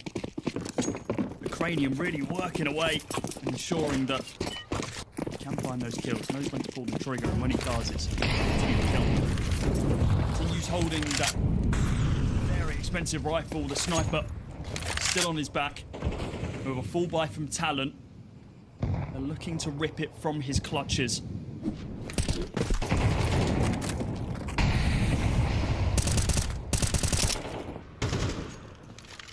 Early spam not resulting in too much quite yet. A slow roll for flying in towards this A bomb site. They're actually rotating pretty heavily across on the Lynn Vision side of things. Smoke goes down. It's good timing. Keep them at bay a little longer. And TALON left sort of to make a decision. You know, what do they want to do here? It looks like trying to make a play out long with Attic. Not going to work. However, it will keep that attention on A. So I'm interested now how the rest of the round looks. A really well-timed Molotov and smoke. Westmelon has played it to perfection. Bought so much time. The rotations come his way. The flash, unfortunately, leaves him out to dry. But this 4 versus 4 looks pretty damn good. Lynn Vision are set up and ready, but you got to land your shots, man. The flash is good for flying. He can't quite find his way through the smoke. The next one is also good, but again, you've got to find the kills. The theory is brilliant. The execution, not so much. Has been a headshot machine this round.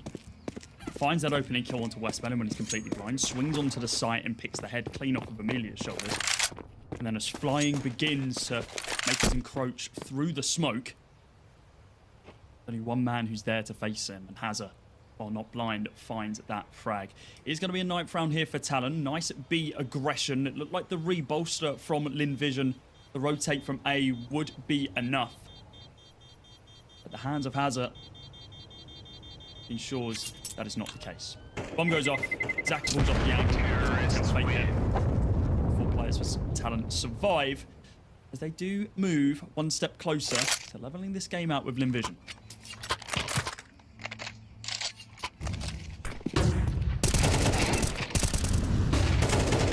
I don't know, man. It just started so well. It's kind of wild that Lynn Vision collapsed like that. And then, of course, got a bit desperate to try and recover it. Yeah, definitely landing the shots, but still, they just looked so good. Lynn Vision positionally and read-wise and all that sort of stuff. Yeah, an individual cracking you open like that should never really happen.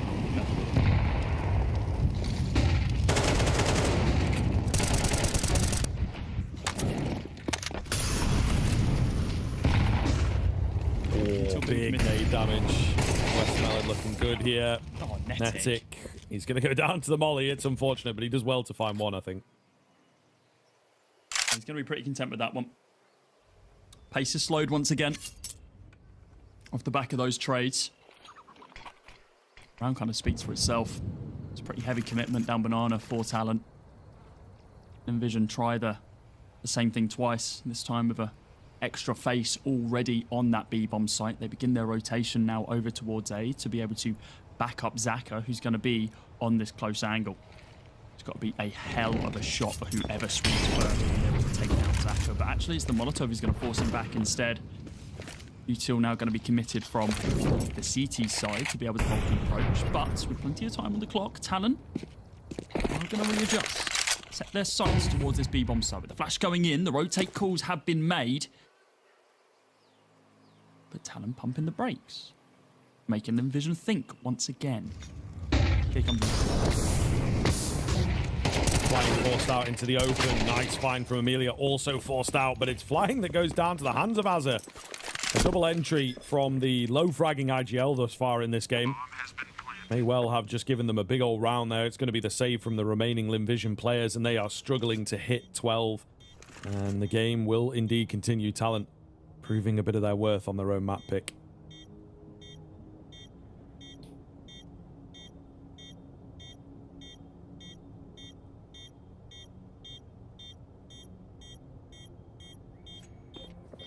Money isn't great for the CT side. Still Vision. Checking out where the T spawn. See if there's anything they can find dropped on the floor. A little bit of util left over, you name it. But mainly a safe position. They actually swap sides. Talon's in CT spawn, Lynn Vision in T spawn. As they get teleported back. Moving to round number 22. Only one round separate these two teams, and the buy for Lynn Vision Gaming does not look great. It's looking almost certain that Talon are going to be able to level this one out, unless we see a masterclass from Zaka that we know he can very much bring to the table. Fufu's been a little bit silent so far, with the AK in this round, is hoping to change that. 4-man stack on A.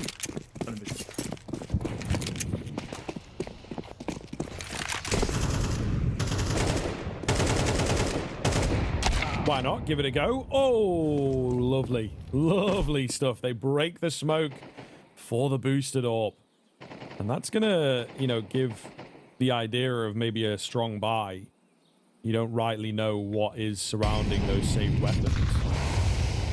So, yeah, Talon got to be careful. If Fufu finds a head in the apartments, they're doing really well here, Lynn Vision, to just take this round absolutely by the chin. Zaka trained up and ready. He's moved across from A in towards B. They respond with a smoke of their own to buy some time.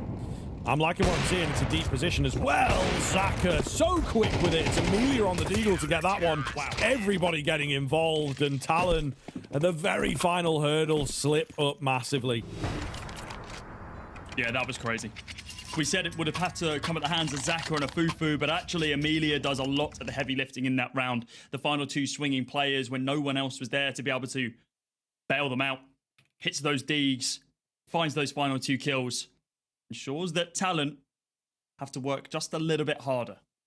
Now, guys, we have had enough of overtime for a lifetime today. Vision. Oh my god. Close this one out. Second map. Technical opponent's map pick here, though, is really good, especially in VF's determination, of course. Talon needs to be cautious that they don't just get overrun on Dust 2, our second map in this series as well. We've already seen one side of the fair on that map today. Talon, if they lose this one, hoping they can perform one themselves.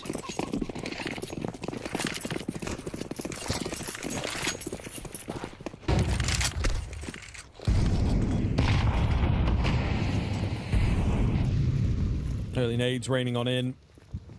Both teams playing pretty far back, though, despite all of that. You know, we're not seeing that sort of usual spam or usual confidence. Nobody wants to be that first player to go down, especially on the Talon end.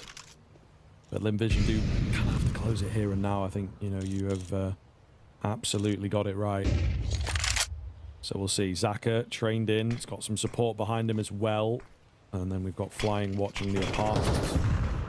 It's a workable setup, but it does leave the site somewhat vulnerable.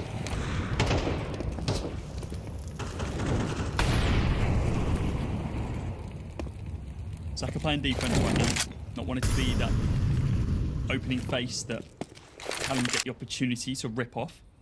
Instead, more of a redefined role over towards Library. Does reposition to be able to see what he can find inside of mid, but no one's getting aggressive as of yet. We've seen a reclarification of this round for Talon instead of the aggressive angles towards A with util throwing their way. We're not going to be seeing it edge towards B. A fake out of smokes to be able to block off sightlines on A to see if they rotate someone over, which has not been the case. A great call here, Amelia holding onto the site, and it's Westman and the IGL popping up the frag to Azza, nowhere to be seen in that engagement. Hazard traded back straight up, but now you've activated Zaka, who's inside of CT, and he, I think, whiffs his first shot that we've seen, but from a Fufu's hands, they closed out this first match. 13 rounds to Lynn Vision Gaming. They take their opponent's map pick of Inferno and move to their own of Dust 2. Yeah, looking good there in the end. I think a bit of a battle, and the early stage of the game was very, very back and forth. You know, a lot of wacky guesswork for both teams, really. Talon just struggling to get themselves fully in the game, and it's not great signs, right? That is their pick. That is their map that they were supposed to move towards. I think they'll still feel kind of comfortable for the rest of the series.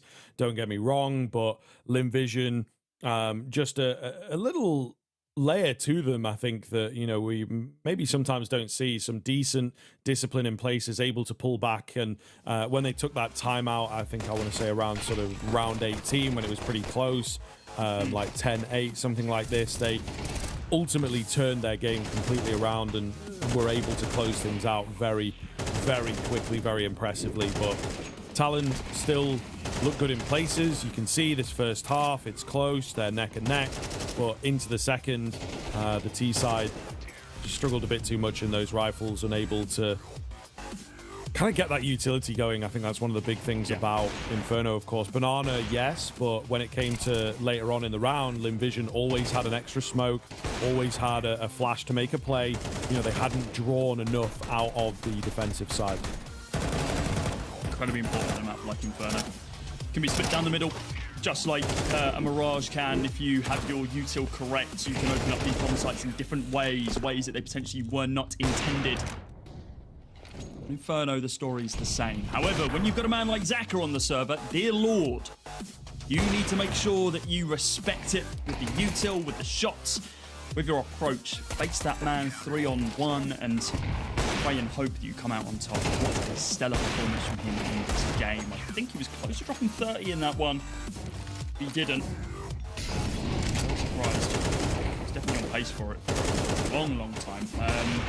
27 in the end, so just 3 shy, but head and shoulders on everyone else. The next person who was closest was Amelia on 16 kills, and Amelia felt like he was doing absolutely tons in those rounds.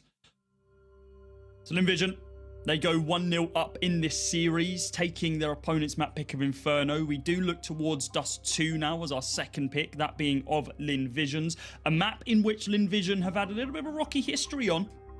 Not been the best performances from them. They're currently sitting at a 44% win rate there. I think MVP-wise, though, in this match, it does just have to be Zaka. I mean, like, every single time that he had the AWP in hand on that CT side, he was a nuisance. I don't know how many times he actually got taken down. It felt like maybe once or twice. Only 12 deaths across that game, and we almost went the distance on the numbers as well. To influential force on every single weapon that he had in his hand. 7 multi-kill rounds there as well, and a huge, huge ADR. Yeah, fair enough. No wonder people are toting this guy as one of the best players from China. Yeah, a lot of it as well was on the rifle, it felt like. It did, especially in that first half, yeah. So really, really cool to see that he's got a bit of versatility in him. I think everyone is talking about the AWP play and whatnot. And again, it makes a lot of sense. And onto that CT side, we saw his AWP come out. We saw him have the efficacy there, but he still has, multiple tools in his belt, let's say, a lot to his game for sure. And yeah, if he's going to play like that, I think that we will be very, very worried now for TALON moving into the Dust 2, Cody. Yes, will it be an Aussie show-off in the lower bracket grand final, or will Lynn Vision look to upset the ex-Greyhound boys again? We'll have to wait and see as we move into our second map of this BO3, and Lynn Vision are looking to close it out with a swift 2-0. We'll be back after this.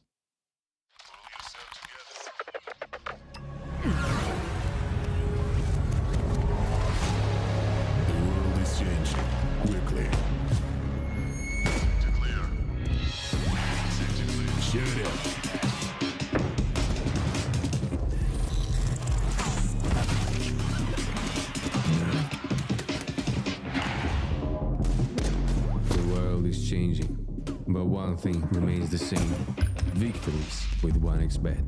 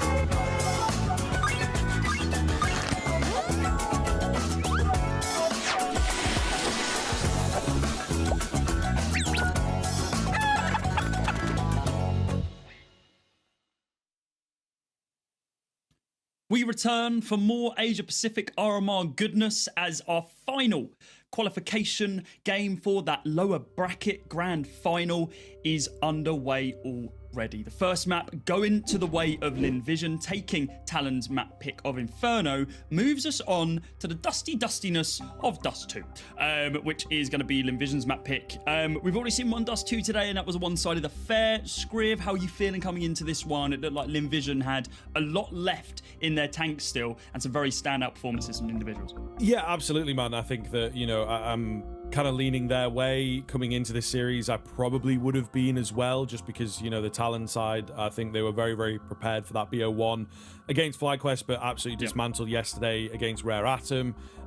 Still sort of figuring themselves out as a team. There's some good pieces here, but I don't know, depth-wise, maybe calling-wise, I think that Azza is maybe the one that has to come under a little bit of scrutiny. He's had a rough game individually just then. So, there's a lot to be desired. And like I say, there's some good pieces here. They've brought in some talent, MHL moving across, DGL as the coach as well. So, they're very much intent on trying to make this work. But, I may have to look at sort of the leadership side of things. And he seems to be struggling against some of these squads as well in the way that the Chinese teams, as it were, but maybe you could say deeper into Asia kind of teams, he sort of fits into the Pacific side of things a little bit more. Struggling for sure against their kind of play style and dealing with how confident and aggressive they may well be, but we'll see. This is now the time for them to, of course, shut up the critics, and they can do it. I think Dust 2 is a map that they have got good experience on, and then they got the Anubis up next. In their minds, they will indeed require it. This is one of the teams, one of the maps they played quite a bit over in Europe as well, so a lot of learning being done there.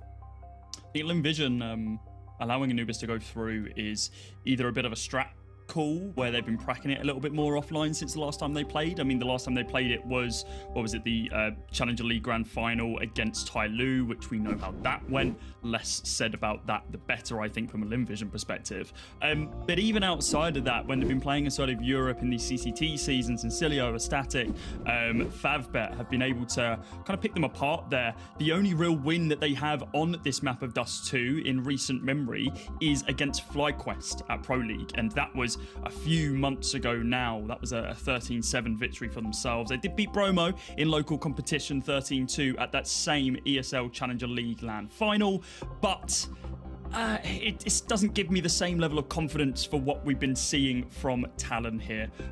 They've got a couple less games underneath their belt playing it, and in recent memory it hasn't gone down too well. Of course, they played it quite a bit in their qualification run through the closed qualifiers for the RMR, but since then against Rhino and Navi Jr. they have been dismantled as well. So actually it's an interesting map pick. I don't know if I'm a huge fan of it, but either way, Dust 2 is what we need to be concerned about right now.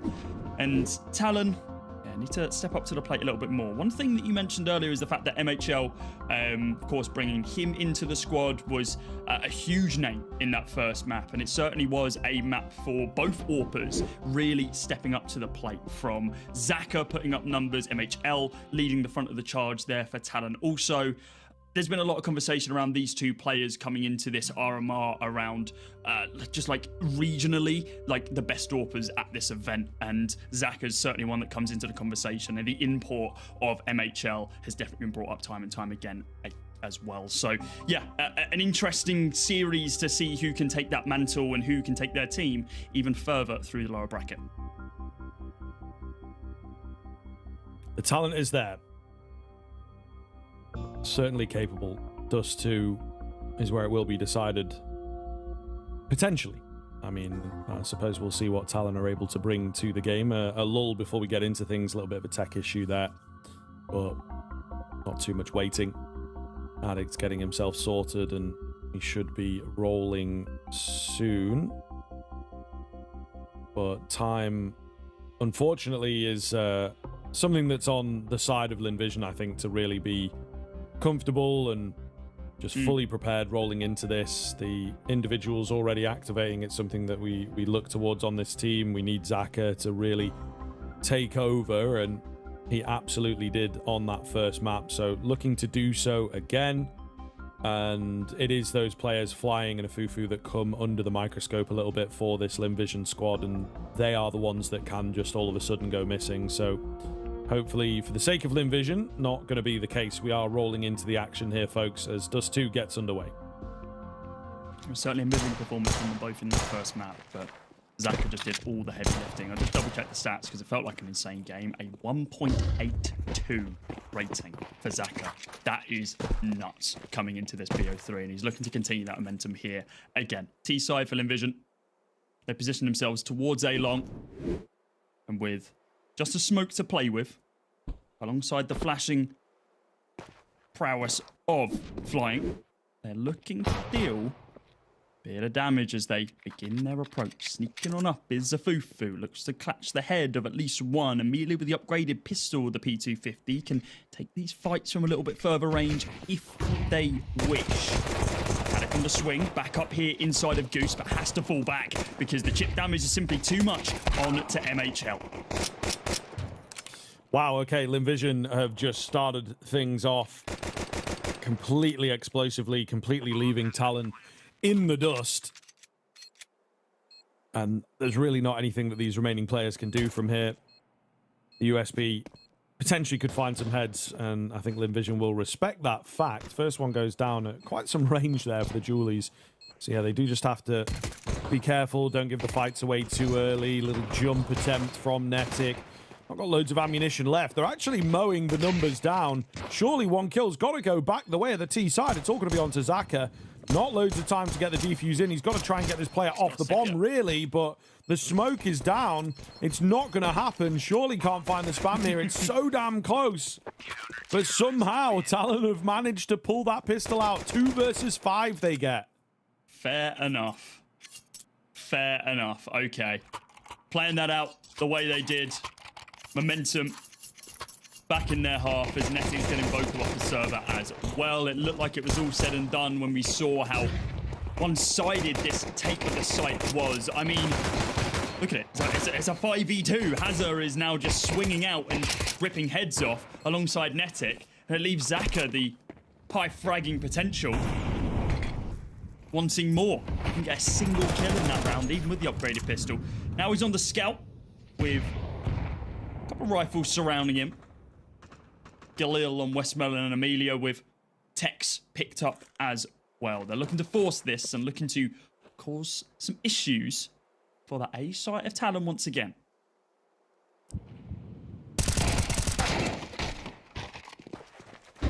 That's a 1-for-1 trade. Netic doing well with the M4, but that's a lot of space gained very quickly for Lynn Vision. I don't think TALON were expecting, you know, straight up short kind of move. You can see the setup is just not here, so it will be a retake required.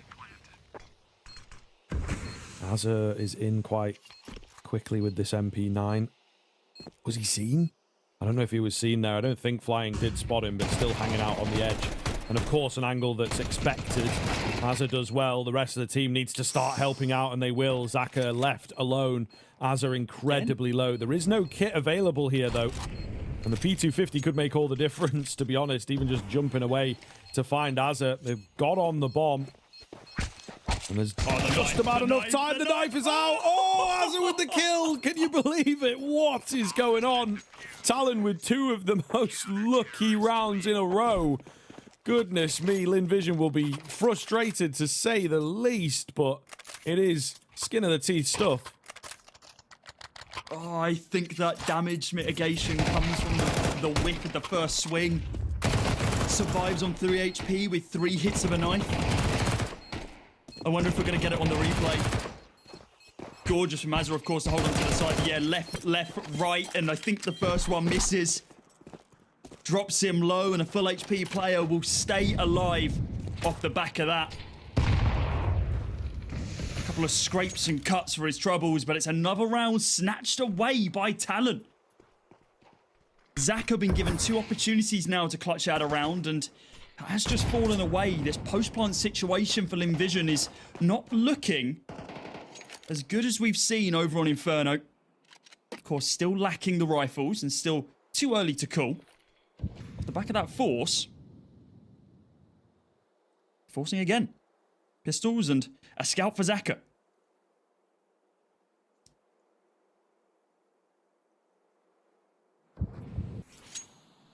Might be able to get something going with how sort of chaotic the rounds have been here.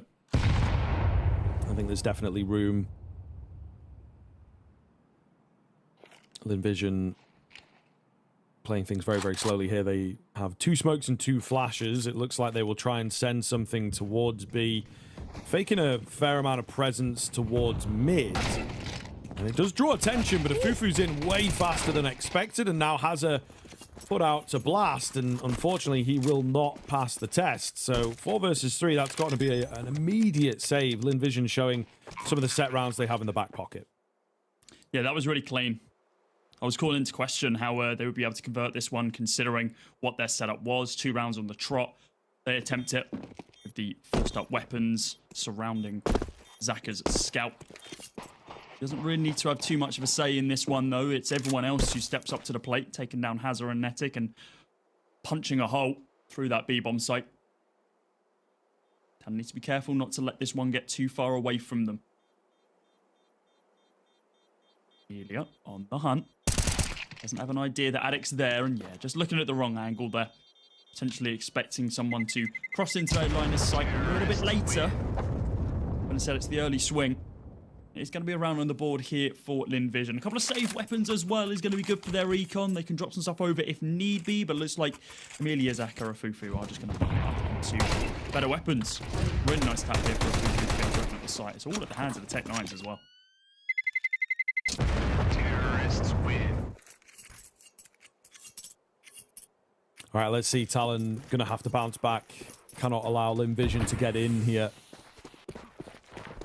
They have to respond. The buy is not fantastic, but there is a game plan. Zaka, through flashes and flames, will find the flick there to give an opener across to Lynn Vision. Exactly what the docs were ordered.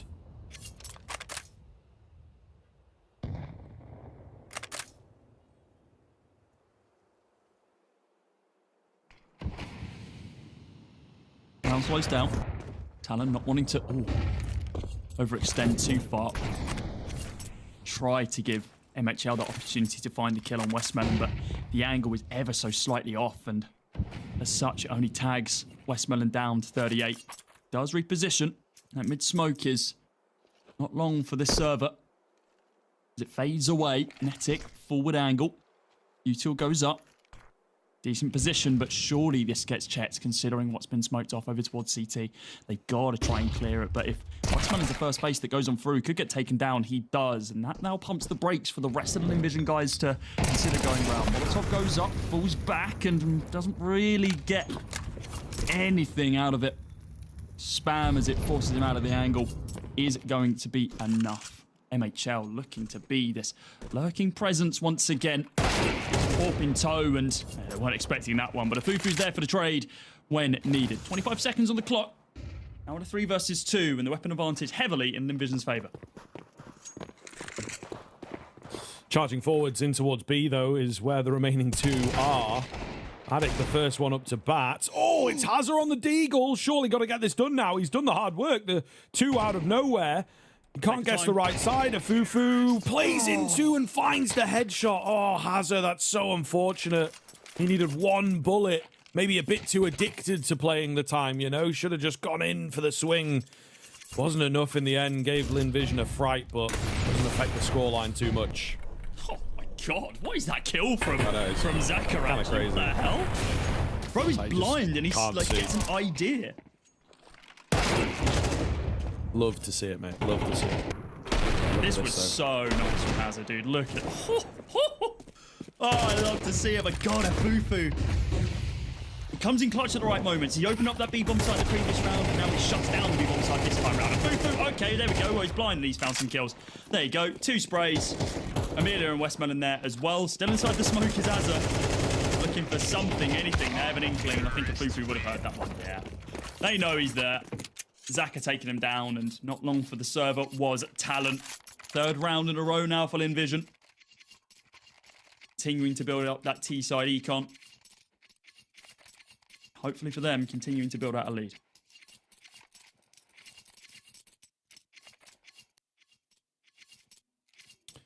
Another big round for Talon as they look to get back into things and even up the scoreline.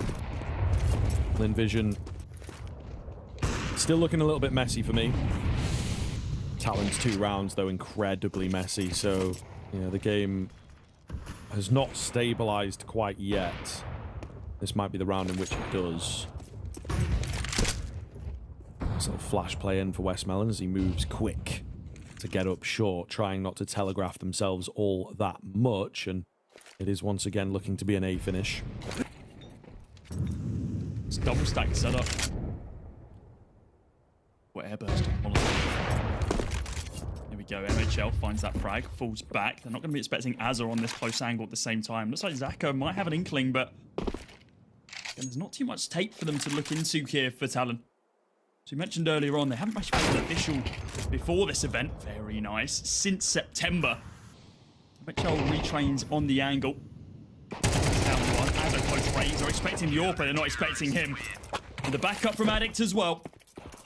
They put in the work, they put in the numbers, and they bring us level to a 3-3 scoreline. Great round from Talon.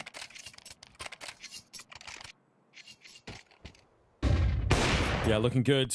Lynn Vision just kind of walking into their setup a bit too lackadaisically, not enough early utility to create the space. Plenty of money coming into this one, though, to keep the buy going. Oh, ready to go. I mean, the jump lead was there if he was super fast with it, but unfortunately not. Either way, Lynn Vision, they've got some ideas, you know, they're always trying to be creative here and always trying to create early frags is the big thing.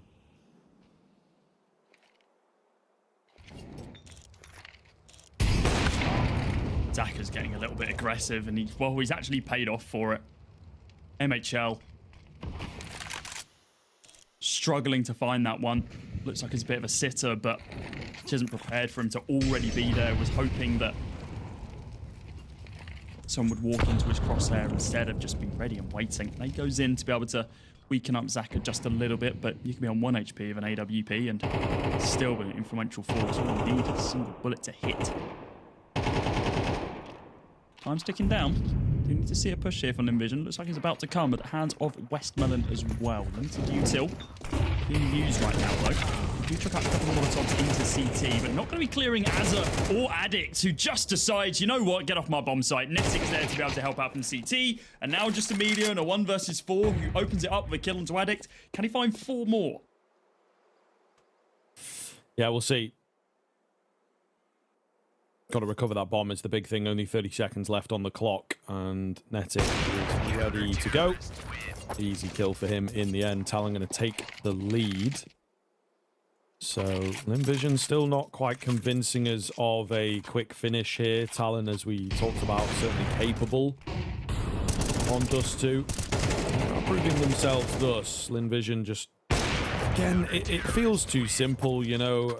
We may need a bit of a timeout here. Just try and come up with a round that has some deeper utility. Yeah, but I think substance is, you know, a good word for it, because they are just trying to run at them and out frag, which I don't think is necessarily going to work here. I get that it worked over on Inferno. There was still strat to it. There was still back and forth play with Lynn Vision. More control of the map was found before they just pushed onto bomb sites and found some kills. This time round, they're not really doing that. They're just kind of setting themselves up, going in for a little bit of utility. Instead of dealing initial damage, it's just, hey, we're going to get the kills on the site. Which is blowing up in their faces. Speaking about blowing up in the face, Nay goes in onto Amelia. Almost sub 50 there. 44 damage dealt. Looking for the head of anyone they can find on the site.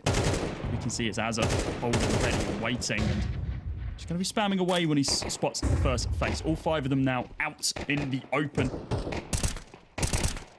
Netic looking to find the head of at least one of them here, but yeah, Lynn Vision second guessing themselves at this point. It is just going to be a farm fest for this M4. Falls back, but Azza's there to pick up the pieces. Does get 1D down by Zaka. I don't think it's going to be enough for them to be able to convert anything here. That rifle is long gone for them, and unless they can find Netic cleanly, okay, maybe. I'm starting to believe they need to find this next one on the site. It needs to be crisp, and it's simply not going to be that, as Addict is there, finds those final 2. The second you miss that first 1D shot, Round is over and done with. 5-3 now. Talon take a pushing lead. Yeah, certainly workable. And as I talked about a few rounds ago, needed the game to kind of stabilize. The vacillation between the two teams comes to a close, and Talon have been the ones that move ahead of things. So we'll see if they can hold on to that. You know, it's the key thing here, of course. Lynn Vision, their pickup, and talked about as a map coming into this tournament that they would have had in the back pocket. So let's see why. A quick burst out long leaves Addict in the grave, 6 feet under. Does some damage, but yeah, the control and the kill is absolutely massive for Lynn Vision.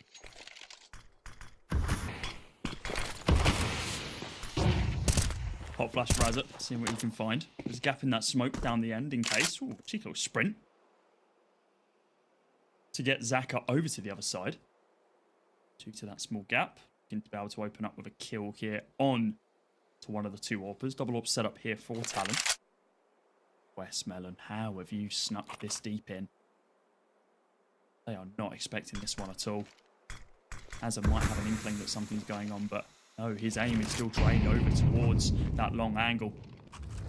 Etic begins falling back, and I feel like Westmelon might have missed his opportunity window here, because now the crossing starts, this is where they're going to realise, okay, there could be someone here already, and MHL was already on the angle.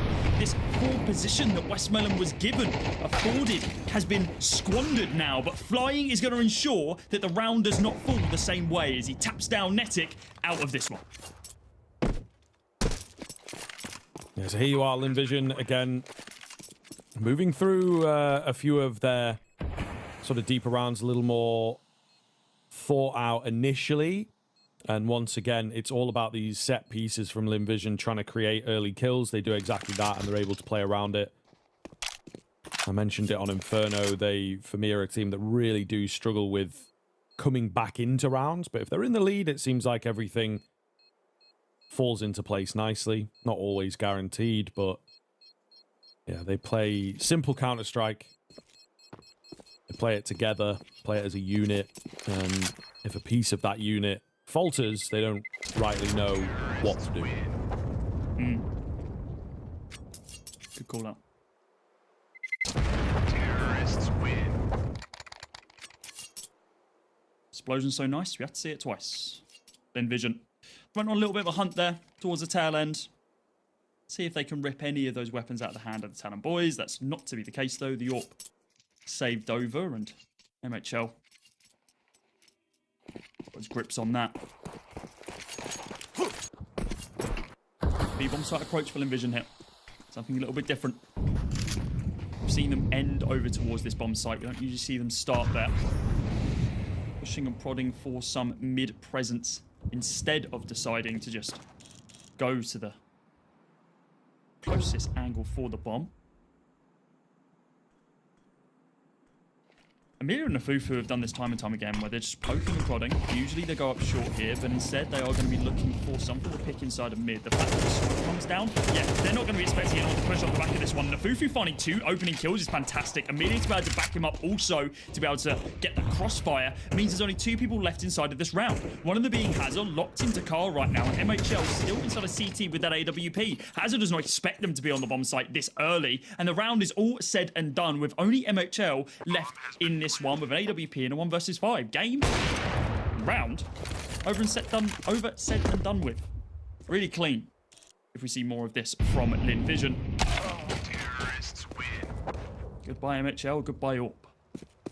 Yeah, pretty big kill there at the end to deny that away, but we've seen that a couple of times in the Dust 2 games that we've cast, where it's like the convention is to go for the mid to B smoke and go through the kind of checklist of the B take, and Lynn Vision go anti that.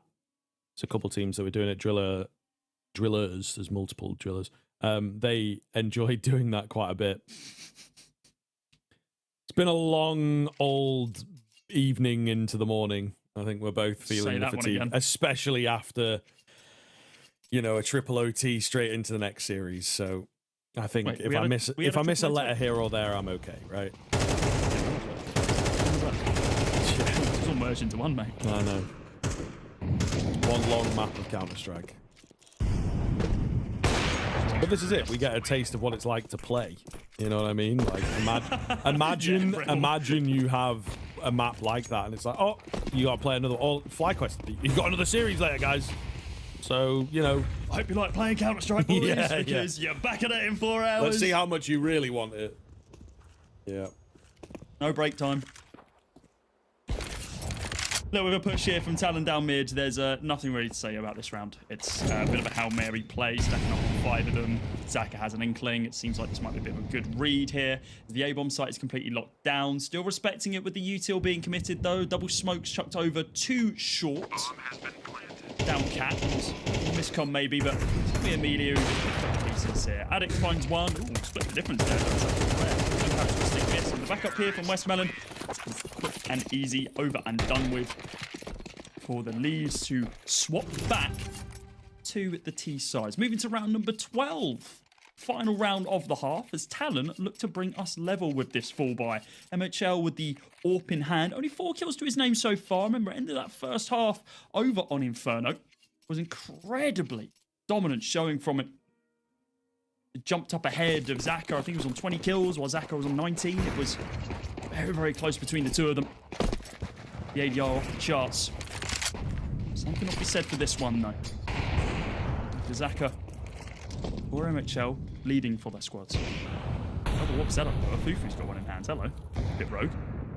Yeah, I think maybe just off the back of the econ being so good, right? Yeah, He swaps, yeah, onto the AK. You can buy both, try and get some spam down early. Doesn't actually go that well. He ends up getting spammed himself, so it's unfortunate. No, that's not what I wanted. I want the other way around. What's going on? Yeah. Not the best start into the final round here of the first half. But we'll see if they can recover things. Lynn Vision opting for a slower roll and a very, very passive default here. Just Westmelon digging around, getting bits of utility out. Oh, he does get a flash in, so, you know, again, always excitable and looking for a fight. Oh, gonna take some bullets. Still alive, but they are being chipped away at here. Alex got to be careful there. I know he's good for a couple of these frags, but when there's two faces facing off at you with AKs, it's going to be difficult for you to be able to find both. Unless, honestly, he had an AK. Alas, the M4A1S can only find one of them. It's a quick trade there from Azza after a Fufu finally finds the AWP of MHL. Smoke goes down to try to block off that CT sight line, cleared by the nade. There's nothing to be found. Still have an underpass holding player in the form of Westmelon, waiting for this cross, and there's one. Just be able to throw a spanner into the mix, takes down Hazza, and Azza backs him up. Bomb is going to get planted with only a few milliseconds left on the round. Lynn Vision have timed that to perfection.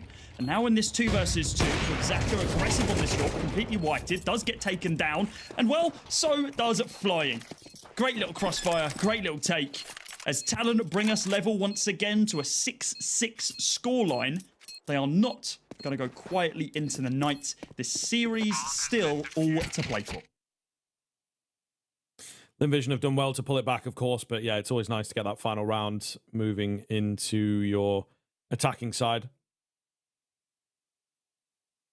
But we'll see here. Pistol carries a lot of weight, as always, and yeah, very, very curious to see what this T side's going to look like out from Talon, and also what our guy Zaka is going to be able to do now that he potentially has a slightly higher impact on the CT side opening.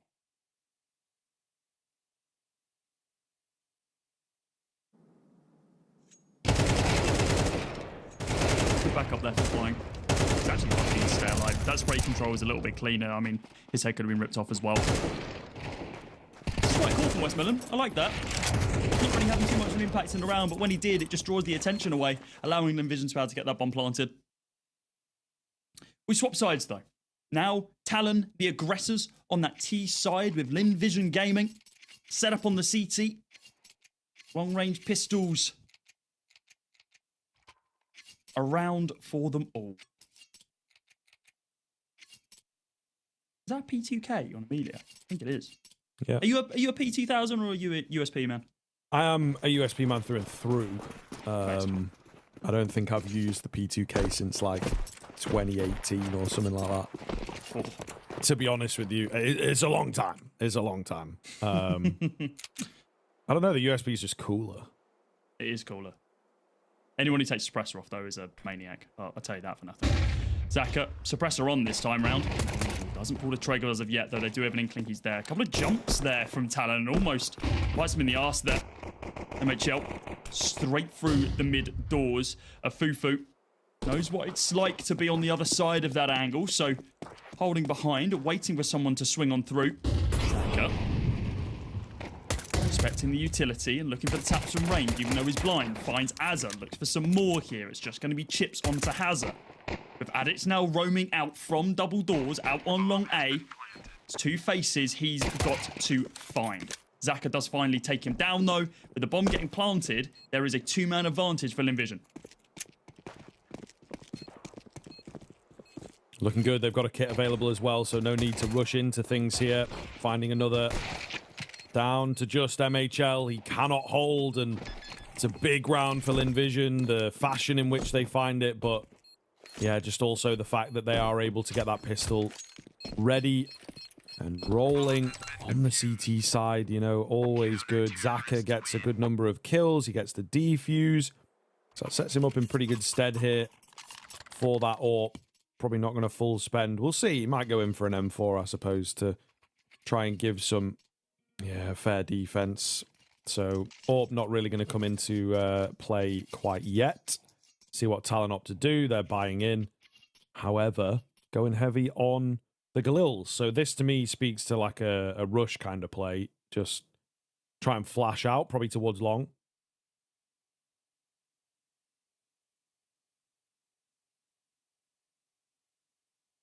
Timeout continues as the discussions evolve. Making sure everyone's on the same page here. And Vision want to close this one out without going to a third map. They want to use that little bit of a buffer, bit of a break that they get before that next best of three, should they win this one. So have to reset. Remember, FlyQuest have had this time off since their hell of a BO3 to be able to relax, reset the mental and prep for potentially both of these teams.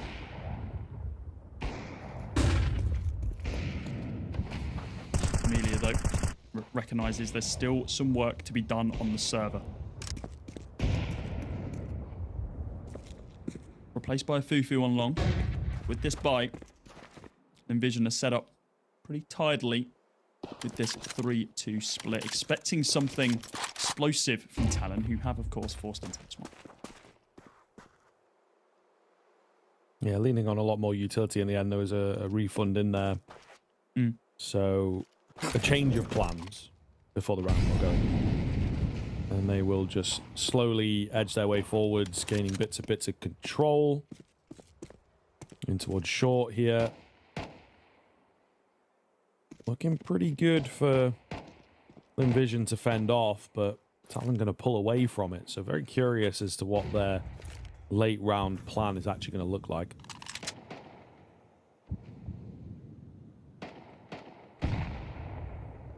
They're running that time down right now while just gaining information inside of mid, but the smoke popping inside of CT to be able to block off that sight line, and flashes going up from the CTs to be able to halt any form of aggression. Amelia tries to clear that smoke, but doesn't swing off the back of it. A Fufu finds Addict, and I think they believe that is enough to be able to call that this is going to be towards the A-bomb side, especially when Zaka picks up Azza as well. Three more faces swing on through from Catwalk, and MHL is ripping heads off of Zaka and Amelia as he believes these are the only two remaining players here. The rotates come out, Deagle's in tow, but a Fufu good for the flick to be able to take down Hazza, and a cheeky little Cookley spam there from a Westmelon to pick up MHL. Netic now in a 1v2 with no time available, has to save that M4, and no money goes into his pocket. Lynn Vision make it a 2-round gap, moving into round number 15.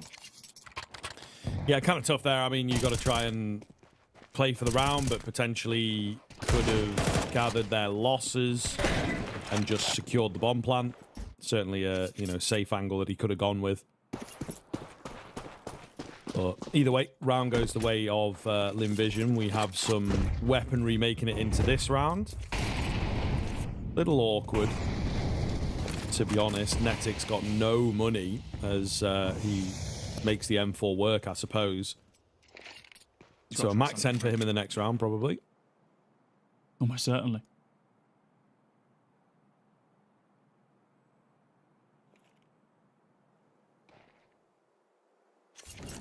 It seems the place to play. Molly on the soft corner. Just to see if anyone wants to push on through. Communication there. You see Amelia talking to the rest of the team. Heard that the Molotov did indeed do some damage to Netic. I know at least one's hit. Crossfire being held here by Westmelon. He's going to be the peeking face, but Netic looks for the tap and isn't going to be good for it. It's just 2 bullets needed from Westmelon to be able to take him down and to halt this aggression for the time being as we move on to 50 seconds in the round. Amelia taken down 1, 2, 3, and Azza with the trade might be too little too late as the 2-man squad of Westmelon and Amelia do all of the work. It's a 9th round here for Lynn Vision. They're looking to close this one out. A quick 2-0 Scriv. They've got the momentum to do so now, but it is a full buy from TALON. Have they got it in them? Yeah, we are indeed about to find out. I suppose this is where we look to, you know, the more experienced players on this team. Those of Hazza, who still is very, very young, but it is, of course, Azza that we're really leaning on. Big nade damage done to MHL. They're going to go charging forwards. Oh my goodness, Nice. so much for flying. However, Zaka at mid has managed to find 2. So yes, they'll get the site. Yes, they'll get the bomb down, but it has cost them almost everything to make this happen. The retake, very much doable. They've got a decent amount of utility, just sort of trying to line things up a little bit here, work it out.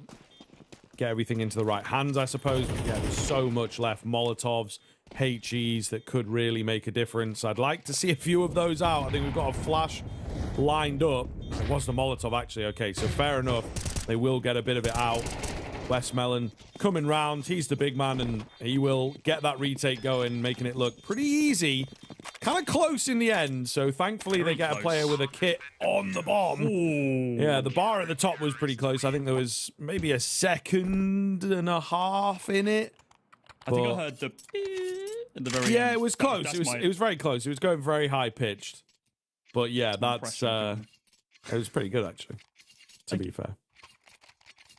Cody, Yeah, it's a little closer than you would like though, Lynn Vision. I think needed someone on that bomb slightly earlier. This was rough inside of mid, by the way. I mean, there should have been a lot more offense there from TALON. The fact that the smoke leaves like this dramatic of a gap and Zach is able to abuse it. Speaking about abusing it, completely blind. Goodbye, addict. Get the hell out of my round. Shoots him down. Amelia inside of mid, trying to do some damage onto Hazard as well, but not to be the case. We're at level peggings once again in the 4 versus 4, but TALON are running. I 10 it away from long. This is still tough though. I mean, they do even up the numbers. They've got no utility for me to work with, and I think that's a big issue for TALON. Their T sides look weak. They are lacking some of the default and the scale into the round, right? Lynn Vision are also a team that I think don't use it very much. Flying with a 2-piece. May well have just decided this one, but Lynn Vision, they do have it in them. They just don't lean on it all that much. It does feel like TALON are just without it, you know, don't really have a lot to their game right now. Zaka finishes things off. It's just too easy. There's nothing flashy to it. They walk straight into his crosshair. All he's got to do is left click. And he's pretty good at that by now. 11-6 as Lynn Vision looking to put TALON to bed. Only through a few rounds away from doing it as well.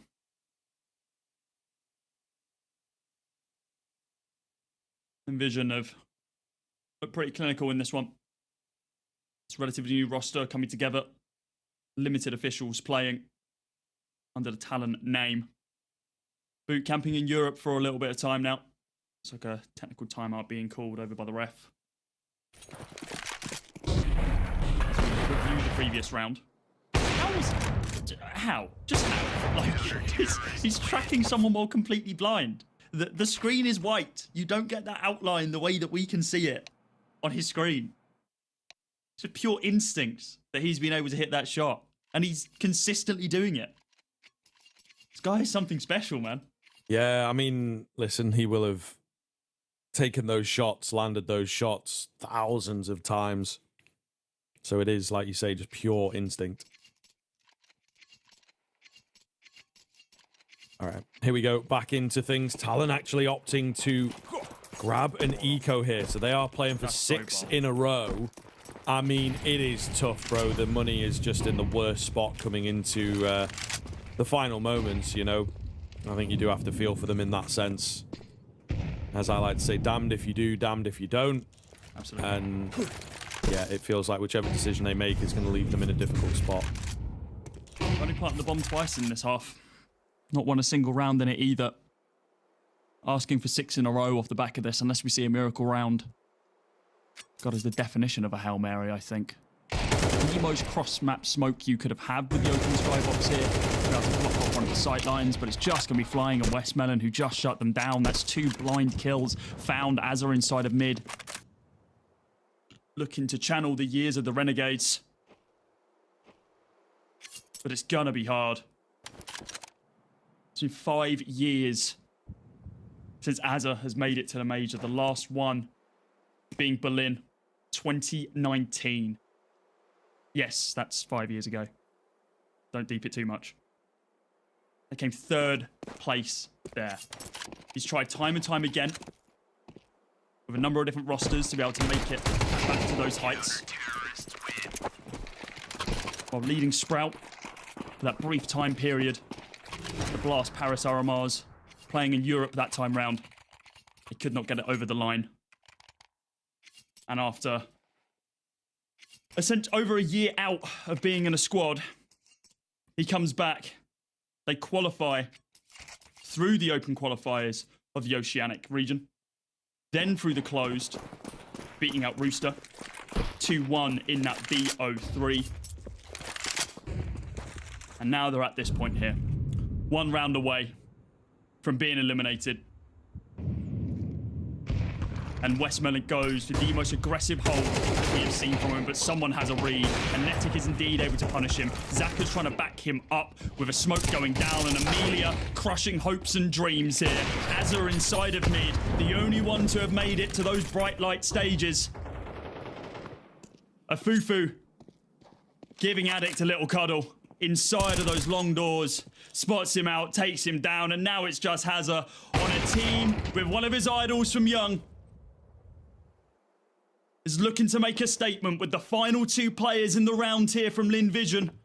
A Flying and a Fufu, the 2 latest additions, the ones we've had question marks about, who have stepped up to the plate in these final few games, and now they do it. A Fufu finds that final kill, and we get our Copenhagen replay in the lower bracket grand final. A slight adjustment in the roster for Lynn Vision, but the ex-Greyhounds guys for FlyQuest are still there, ready and waiting to ensure that lightning does not strike twice.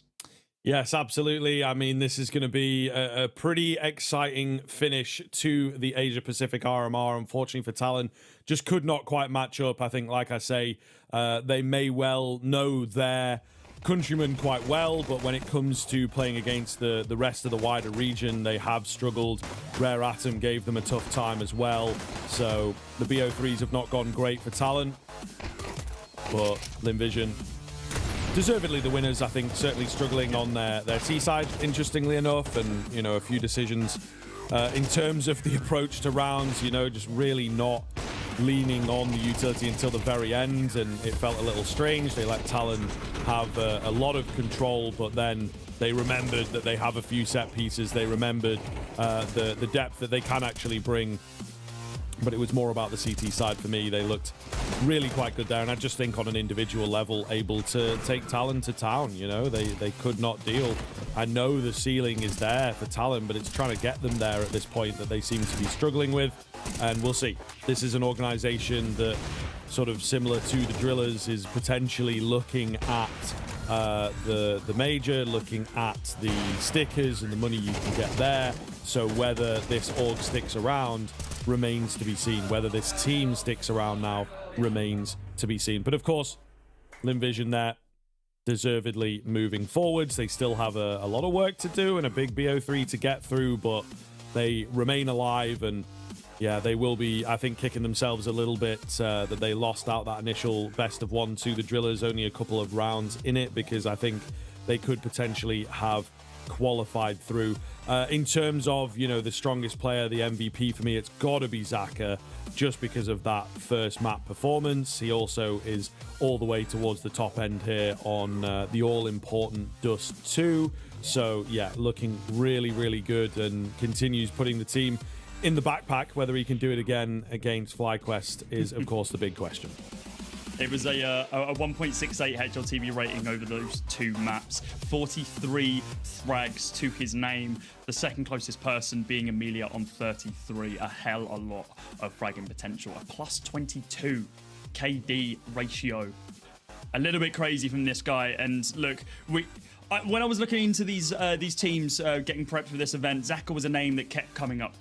You watch some of their games, you're like, damn, this guy's pretty good. And then you cast some of the games, you think, damn, yeah, no, this guy's sick. Like, this guy's kind of crazy. And you can see that he can very much just put them in a bit of the backpack and carry them across the finish line. Now, one thing I do want to mention is that we have mentioned it a couple of times on stream. I know Yumi and T have as well, about that upper bracket best of 1, which would have been played against the MongolZ and Rare Atom.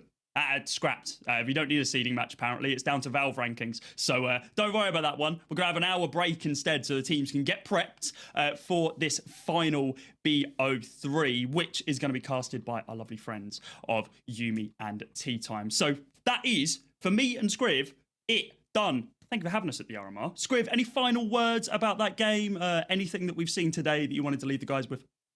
Yeah, I mean, just an absolute pleasure to be a part of it. The FlyQuest Drillers game was brilliant. You know, probably one of the best games of Counter-Strike that ancient that I have cast, and the absolute stakes, the absolute madness of it was a pleasure. And it does continue. You know, the game carries on. I think that's the sort of beauty of it, is that yes, we have that close map and we have this story and the excitement, but unfortunately, you have to keep going. You have to keep pushing, and that is competition. And I think that it's the thing that esports delivers, is just where we're at the moment. The competition is so high, it's so rife, and it is kind of never ending. So yeah, everybody getting a bit of taste of that, the highs and the lows, and indeed TALON, I think the last of the teams to get the harsh lows. We'll see. It depends how this next series goes, though, of course. Both of them chomping at the bit to get away with it. I'm maybe leaning in favor of FlyQuest, but Lynn Vision, man, there's always a little bit of extra that they bring to these games. You got to make sure that FlyQuest still have something left in the tank after they left it all on the server in that BO3 against Drillers earlier on. If you didn't watch it, you missed a banger of a best of 3. Make sure you watch the VOD, please, because you are going to love it. But as I mentioned, we have our rematch from the Copenhagen Major Asian RMR's lower bracket grand final. It was Lynn Vision versus Greyhound. Greyhound dying, falling away, and now becoming FlyQuest. And now with Lynn Vision, they're looking to make it happen again. It went to all 3 maps when they had Starry and G. Can Afufu and Flying step up to the plate and make it another major in a row for Lynn Vision? Only time will tell. Thanks for joining us, guys. Grab yourself a drink, grab yourself a snack. Yumi and Tea Time will be back for our final BO3 of the day soon. See you.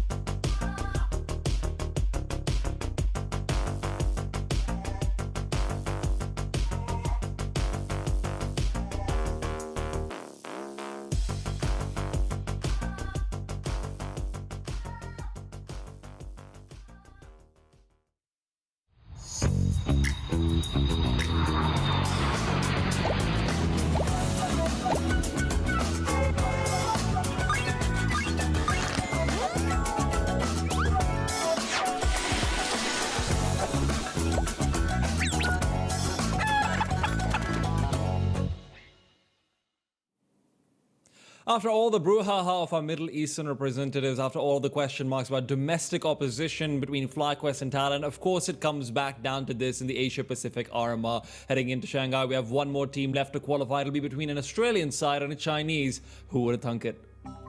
Yeah, and it's a rematch from what we had at the Copenhagen Major, where, you know, we were looking at the final slot to qualify, and it's Lynn Vision that ended up taking it against this exact same core of players, the exact same 5 that FlyQuest now field to try and get that same opportunity again. So I imagine there'll be a bit of a chip on their shoulders, some revenge may be necessary, not only for the fact that they were denied the opportunity at Copenhagen, but also because they beat their fellow OS boys in their previous round. Lynn Vision were pretty unrelenting in that series, and I imagine FlyQuest want to teach this Chinese squad a lesson or two. And for two teams that are theoretically united in regionality, they only really face up against each other in these big international tournaments, right? It's always elimination, it feels like, be it in the Copenhagen Major RMR, be it at Pro League earlier on. And for FlyQuest, whose names have not changed other than the one behind their shirt, or rather in front of it in this case, formerly in the Greyhound banner, now is FlyQuest. They hope to make their major for this organization. Dexter has had a couple of great performances in the tournament, but I think overall it has just been a team effort. And when I say team effort, I mean a team of stars. Every single player on this lineup has stepped up. Yeah, in different moments, right? I think consistency-wise, you look at players like Inns, like Vexite, like Liaz as well, to find these huge rounds of multi-kills or impact, but it has come in different moments, different games where you'll see Alistair lock in, you'll have these big rounds from Dexter as well. I mean, that game against the Drillas that they played earlier today was extremely, stressful and all over the place, and it's probably not the look you'd want from a FlyQuest that we had ranked as our second seed coming into this tournament. They have the highest expectations, I imagine, of any of the teams that remain. Lynn Vision themselves are kind of amidst a rebuild and have pieces that haven't shown the capabilities to fight at this level, but they find themselves in a qualifying position and have beaten every opponent that they've had in front of them along the path as well, all courtesy of some great calling, but also an improvement in performance from flying, because Zacher is our one constant piece, but when you get these good calls, when you have flying showing up with a couple of these critical multi-kills as well, Zacher does have a couple of accomplices in this roster. The problem, though, is that it really does feel like we're seeing FlyQuest on the up and up, on the upswing of things, while we see Lynn Vision perhaps a bit more on the downswing. It feels like roles might be slightly reversed from what we had in the Copenhagen RMR. As we come over here now, it does feel like FlyQuest was expected to breeze through this RMR from the very beginning, and frankly, I don't even know if people thought Lynn Vision would make it this far, Michael. Yeah, no, I think of course, the preparation coming into this tournament for all the teams is certainly something that cannot be understated, and Lynn have definitely improved, as have FlyQuest as the tournament has progressed, but no surprises, there's not going to be a Mirage played, neither team wanting to play that. It's actually FlyQuest that go into a nuke that has, or rather, it's Lynn Vision that go into the nuke, and with FlyQuest picking up the Vertigo, we have an Anubis as a decider. I'm a bit surprised that Lynn have dove straight into that nuke when FlyQuest, sure, they've not had the most testing on that map in this tournament. But they've only really played against domestic opposition. I think once against Wildcard at ESL Challenger Atlanta as well. But for them, they must have identified something that they see as a potential vulnerability. I know Lynn Vision looked pretty solid on Nuke the last outing we got with them on that map, but it's maybe a little bit of a risk in the Veto for them.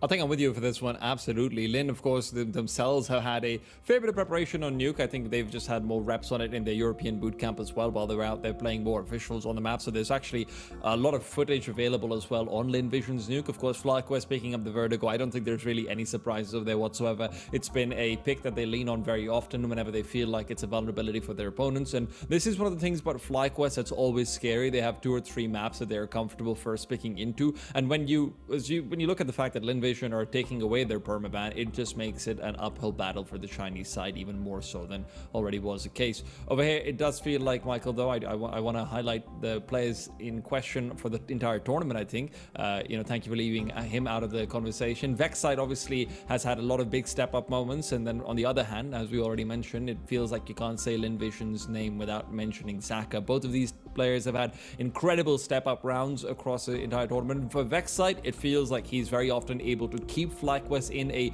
losing battle with some individual pop-offs, some clutches, and more importantly, some great defenses on Ancient earlier on, long enough to see the rest of his teammates step up. For Zaka, though, it's more a question of starting and closing things.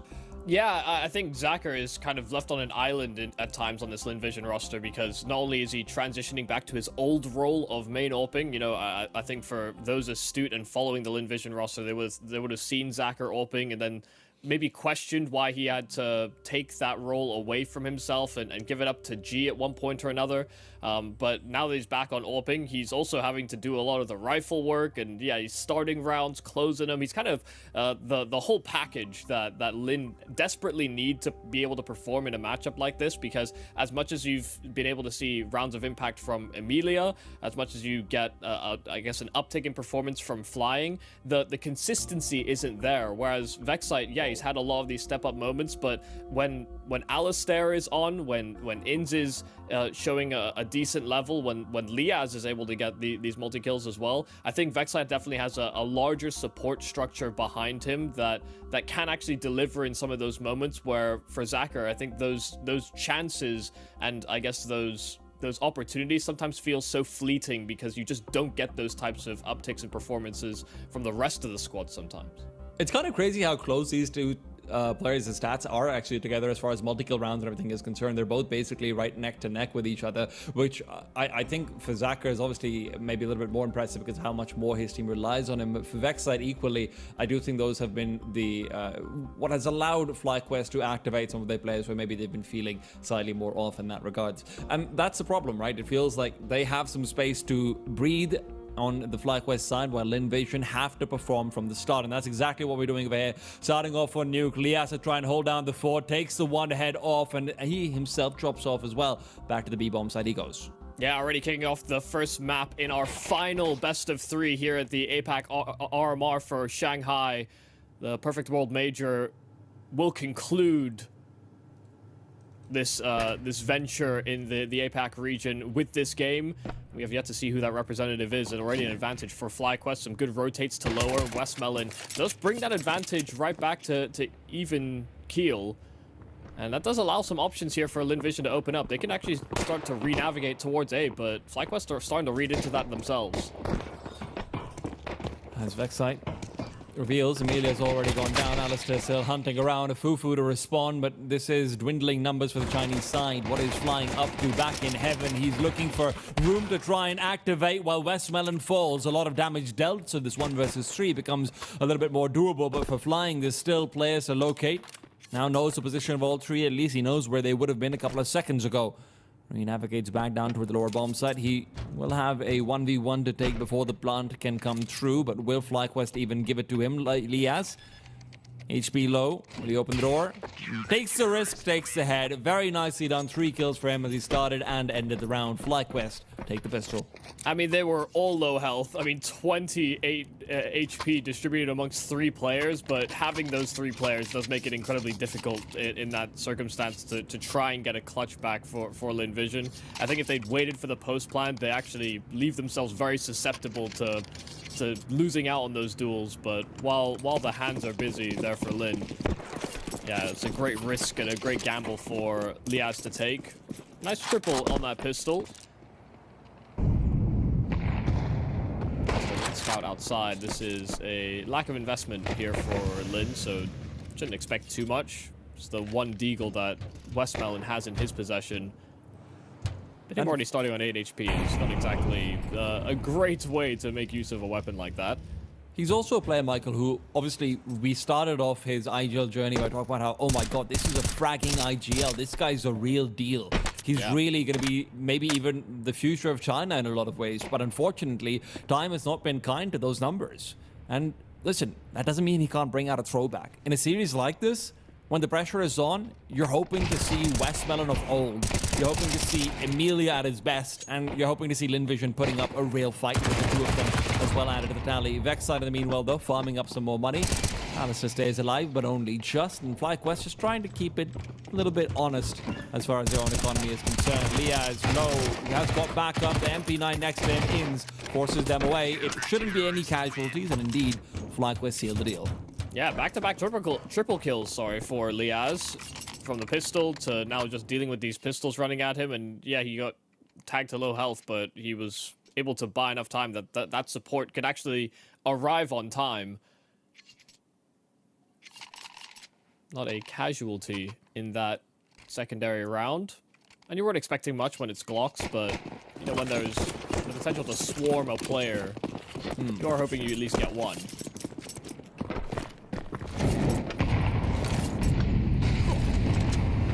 Investment round is fast here from Lynn Vision. Just a quick access towards this A bomb site actually being granted by FlyQuest. They didn't play anyone in the site itself, and when they saw that execute, they didn't decide to fight forward. Instinct gets taken down around the edge of a smoke, and Liaz gets caught aggressing around the backside of ramp. And just like that, I mean, two-man advantage post-plant here for Lynn Vision. I mean, FlyQuest could even just warrant a save here, given how quickly they lost this round. I think HLTV had an article not too long ago, very recently, where they talked about the easiest bomb sites to hold in Counter-Strike. I believe that the upper site of Nuke was ranked the absolute easiest to hold. And I think FlyQuest might have read that article, Michael. They said, it's so easy to hold, we're just not going to put anyone there. Let's put it to the test. Yeah, that's how that works, right? On a serious note, obviously, a gamble that FlyQuest take with their MP9s and the like. They do recover one of the M4s as they come out of that round, but it's not the end of the world. This is where their real buy should come into place, and this is where we get to see what their plan is.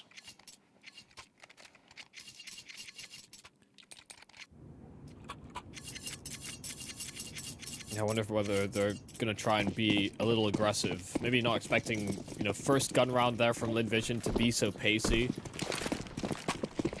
It's not unusual to see teams start in a slow default, then try and build up to outside smokes or something that sort of goes for map control. Very assertive from Lynn, and they're going to try for it in at ramp. Diaz, another double kill, but Zacher coming out through door, a multi-kill himself. Man advantage here attained by Lynn Vision, but Inns is able to equalize very quickly, dealing with that troublesome Zacher that lurked through that A-bomb site. There's a second lurk, though, and Flying is planting on the lower side.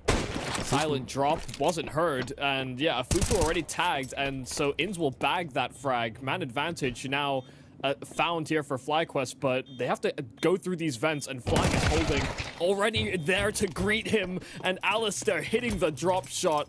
It is some nice fancy footwork from Alistair to get that tag, the info on that lurking player at A, but just a very big surprise. He comes away with that following kill. Third round here found by FlyQuest. They don't get caught by these up and down tricks by Lynn. Look, the silent jump is nice and all as well, but there must have been some crazy comms going on. Obviously, hard to hear that scoping sound, make no mistake about it, but Alistair did give that one away earlier on as well. Nicely done in terms of just patience of waiting for Inns to come through on the other side, but FlyQuest, it looked like Lynn Vision had that round in the bag when Alistair drops down. Very nicely executed in the 2v2. I mean, small things, right? But when they hear it's a lower side plant, Alistair could have just jumped onto Silo and kind of haphazardly run through to those vents. But he chose the silent route, and it does pay off. South point come. And right now, Dexter's the one getting them outside. Quick little kill in through the demolished smoke, and Inns is just trying to provide a little bit more interference. Then Vision's assault has pretty much ended. At this point, it's now just about looking around for those lurky frags. A Fufu's grenade hunts down Inns, but will not locate him. Inns ducks for cover, and will just be playing a bit more passively. They know they've got the big advantage. There's no reason to lose it. Because I knew they did damage to Inns, they might even think because of this smoke in the big garage that he could have been playing the other side of it. It's another pick here for Alistair. These two players that are low, but still controlling outside. Going to be too much to handle here for Lynn Vision. And there's not a lot of stopping power. Not a lot really to slink back into. I mean, a bit of space here for flying in at ramp. But Alistair's already holding the angle. Quick shot, but it's quick the other way. Alistair, a triple kill on that AWP. And Afufu gets nothing for his troubles too, so it's without casualty here by FlyQuest. Some nice quick shooting there from Alistair on that AWP, and this can also be some of the conversation we have around FlyQuest is whether or not Alistair gets off to a quick start or not, because we've seen games sometimes where, you know, he'll start accruing death after death with limited impact, yeah, or no impact. I think the ancient we saw earlier was actually a good reflection of that, but once he gets going, He doesn't stop. very rarely stops. And that's sometimes a conversation about all of this FlyQuest lineup. It feels like, you know, you always have one or two consistent pieces, but everyone else can slowly show up. The problem for Lynn Vision right now is, I wouldn't be surprised if FlyQuest are coming off riding a real high after that Drillas win. They are truly looking in their element right now. 3 out of the 4 rounds that they've won, they have not lost a single player, and it's reflected in their death scoreboard as well. 6 deaths is really not many, and neither is 7, which is what they're at, because my maths is bad and I got that wrong initially. Let's not talk about it. Dexter, though, is going to be given a chance to maybe even pad his stats. What's Vexite looking out for? Is he going to be able to see Westmelon creeping in, if that is the plan, into Vents, that is? I'm sticking down low, and Lynn Vision are asking for mistakes to be made, and FlyQuest are avoiding banana peels. They're not particularly fond of potassium, and they're not particularly fond of the leftover behind it either. Yeah, I thought Vexite was actually going to get caught off by the fact his gun model was hiding Westmelon's position, but as the smoke faded, took up the angle. It's a triple kill there for Vexite. As much as he does lose his life, his job was already accomplished. It's not quite a flawless round, but they are more than content with how simple that ended up being. A very defensible A-bomb site this time. HLTV confirmed. Yeah, it helps when they're on Glocks and no armor, huh? It's true. It is true. Lynn Vision right now are not going to be on Glocks anymore. I am curious to see whether or not Zaka prioritizes an AWP. Of course, he's not going to be left with much behind it to wield on his belt, but sometimes the belt should only be used to keep your pants up as you go for wild peak after wild peak. Zaka is certainly a player who is known to be able to pull those off. Yeah, it's. I think what also makes the curiosity for me, you know, I was very confused when I saw Lynn Vision pick into this map, because it's not something that FlyQuest have really demonstrated massive weaknesses on. You know, the map statistics for FlyQuest, especially because they've played some of these oceanic teams, is a bit inflated, but they seem to have pretty good cohesion from what I've been able to witness in those games, and sure, the level of competition is different, but the quick communication and the rotations, they will be fairly constant. I think the problem is also we're getting to see sort of like exploitation of Lynn's map pool, but more on that in a second. It really does come down to what Lynn have planned in this round. If you lose overhead, that would be catastrophic, and flying, discovering a push from Vexite is certainly helpful. Ramp room's been vacated, now soon to be replaced is going to be Liaz by Alistair. Starts to move back over with the AWP. If Lynn Vision want to enter the ramp room, they are sure to lose at least one, if not more. Meanwhile, watch out for Amelia. Down in the lower bomb site, or at least trying to get down to the lower bomb site. There's 2 players not too far away from him. If he can even just keep them in this position, force them to maintain these spots, will make it a little bit more difficult for FlyQuest. Liaz, position given up. Amelia shows himself off and now starts to back away.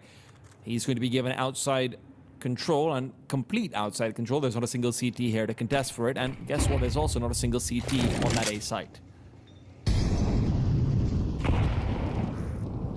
That's a good nade onto Amelia. I mean, down to 5 HP, but he will be able to keep himself alive. I mean, the rest of the squad here for Lynn are hooked up inside of lobby, so it's an A-side assault that they'd hope that Amelia could somehow link up with in some capacity. Dexter will be called to action, running around the edge of the site. It's Flying that tries, but Zacher also hits the deck. A double and a triple kill in from Dexter, the in-game leader, locking down this A-bomb site. And as a Fufu will try, 2 heads are collected, but 10 seconds has to be able to try and find ins or get access to that bomb and plant, and neither is going to be really within the realms of possibility. Not enough time to do both or either. And so that triple kill from Dexter will be more than enough to trump the final A-side assault that Lynn had planned. Dexter, buddy, can you stop using the A1 like it's an A4? You're not supposed to get 3 kills, one of them which is a nice double spray down. Look at this transfer. Keeps enough bullets in the weapon to go for another, even though he's missing the first few shots. That's kind of crazy. And that's what FlyQuest brings to the table, which is a lot of insanity as far as individuals are concerned, and fortified that up with the structure of a European influence that Dexter is supposed to be bringing. It is a scary lineup. That was supposed to be Lynn's big round. They played everything very well. They managed to keep attentions down to the low bomb site, but it's just scaling up onto A, which proves to be the test that they simply cannot pass. Yeah, and I wonder whether the fact that Vexite died so quickly was part of why Lynn thought that they could just attack that A site. And, you know, you'd certainly understand the reasoning. I mean, you have to deal with Dexter as the main defender on A, but then he goes and does that, so maybe you shouldn't test Dexter. I do think that push from Vexite was maybe a little too overzealous. If he's got a person behind him who can get triple kills, it's okay, I suppose. Dexter starts off strong, where he picked up from the previous round as well. Liaz continues to be a force to be reckoned with, and indeed, that's why. Another double kill with the M4, swaps out to the pistol. The sidearm gives FlyQuest that 7th. It is only 1 round on the board for Lynn Vision on their own map pick right now, and it doesn't look to be moving anytime soon. Liaz has had 9 kills in 3 rounds. That's his 3rd triple kill.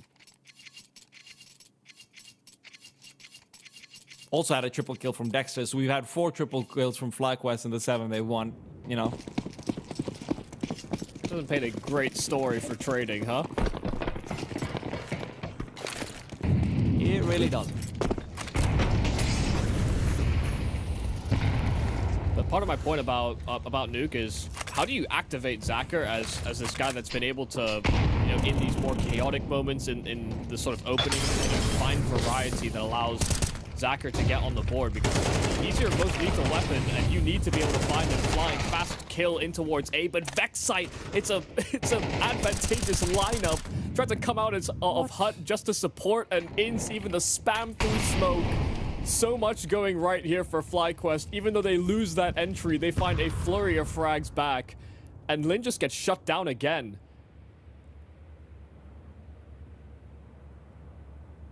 I don't know what you do if you're Lynn Vision at this point. Westmoreland's also just going to be taken out from the side. Alistair, yeah, that's not great. Alistair gives up his life, and now Westmoreland with the bomb picks up a second. Ins not too far behind, and he will be able to trade. It's triple kill number 4. But maybe not needed in this one. FlyQuest looked like they should have won the round earlier on. What is... We don't talk about it. But we should. I mean, that should just be a free kill every day there for Alistair. Just a little too much mouse action going on. Brother. Yeah, You have got to be kidding me. I mean, that is kind of ridiculous happenstance there for Vexite, but he'll take it. He even turns around and just smiles at Urcast like, do you see what I just did? Urcast is laughing in the background. He knows how many times this very same Lynn Vision core has brought him down when he was flying the banners of NKT above him. Yeah, I mean, trying to in-game lead on this, on that NKT roster, play against a Lynn that were hard to read and, you know, so sporadic. It's a very different Lynn Vision, of course, now. But I imagine Urcast must have been cracking jokes or something, because they couldn't stop looking at him and smiling. Have you seen him? I can't stop looking at him and smiling either.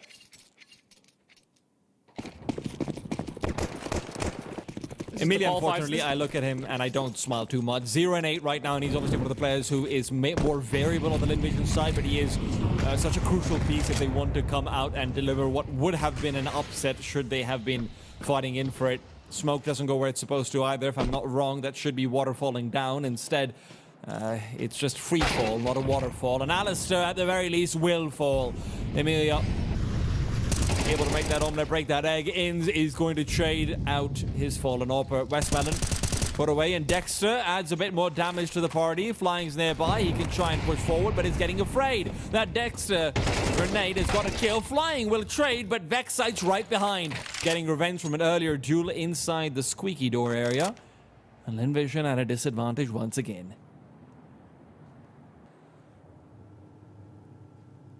Hacker has to be able to get something from this attempted lurk. This wrap to heaven. He's clearing the angles, but Liaz has been on a heater. Wherever they've gone, if they've challenged Liaz, he has been good for his kills. 1 at a minimum, 3 at a max. And we get 1 kill out of Emilia at the start of this round, after you call him out for starting 0-8. But his 1 kill may be inconsequential. Listen, it's one of few on the Lynn Vision side. Don't call it that. Don't take away what little they're finding. Time's running down low. Feet are spotted, and information was given away anyways. Emilia saving over here. Yes, he is. Dire sight. And that's not even going to be permitted. Vexite gets a clean execution from up top of the CT side push-up. Nice little T-roof action.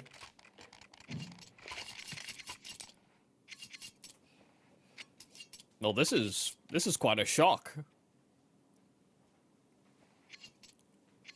I was expecting more fight out of Lynn, and they did play a best of 3 before this, but they handled TALON pretty well. Yeah, I'm with you. TALON, of course, being the team that knocked FlyQuest down into the lower bracket in our opening best of 1s. Well, listen, right now, Lynn Vision have 1 home. It comes in the hands of Tech9's. Dexter takes down 1, but traded away. It feels like it's the first advantage on this upper side that we've truly been able to see, but even that is quickly brought back. A missed shot from Alistair and a Molotov to dissuade the push forward. The bomb is planted. Are there weapons to be recovered? Unless Dexter has fell down on Mustang, which would be incredibly unlucky. There should be some. They're not trying to go back and look for them, though. Lynn Vision, eyes on the prize. You know, positions are more important than anything else. And FlyQuest, well, they're going to be able to bring it back down to a 2 versus 1. Emilia dodging bullets, gets the first, rounds the corner, shadow spotted, Liaz ready, but the time's not in his favor. He needs to accelerate, and Emilia just playing dodge ball as he turns around and fires right back into Liaz's head. Second round found for Lynn Vision. If they get to 3, maybe we can spell out hope. I mean, a bit of wiggle room. That's all they really need now. I mean, they're already facing and staring down the barrel of a very convincing half from the Aussies. And this time, Emilia is able to have some impact that does lead to a round win.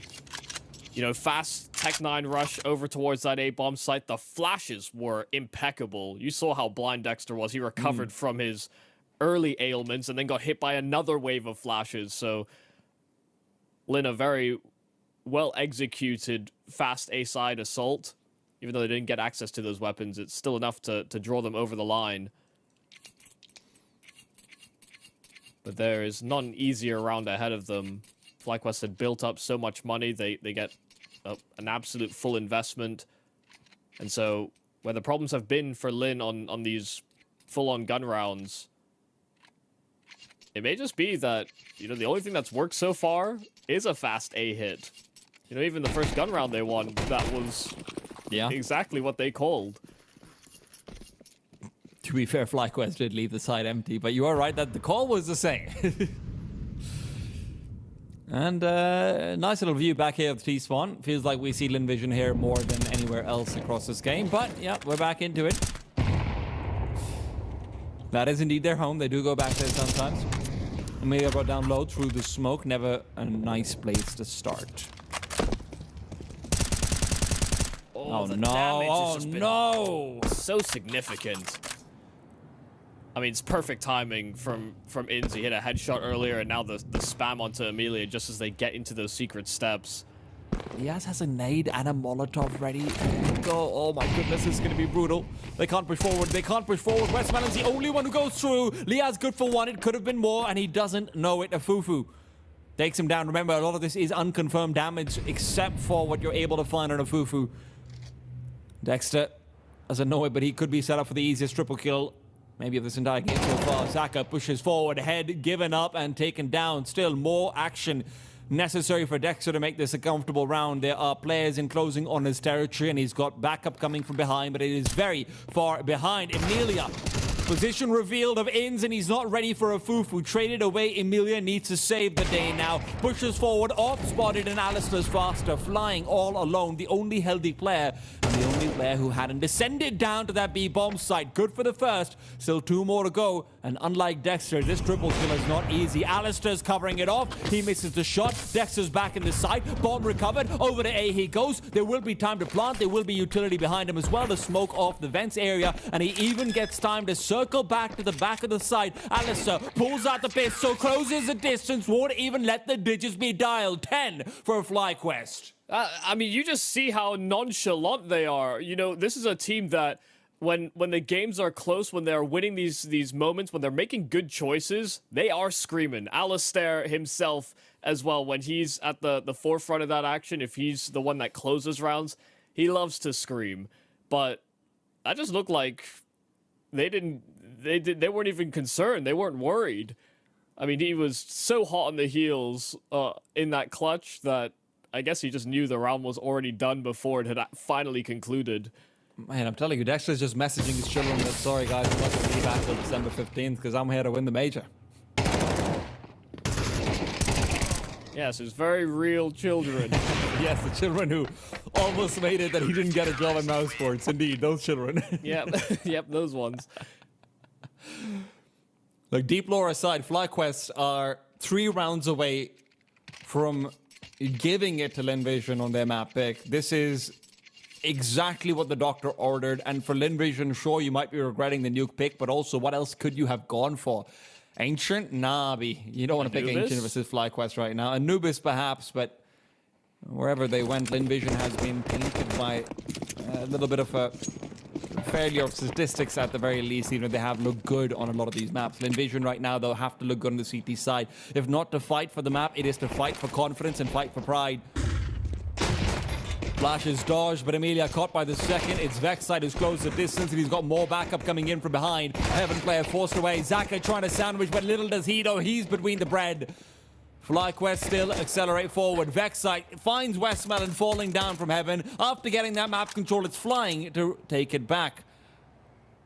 Fly can still continue to threaten, but he is taking safe harbor inside the secret stairs instead.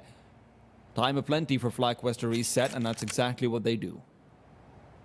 This is not exactly ideal here for FlyQuest. I mean, they did exactly what they wanted to. They wanted to scare that Heaven player off, and they succeeded. Westmelon dropped. He took a hard landing as well, so some extra damage done to him. I think they wanted to reset and maybe even think about, you know, walking through ramp or making their way back down to secret, but the fact that Flying has that presence towards the lower side of the map, it will force FlyQuest up. Thing is, Lynn were also kind of anticipating this route being taken, and so they clear out ramp, and they're fast on that Heaven flank. Thing is, Inns is still cutting that rotate.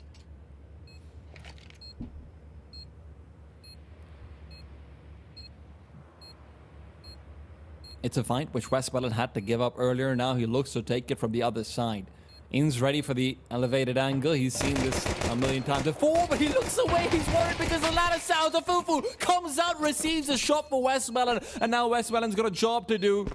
He's got a site to recover, but he doesn't have time to do it. Alistair coming in from behind, plays with the idea of getting the knife out, but decides it's too important right now to just finish things off. 11-2. Lynn Vision lose the pistol round, and with that, maybe their last hope.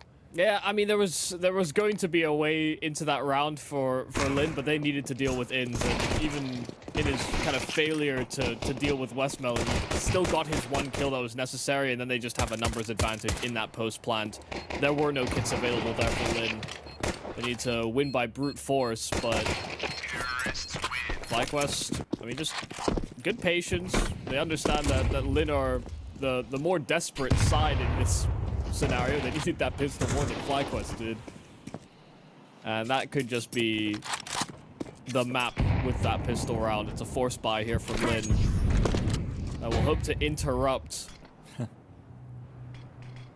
It's a lot of hoping. Yeah.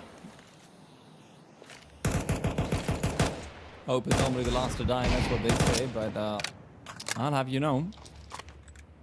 Maybe for Nuke, it might have died already.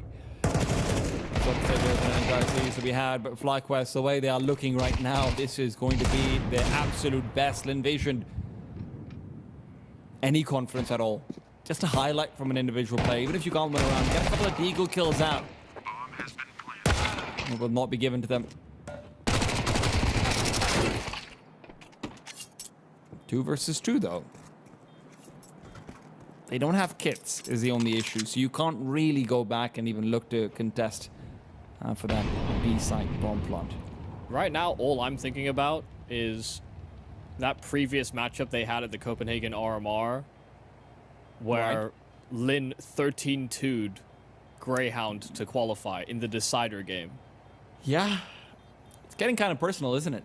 And now we have the opening map in a qualification game where FlyQuest are currently on track to deliver an identical scoreline right back to them.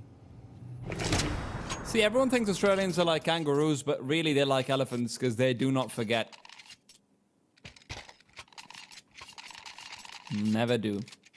One of the few animals that I don't even think is native to Australia. Feels like everything else is. What, the elephant? Yeah. Yeah. Well, not native to many places, actually. Australia's got kangaroos, they've got spiders, they've got so many things, but right now they've got 5 animals on the server. FlyQuest looking to close out in the enemy's map pick up, having conceded only 2 rounds, and Envision heads already rolling. If this was a revenge arc, Michael, I think FlyQuest fans will be mighty pleased with how it's going.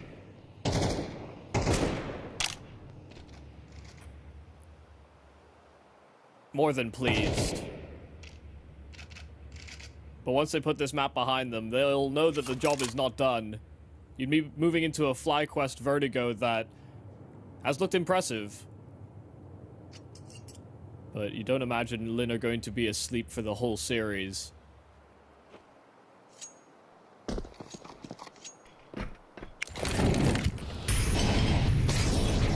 All their eyes here are FlyQuest. They get an opening pick, but they still play a slow roll and execute. A Fufu trying to run down a player at door with the SMG, and it's Amelia around the smoke that will also lose his head. Not a single player falling as of yet here for FlyQuest. On that low health, finally finished off by Zacher, but he's flanked out, and he does it just in time. In fact, Zacher, he's found 4 in this round, and he tried to pull off heroics, but it's the opposing Alper that will do him in. It was a flash of brilliance there from Zacher, but far too late. It is a 13-2 scoreline. FlyQuest get revenge versus Lynn and open off this best of 3 with a bang. They look like they just got doing the dishes right now as well. The casual attitude of FlyQuest was not reflected in the server at all. They were making sure there were no mistakes made, and that's the problem. There were very few mistakes made. Be it multi-kills from, name anyone you want on this team, be it flawless rounds, be it crazy retakes coming into the A-bomb side a couple of times as well. FlyQuest had it all going out towards them. I don't know what Lynn Vision need to do to stop this monstrous performance that every single one of them are providing. Yeah, I do just think that, Lynn, when it came to the shooting department, I think it's also part of the reason I was questioning the Nuke pick is that you need a lot of your pieces to perform on a map like Nuke, and that's exactly what FlyQuest had. Their independent spots, they were getting these multi-kills, they were able to search kind of independently, even when we saw just a minor glimpse at that T side. They had better consistency in finding those opening picks or just working their own sector of the map to find those kills. Whereas for Lynn, it was a little bit static. It was stagnant. Even Zacher wasn't really asserting himself as much, and when he was trying to take those fights, he was just getting ripped to shreds. So I think a little bit frozen, or maybe in fear, or Lynn Vision coming into this first map in the series. You can only hope that they come to that realization that their road to the Shanghai Major could be cut to a very swift end if they don't deliver the goods on that second map in the series. Look, Lynn Vision are going to be at the Shanghai Major one way or another, but they just didn't want to be audience members. They wanted to be playing there, and right now it feels like there might be audience in the games they're even participating in right now.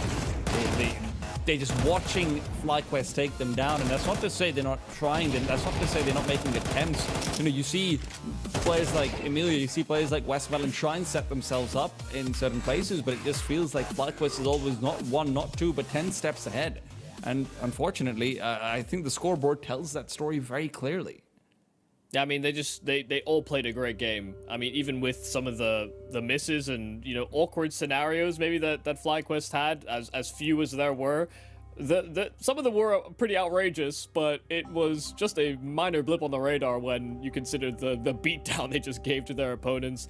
Like we've been sort of noting, no grandiose reactions from FlyQuest in the rounds that they were winning, even if it came down to 1 or 2 players surviving. They were pretty nonchalant about the whole thing, and so that confidence, the fact that they are all business, they want to make sure that they close out this series.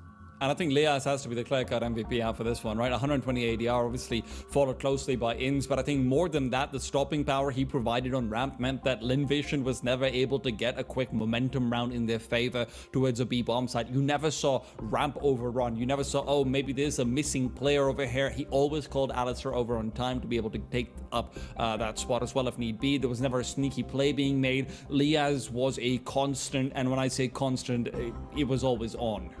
Yeah, no, I definitely agree. And to be honest, in this RMR campaign, I'd actually say Lias has probably been the most impressive player. You know, plays a lot of tough positions, some anchor spots where, you know, you may be expecting, and, you know, traditionally he'd get his 1 kill and then maybe get traded. He's found many a multi-kill throughout this RMR, and so, you know, given his tough positions, it doesn't always reflect in the statistics that he's doing as well as he is, but because of the difficulty of those spots, he's definitely outperforming the expectation, and that's definitely helping the FlyQuest side as well.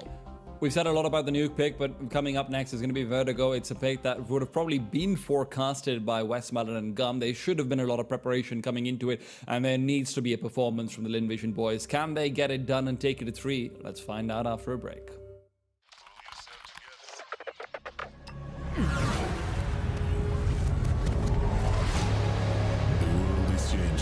Quickly. Declare. Shoot it.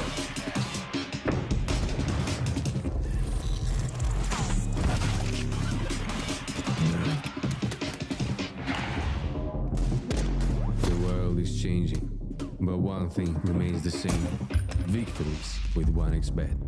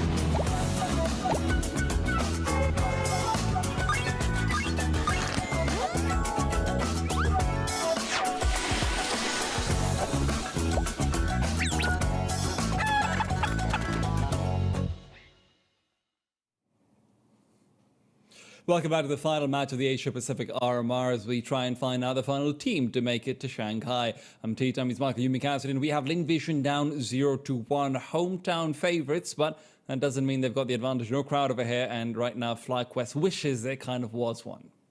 Yeah, and some brutal revenge being given up by the Australian boys. I mean, a 13-2 deliverance on the pick of Lynn Vision in that. I was not expecting it to be a complete blowout in that manner. You didn't get those massive moments from Zacher until the very end where it's like miraculous and he gets a 4K out of basically a dead round. And I just feel like there was a lot of missing bite to this Lynn Vision roster when we saw them on that T side. Now we move into a Vertigo, which has become a bit of a pocket pick for teams that are looking to take that next step up. A lot of teams are avoiding it in the Tier 1 circuit right now. At the moment, you know, FlyQuest are kind of on that journey. They've played some teams that are grinding it quite consistently in that Tier 2 space, and they have beaten them. So for them, this is a map that they are gaining a lot of confidence in, and even though they've, I think, sustained some losses as well on that map, they've definitely grown, I think, from the iteration to iteration, from every outing we get. It is now going to be a very steep uphill climb for Lynn to come back into this series. I mean, for FlyQuest, Vertigo has become this ace up their sleeves that they're hoping to take forward into the major itself, not just the RMR. It's one of the maps that really helped them out in their Atlanta campaign. And over here, if Lynn want to show up, then I'm not putting the spotlight on Zacher. I'm going to be putting the spotlight on Westmelon. Historically speaking, this is the guy you want to activate between him and Amelia to actually show up on Vertigo if you want this team to perform well. If Westmelon can't get up to his shenanigans, if he can't abuse mid, if he can't, you know, maybe even get some of those old school lurks that he used to go on, this is going to be a one-sided affair. Sure, Zacher, hopefully he shows up, and I think he will. That's not to say he's not an important piece, but the difference maker should not be him on paper. No, it absolutely shouldn't. And as much as we want him to I guess return to that level of form, there is questions to be had about what Lynn Vision have been able to do post their last appearance at the major. You know, they lose out on two of their star players. They bring in fresher talent in a sense, but less proven on this kind of a stage where it took them many years to get to major LAN events or international LAN event opportunities to build up some of that experience on your players. It may just be that, you know, down the road that these players and this roster can work, but the core of this team has changed enough so from, you know, it's not just about the players they lost. It's also about the transition to new roles and new responsibilities, even for Westmelon himself, which I think has been a big contributing factor as to why he's had to take a bit of a back seat in these rounds and isn't as assertive. He's not, you know, sliding in for cute lurks. He's not even really attempting entries as heavily anymore either. And so I think the entire ethos or the way that they try to approach the game has shifted quite dramatically, and it's unproven at this kind of a stage. And we have to remember who Westmelon was for Lynn Vision once upon a time. Westmelon was a Jam Young counterpart. Westmelon was the propellant for this team. Westmelon was the guy who you saw and you thought, well, this guy's going to be getting 30 frags. Let's find out what everyone else is going to do later on. But can he be that man over here on Vertigo? Let's wait and find out, because for FlyQuest, they've got plenty of people who can show up with that big 30. Amelia faces into all of them. That's a hello. That's a welcome to Vertigo. Quick 5-man peek out from the Glock. Straight it away. Yes, Westmelon, early activation. Good to see, but a smoke to segment him off. Ins and Alistair hoping to try and climb up yellow. See what they can do about the information they have. I love the smokes that they've decided to use as well. They just use it as an entire wall, and they get access to Heaven. They plant for that Heaven rotate, in which Lynn had heavily committed to Elevator, and so they're sectioned off, and this plant is not for them. FlyQuest have great positions for this. A Fufu. immediately pushed up as well. That allows Ins and Alistair to close distance. Lia's the one to actually get the kill, while Vexite just keeps him at bay. Lia's traded, but the CT still without a route to get back onto the bomb site. Alistair staying alive with the dualies as well makes it even more hectic if they want to scale up. A Fufu low was never going to be the one to do it, and again a speedy beginning for Alistair is never a good story for Lynn Vision. But that was a beautiful call. I mean, just from the start of the round, the 5 commit all wide swing ramp to punish this initial peak for Amelia, but then also the 2 smokes that just block off the site. Lynn had no access points. They didn't want to take that count and take that risk. They knew that FlyQuest were running up that ramp, but they were hoping that there could have been a mistake made. I mean, it's just... That looked like a practice kind of round from FlyQuest where they had all the most line position they could ask for.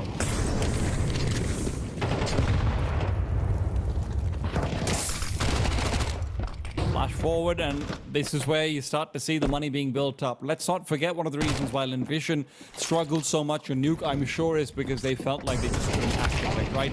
A couple of those rounds on Nuke where FlyQuest walk away completely unhurt, completely flawless. That's not helping in flying. Well, he's making sure that it won't be flawless at the very least.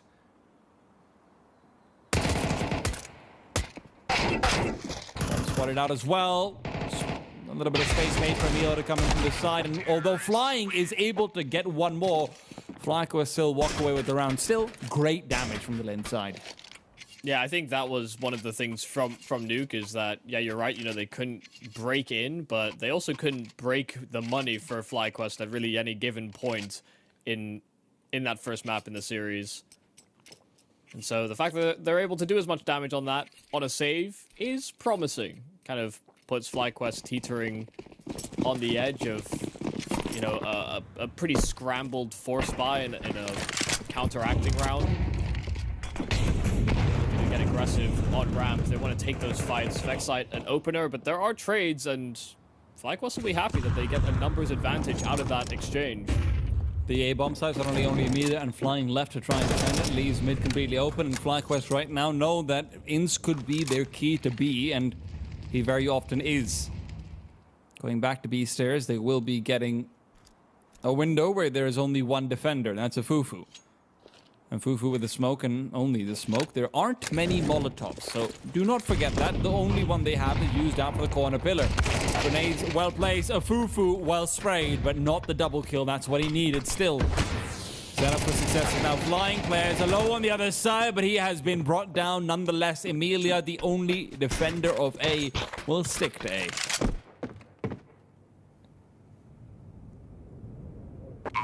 Just again, nice simple work there from FlyQuest. You know, they bring themselves back to B.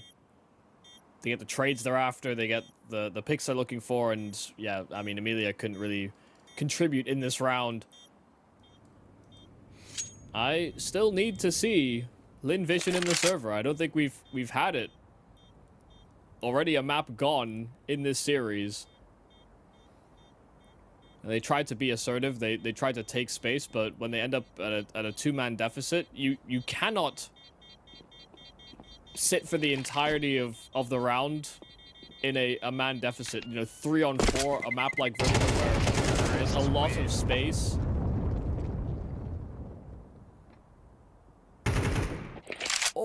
Oh my god, Dexter was lining up the spam from a... He actually almost had him. I didn't even know you can do that, so... Yeah, that bluebird is very permeable. Dexter was thinking about it. If he had an extra half second, he may have been able to take this AK out of Emilia's hands.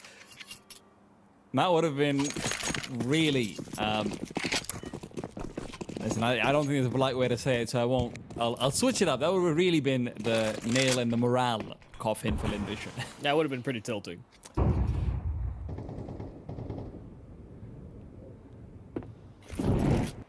Hero AK for Emilia, obviously saved up, like we mentioned. He is waiting out towards the B-bomb site.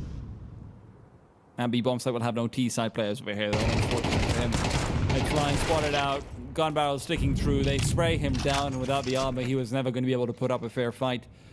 And even less so when there's 3 players on the other side. He does well to deal the damage he can. Albeit what comes off of it will be not very much unless Emilia gets involved. He'll be given the chance to. They are coming back to B. Alistair is low. There is an extra body to throw at them. That's Zaka, who wants to make first contact. Information's been given over. Flashes shouldn't be catching you out over here, Emilia. If you were ever going to be a hero, put your costume on, get your cape out. Zaka's got a quick kill as well, recovers the AK, and suddenly they start to sweat. FlyQuest, Alistair is low, never forget that. A smoke reveals Inz's position. And the CT's re-navigating back. They only have to deal with the big bad himself. It's Inz, the highest performing fragger for FlyQuest this tournament, and he continues to be just that. A Fufu taken down, Emilia behind the smoke. He's the one with armor, Zaka without. But time is going away. Zaka only needed the one. If Dexter falls, Alistair would be close behind. Instead, it's slim margins, and Emilia called to action again. A flash keeps him away. He re-navigates back to the elevator.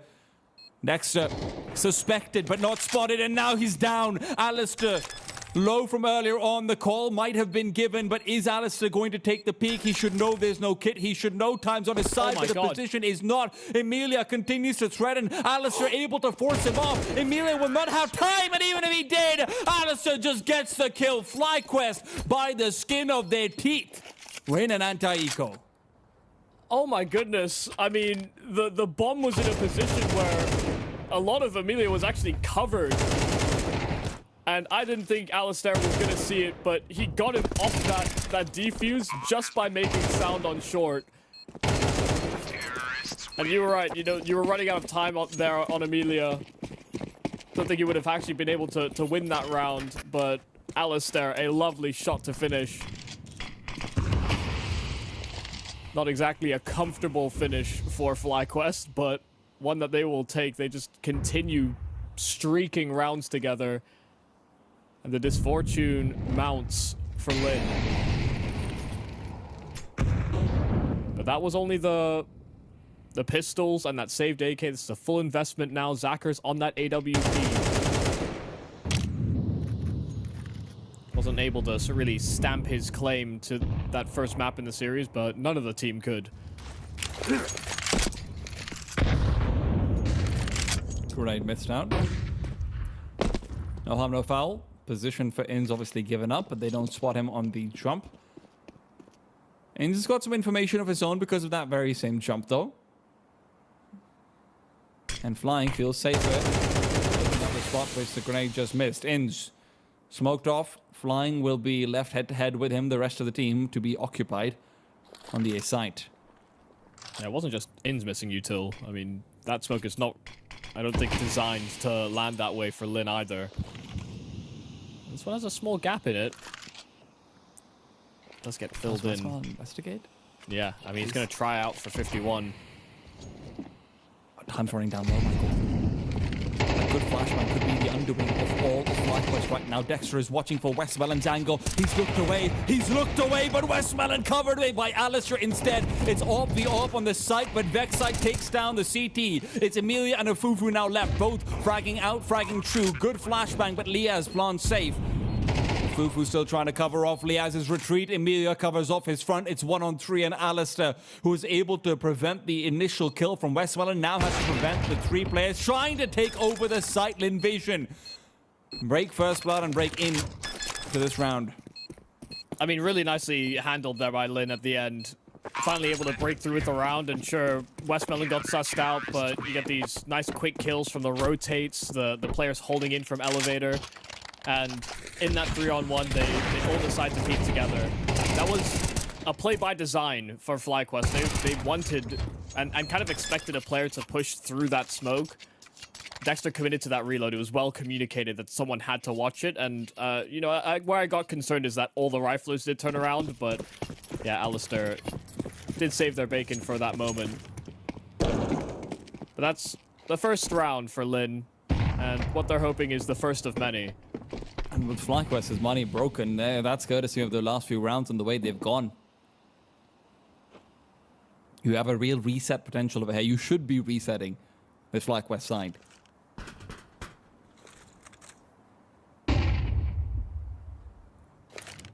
No round is ever guaranteed in Counter-Strike. Especially not with Tech 9s and Mac 10s on the other side. And a map very conducive to rushes.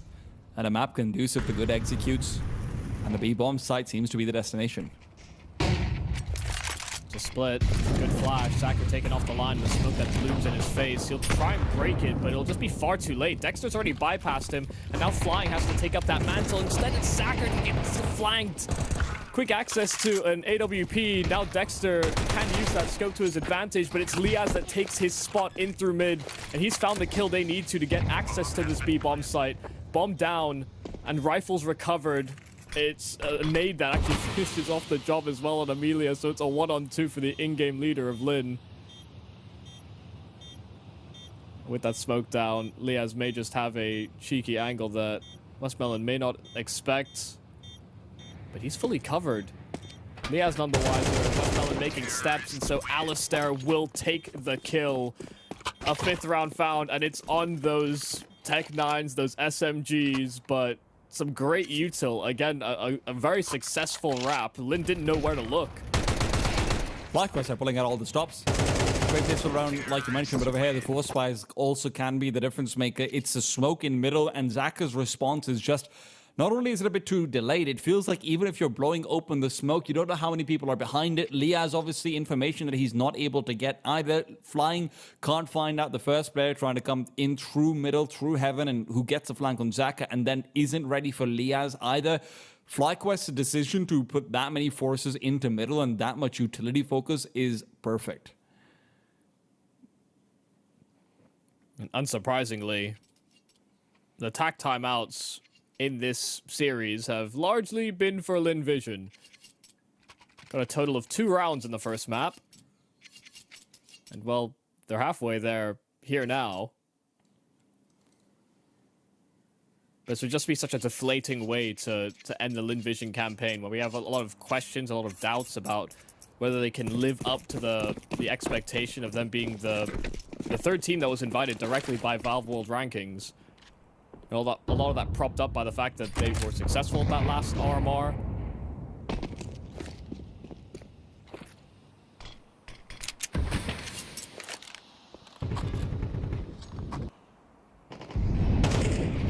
It's not like they don't play enough domestic Counter-Strike. When we see them in the Asian League, they actually do still quite well. It's just not as convincing. We don't see the star power as frequently from the rest of the roster. Doesn't feel as threatening, even if they are still winning games.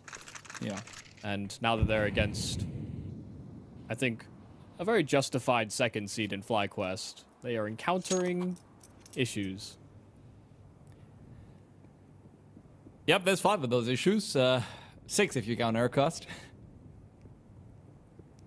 Yeah, he's not even had to really talk to the boys. He's just cracking jokes Sure while Lynn are calling timeouts. He had the best knock-knock joke you've ever heard. Knock, knock. Who's there? Not Lynn Vision, because they're about to be sent home. Well, That's Aircast's joke, not mine. Okay? Incendiary. Flashbang. And Ings is already on the bomb side. Amelia takes down Dexter. His body's traded as Vexite will respawn, but Westmelon unable to trace through the smoke with his deagle. Fufu gets another one, and suddenly things are getting a little bit scarier. 10 seconds are all that's left. Alistair, great flick, but it won't matter. Flying comes in from the side, and Lynn Vision do not appreciate Urkas's jokes. It's your joke. It's definitely your joke. And yeah, I was not expecting Lynn to be able to make that work. I mean, they came in with limited resources. They didn't have full weaponry across the board, but this slow grinding, sort of staggered execute there from FlyQuest just gets met with some solid kills in defense of that A-bomb site. I mean, Lynn had the numbers in preparation by the time that FlyQuest do start making actual progress onto the site itself. And maybe too many members, too many men for FlyQuest to deal with. But they're trying to throw in some variety. I think the problem they find now is that because they won the last round off of, you know, Tech 9s and SMGs. It's not like they had a lot left in the coffers. Also didn't win it with a lot of rifles saved or anything like that, right? Normally when you see a force weapon, you're thinking, yeah, that's good for propping up your money a little bit. Obviously, it doesn't help as much when your loss bonus was 4 to start with as well. Well, the force buy doesn't really prop up your money. It's like a half buy that does a lot. I mean, if you can just take a lot of rifles forward from it, you don't have to buy a rifle in there. Sure, yeah. I mean, it's basically you come out of it like a full gun round. I get you. Yeah.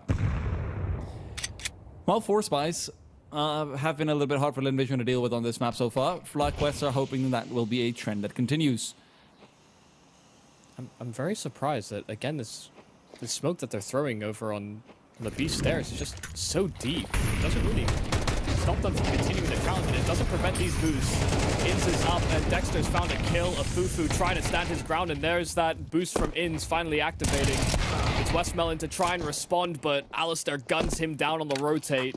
The man advantage found, and as much as Amelia will try and get some access back, the spam is good onto Alistair. They don't have offensive utility to really prevent this plant. They just want to save this AWP. They know they're that extra man down, and they still don't know where one of these members is on FlyQuest. This can't keep happening. It is another force buy win for the Aussies. And every single time it comes at a place where they should have had their money reset.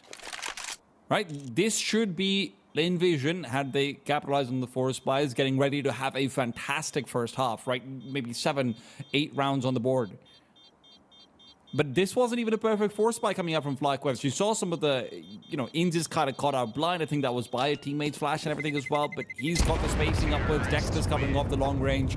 Finds the first player on the side. Both players, funnily enough, for Lynn Vision, while Inns started to climb up, were, I think, caught switching weapons away from utility as well. So the timing from FlyQuest was just perfect. I'm sure we can see it over here, yeah. And because Inns, even though he's blind, is sitting in that corner, Dexter gets those free lines of fire. Yeah, Lynn Vision just ripped apart, and sure, they'll have a buy in the round immediately after. There is that small solace. But you're now down 2 to 6. Well, I'm not crazy, right? Like, that smoke that they're throwing on B is bad.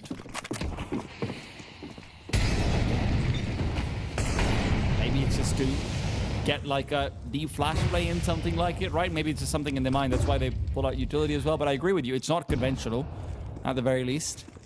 Yeah, it's really curious. I don't see what it enables. Backside. Too many players to deal with. Destination. A Fufu unknown. A Fufu taken down anyway. FlyQuest have been so thorough with clearing out every angle. Zaka trying to move past the smoke that's already down. Good damage and a better follow-up. Inns is taken apart. And finally, Lynn Vision win around on this B-bomb site. Yeah, that's what FlyQuest get for trying to make the B play work on rifles, huh? I mean, they just get picked apart. I mean, you see the type of flair and the type of game that Zaka is playing, and Amelia is really the star of the show, and just in terms of the consistency he's been able to deliver in these rounds so far. But now that Zaka has access to that ult, if they try and challenge into a site that he can even get within arm's length of, he will find his kills. It's flashy stuff from the ult, but that's that reliability of Amelia. Maybe challenged soon, because this time the force buy is not headed to B. Instead, Amelia will be tested. Oh, good coverage there from Westmelon, because they knew and they were pinning Amelia into position. Westmelon picks up another one. There you go. That should be it. Finally, the force buy madness for FlyQuest should be put to bed. Leslie has the best round I've ever seen from him. So no, he doesn't. Okay. He's had a few crazy rounds, don't get me wrong, but a 1v4 with the Deagle, that'll be different. Especially when you had to basically contact into the AWP. So they've extinguished the flames. The house was on fire for a moment. It was. But now they can look to rebuild. And they've got the material to do it as well. Right? Even with the $2,400 loss bonus, if they can prevent a bomb plant over here, FlyQuest will not be quite in the green for the next round. That's never stopped them before. Let's not get that wrong.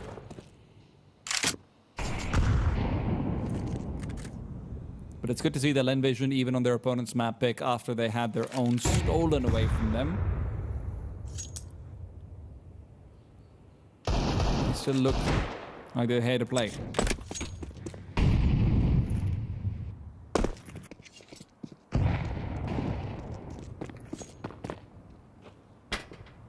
And clearly suspicious of the idea of B. I mean, the util that they're throwing is causing some interference here for FlyQuest.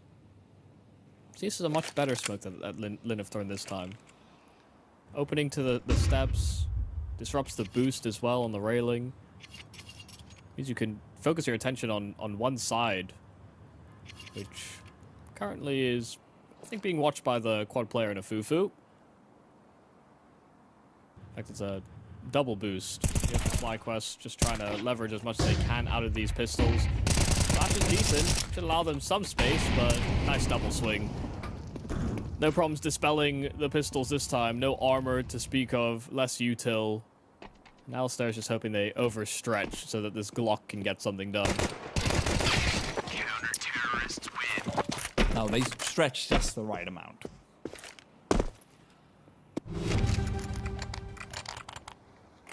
It's not a forced buyout from FlyQuest, but it's not pretty either. They would like to take this to 7. Let's look at all the boons they've been granted. 2 forced buy wins whenever they are on the verge of being reset on their own map pick. And it still might be a 6-6. They're not okay with that. Not at all. They want that 7. They want it bad.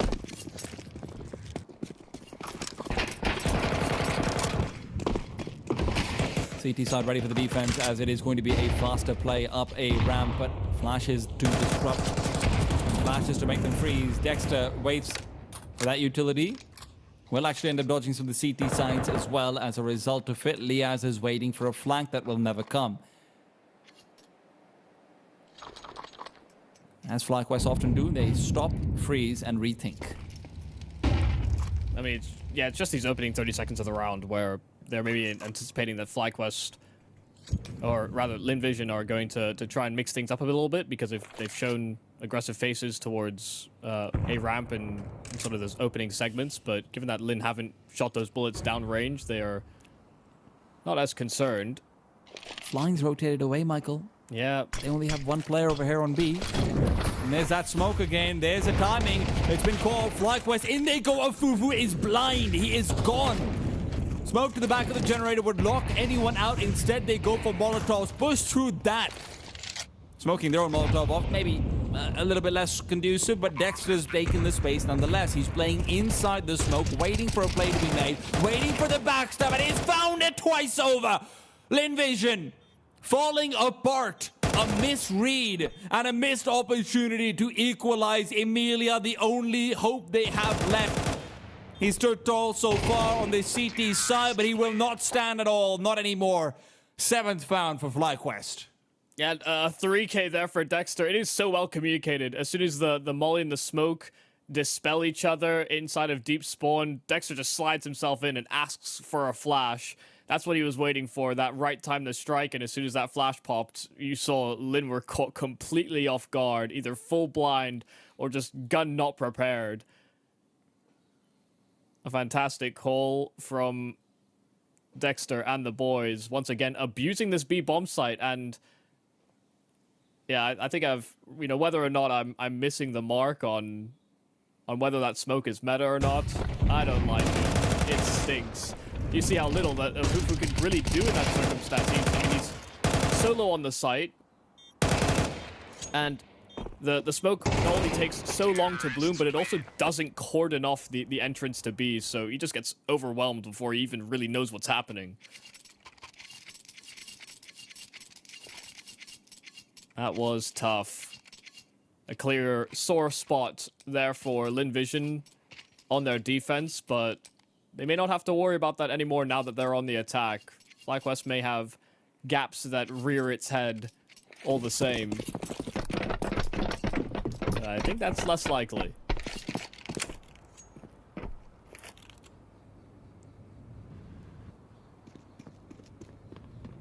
That's where I'm looking at you, West Melon. You need to use your big melon to call yourself out of this one. This could be your last map that Lynn Vision play in Shanghai. Yeah, flash. Dexter strikes into once again. Liaz fades away, but he's now faded into oblivion instead. Inns trades. Inns can only do so once, and Emilia's form has not taken a dip at all. Finally, he'll take the dive, though. Let's sign in a 1-on-2. Zaka and Flying, position reveal. They know Vexite's not going for any shenanigans. Is there a kid on the ground? I don't think there is. Vexite pushing forward, trying to be the element of speed, but Zaka and Flying will not be surprised at all. They're just ducking and diving between each other, and Vexite running out of bullets will still get one. Right back down to the 1-on-1, but Flying lives up to his name. Midair, taken down. Oh my god. What? That was outrageous. I mean, Vexite was playing a game of whack-a-mole from angle to angle. And to think he got one of those shots, he commits to the reload, and then Flying does that to him. I mean, it can't be understated the impact that Emilia has had in this game. And in this round, in a real fighting chance. Lynn Vision taking that pistol also will give them a chance to slingshot right back into this game.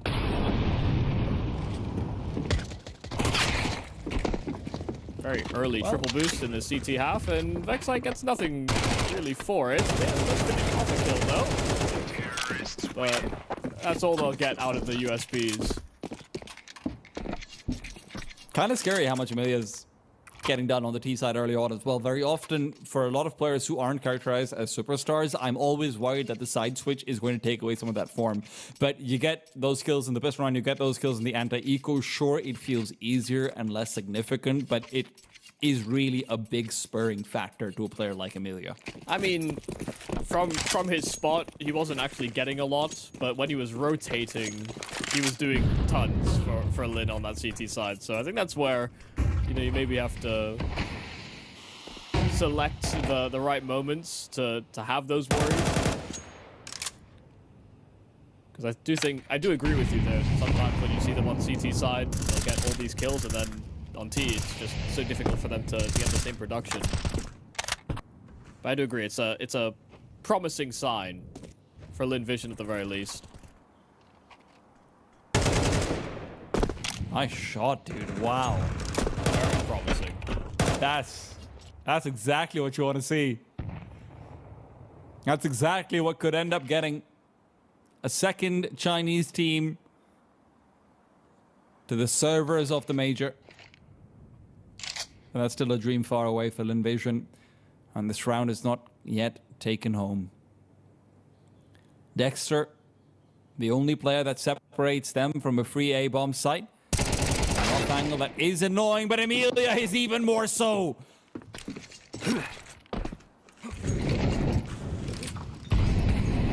He's keyed in, Michael. I'm surprised FlyQuest are contesting this in a 3 versus 5. That grenade's not going to be finding anything either. They can't stop the bomb from being planted. Elbow spotted, but quickly ducked away as a foo-foo. Vexite playing this long catwalk position. Is he really going to want to commit in for this? No, they're backing off. Yeah, just hoping that someone overstepped. And in that moment, I mean, that's just great footwork as well there from Fufu in at that railing. You know, didn't just run through the motions. They get that plant down. They're starting to seed position, play from ramp, and you know, giving a cursory glance to that catwalk is always nice, just to have the information and understand the timings that the CTs could hit. But he never did. Given that his elbow was spotted, Vexite didn't want to get timing, sort of trying to creep up on him as the player swung. First lead in the entire series for Lynn Vision now. It's definitely been a challenging road, but now some difficult conversations to be had here for FlyQuest. A lot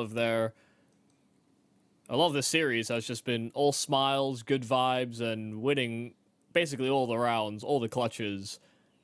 And now they have to deal with an Emilia who has arisen here on the 51 floors of Vertigo. And where it's not really the conversation, you know, we build up about Zacher and being the one key star piece of the team. Amelia showing that stopping power that sometimes feels a little absent from this Lynn Vision roster.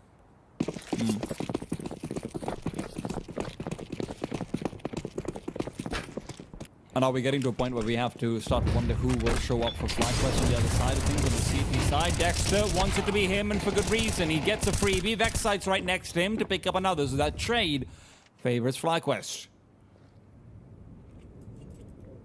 They had a deep sight line as well from Gap, so I would have been curious to see whether FlyQuest wanted to stretch their legs a little bit and maybe even clear out A, but they just abandoned their post. So Vexite re-diverting himself over. Flash is perfect. The timing's great. Flying had a volley pulled, and Inns has one pulled himself. Almost loses his life for it as well. But they have a man advantage that they will continue to build upon. It's Zacher that answers back, but a quick trade from Liaz will dispel this round just as soon as Lynn touch a lead. FlyQuest answering kind.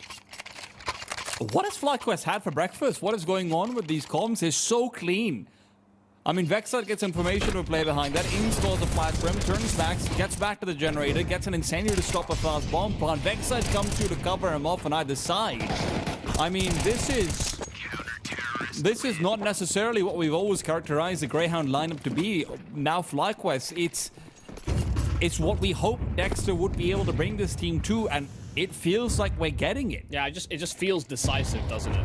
Even just these early ramp fights for them to immediately change their approach. The nades are very good at the start of this round here from Lynn. 37 HP is Inns now.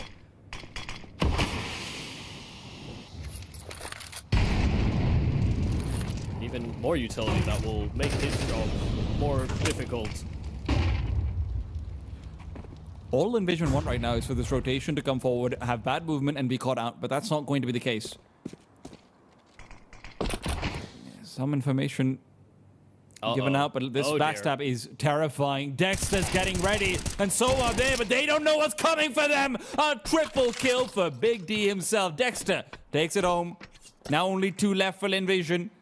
And what they thought was going to be a recipe for success has turned around and become a little bit sour. Yeah, I genuinely hadn't realized that Dexter had gotten as much space as that, but I guess an absence of presence towards that ramp. He just took liberties, and boy, is he rewarded. I mean, a perfect read. Those 3 kills have secured the round. I mean, 30 seconds here for Lynn Vision to save, and they will try and do exactly that. Westmelon wants nothing to do with this. This round barely got started. And after all the work they put into trying to kill Inns, then suddenly Dexter's stabbing you in the back.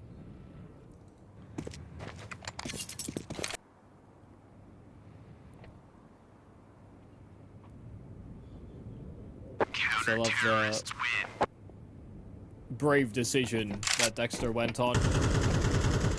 An early timer in this round. You know, previously Lynn fighting aggressively for ramp and then not having that extra presence. I thought they might commit to an idea like it. Oh my god, that is so funny.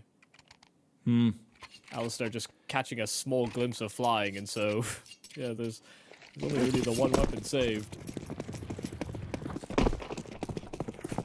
And a minor pat on the back for Dexter. It's slash.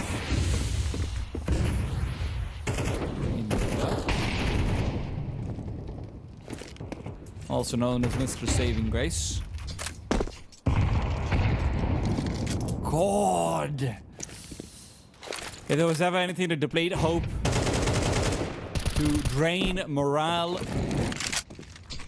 to make the demons you're fighting all the more powerful, it would be that. Emilia gone to nades, Westwellen gone to Liaz. And FlyQuest. They've tripped over some loose rubble so far in this map, but they have reclaimed footing, and that lead is going to be extended unless Zacher and Flying can do something about it. Fufu is low. If he can get a clean shot, even if he's traded away, it won't steals, but the flash forward, it is perfect again. Utility from FlyQuest is there to be used, and they use it well. A fantastic incendiary forces Zacher to fight, but it's a fight. He wins! Ins! Comes in! Vexite seals it all. FlyQuest, double digits, and Lynn Vision's lead is not just short-lived. It is maybe even an illusion all along. This is the thing. I mean, as much as Lynn Vision are still in this game, you know, the scoreline is close. All it will take for them to answer back and bring that scoreline even keel would be a couple of rounds, but it just looks so smooth. I think that's what's really impressed me about this performance against Lynn, is that FlyQuest, like you said, you know, the communication looks on point. They have these well-drilled ideas, and when they ask for things, their players very quick to respond. It's very decisive, but it's clear indicators that a lot of the practice is paying off. It's really nice to see. Again, a flash play. This time, Amelia, as much as he tried to dodge it, Dexter just floors him. And that is the heaviest hitter that Lynn have brought to the server. Taken down twice now in a row. As the first player falling. Both times with some really nice plays from FlyQuest. Double-Elimination previous now. The flash isolate. Dexter even gets information on top of that. He knows exactly what's going on. No, he did bomb site. Yeah, sorry. Focused. Yeah, Dexter did think he was going to get run down, so it has, I think, stalled maybe their projections on this round, but that Molotov and the HE, I mean, Vexite can still really disrupt this A-side hit that Lynn have made very clear is their intention. Is Alistair going to be flashed off? No, he's not. It's too late. Grenade as well to follow through. Alistair can't reface in time. That's Vexite's job. And that's a job he's happy to commit to. Still, one player left, Flying, who was supposed to come in as a guarantee instead. Lynn might want a warranty on that major. Hey, these stickers, can we get them again? Can you send them to us? Because it's not really working out right now. Nope, 3 months and that's all you get. It's just been a set of beautiful openers here for FlyQuest. It's hard not to sing their praises when they win the first map in the series 13-2. And then when they are winning rounds, they are doing so with such grace. It's poised. I mean, Michael, we got to see FlyQuest win Atlanta, and this is the best looking FlyQuest I've ever seen. I think it's the most complete looking. You know, without having to see outrageous performances from individuals to see you through those games. You know, Atlanta was supposed to be a stepping stone, and then we had this rude awakening at the opening of these RMRs where TALON, the newly formed team, in 3 months beat them in the best of one. And sure, it's a best of one, but FlyQuest genuinely did get outclassed. And now here against Lynn in the final day, the final game, just to qualify to that major opening stage for the Perfect World Shanghai Major. FlyQuest are making Lynn look like a fish out of water. Lynn looked like a fish that's never seen water. Not with what FlyQuest have been doing to them since Nuke. And Nuke's the map that evaded them in the Copenhagen RMR run. They won Vertigo last time they played Lynn Vision. And it's looking like that could be the same story here, unless Lynn get one of these force buys to work out for them like it did for FlyQuest so consistently in that first half. But what are Lynn going to do it with? You don't have flashes. You've got an op to overcome. Tech 9's to swarm. You need some crazy shots. Yes, there's all of these ifs and buts, but grenade from Alistair to slow them down, even if his gun can't, and that's what Dexter's here for. Double kill and even a team kill in the middle. Lynn Vision. They're being curb stomped right now, and they know it as well. 2 kills away from match and major point for FlyQuest. And Amelia down low, about to be down bad by that grenade. A Fufu as well, taken down. It's 12 for FlyQuest. It's just another well-composed round. A great contingency plan. from the line of Alistair on that AWP. A perfect flash.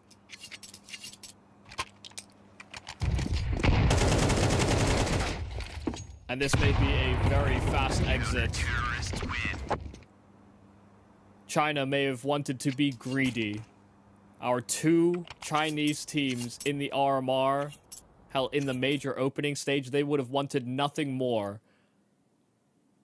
But we could see the first qualifications to that major opening stage with 3 different nationalities represented for Asia. The holy trifecta. Yeah, from Mongolia, China, and Australia. From the old reliables of China and Australia and the new guard in Mongolia.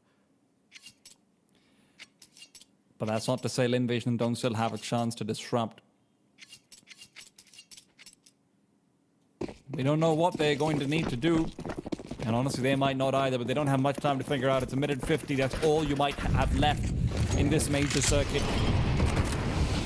That's all you might have left to play in Shanghai this year. Backside and Dexter very rarely stepped across on this A-bomb site. That'll be the target for Lynn Vision. Smoke popped open, no one seen. And they recede.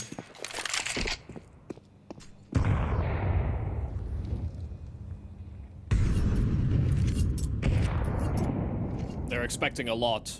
You know, a mistake here from FlyQuest, but when Lynn have their backs against the wall, FlyQuest play their sights. They are not making any rambunctious moves.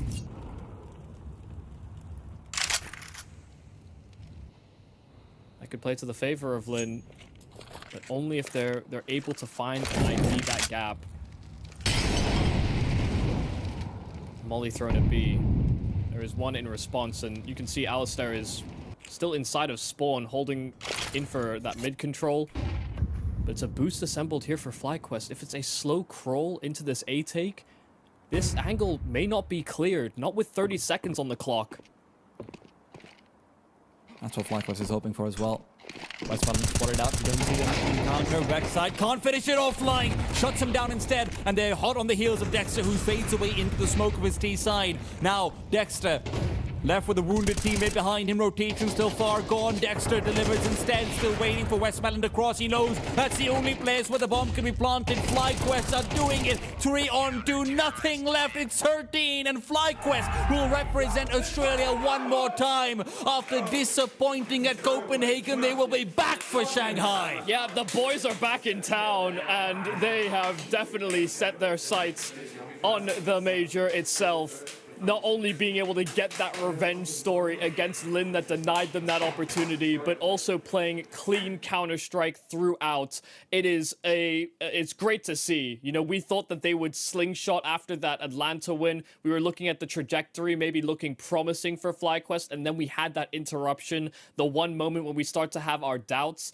And hell, against the Drillas earlier today, they were stretched to their limits. There was ample opportunity for Drillas to close in that game. FlyQuest persevered and found so many clutches, so many key rounds from so many different pieces on this roster, and they came in with a fire today. They were nonchalant the whole way through, only to let that emotion finally flood them when they had finally closed this game.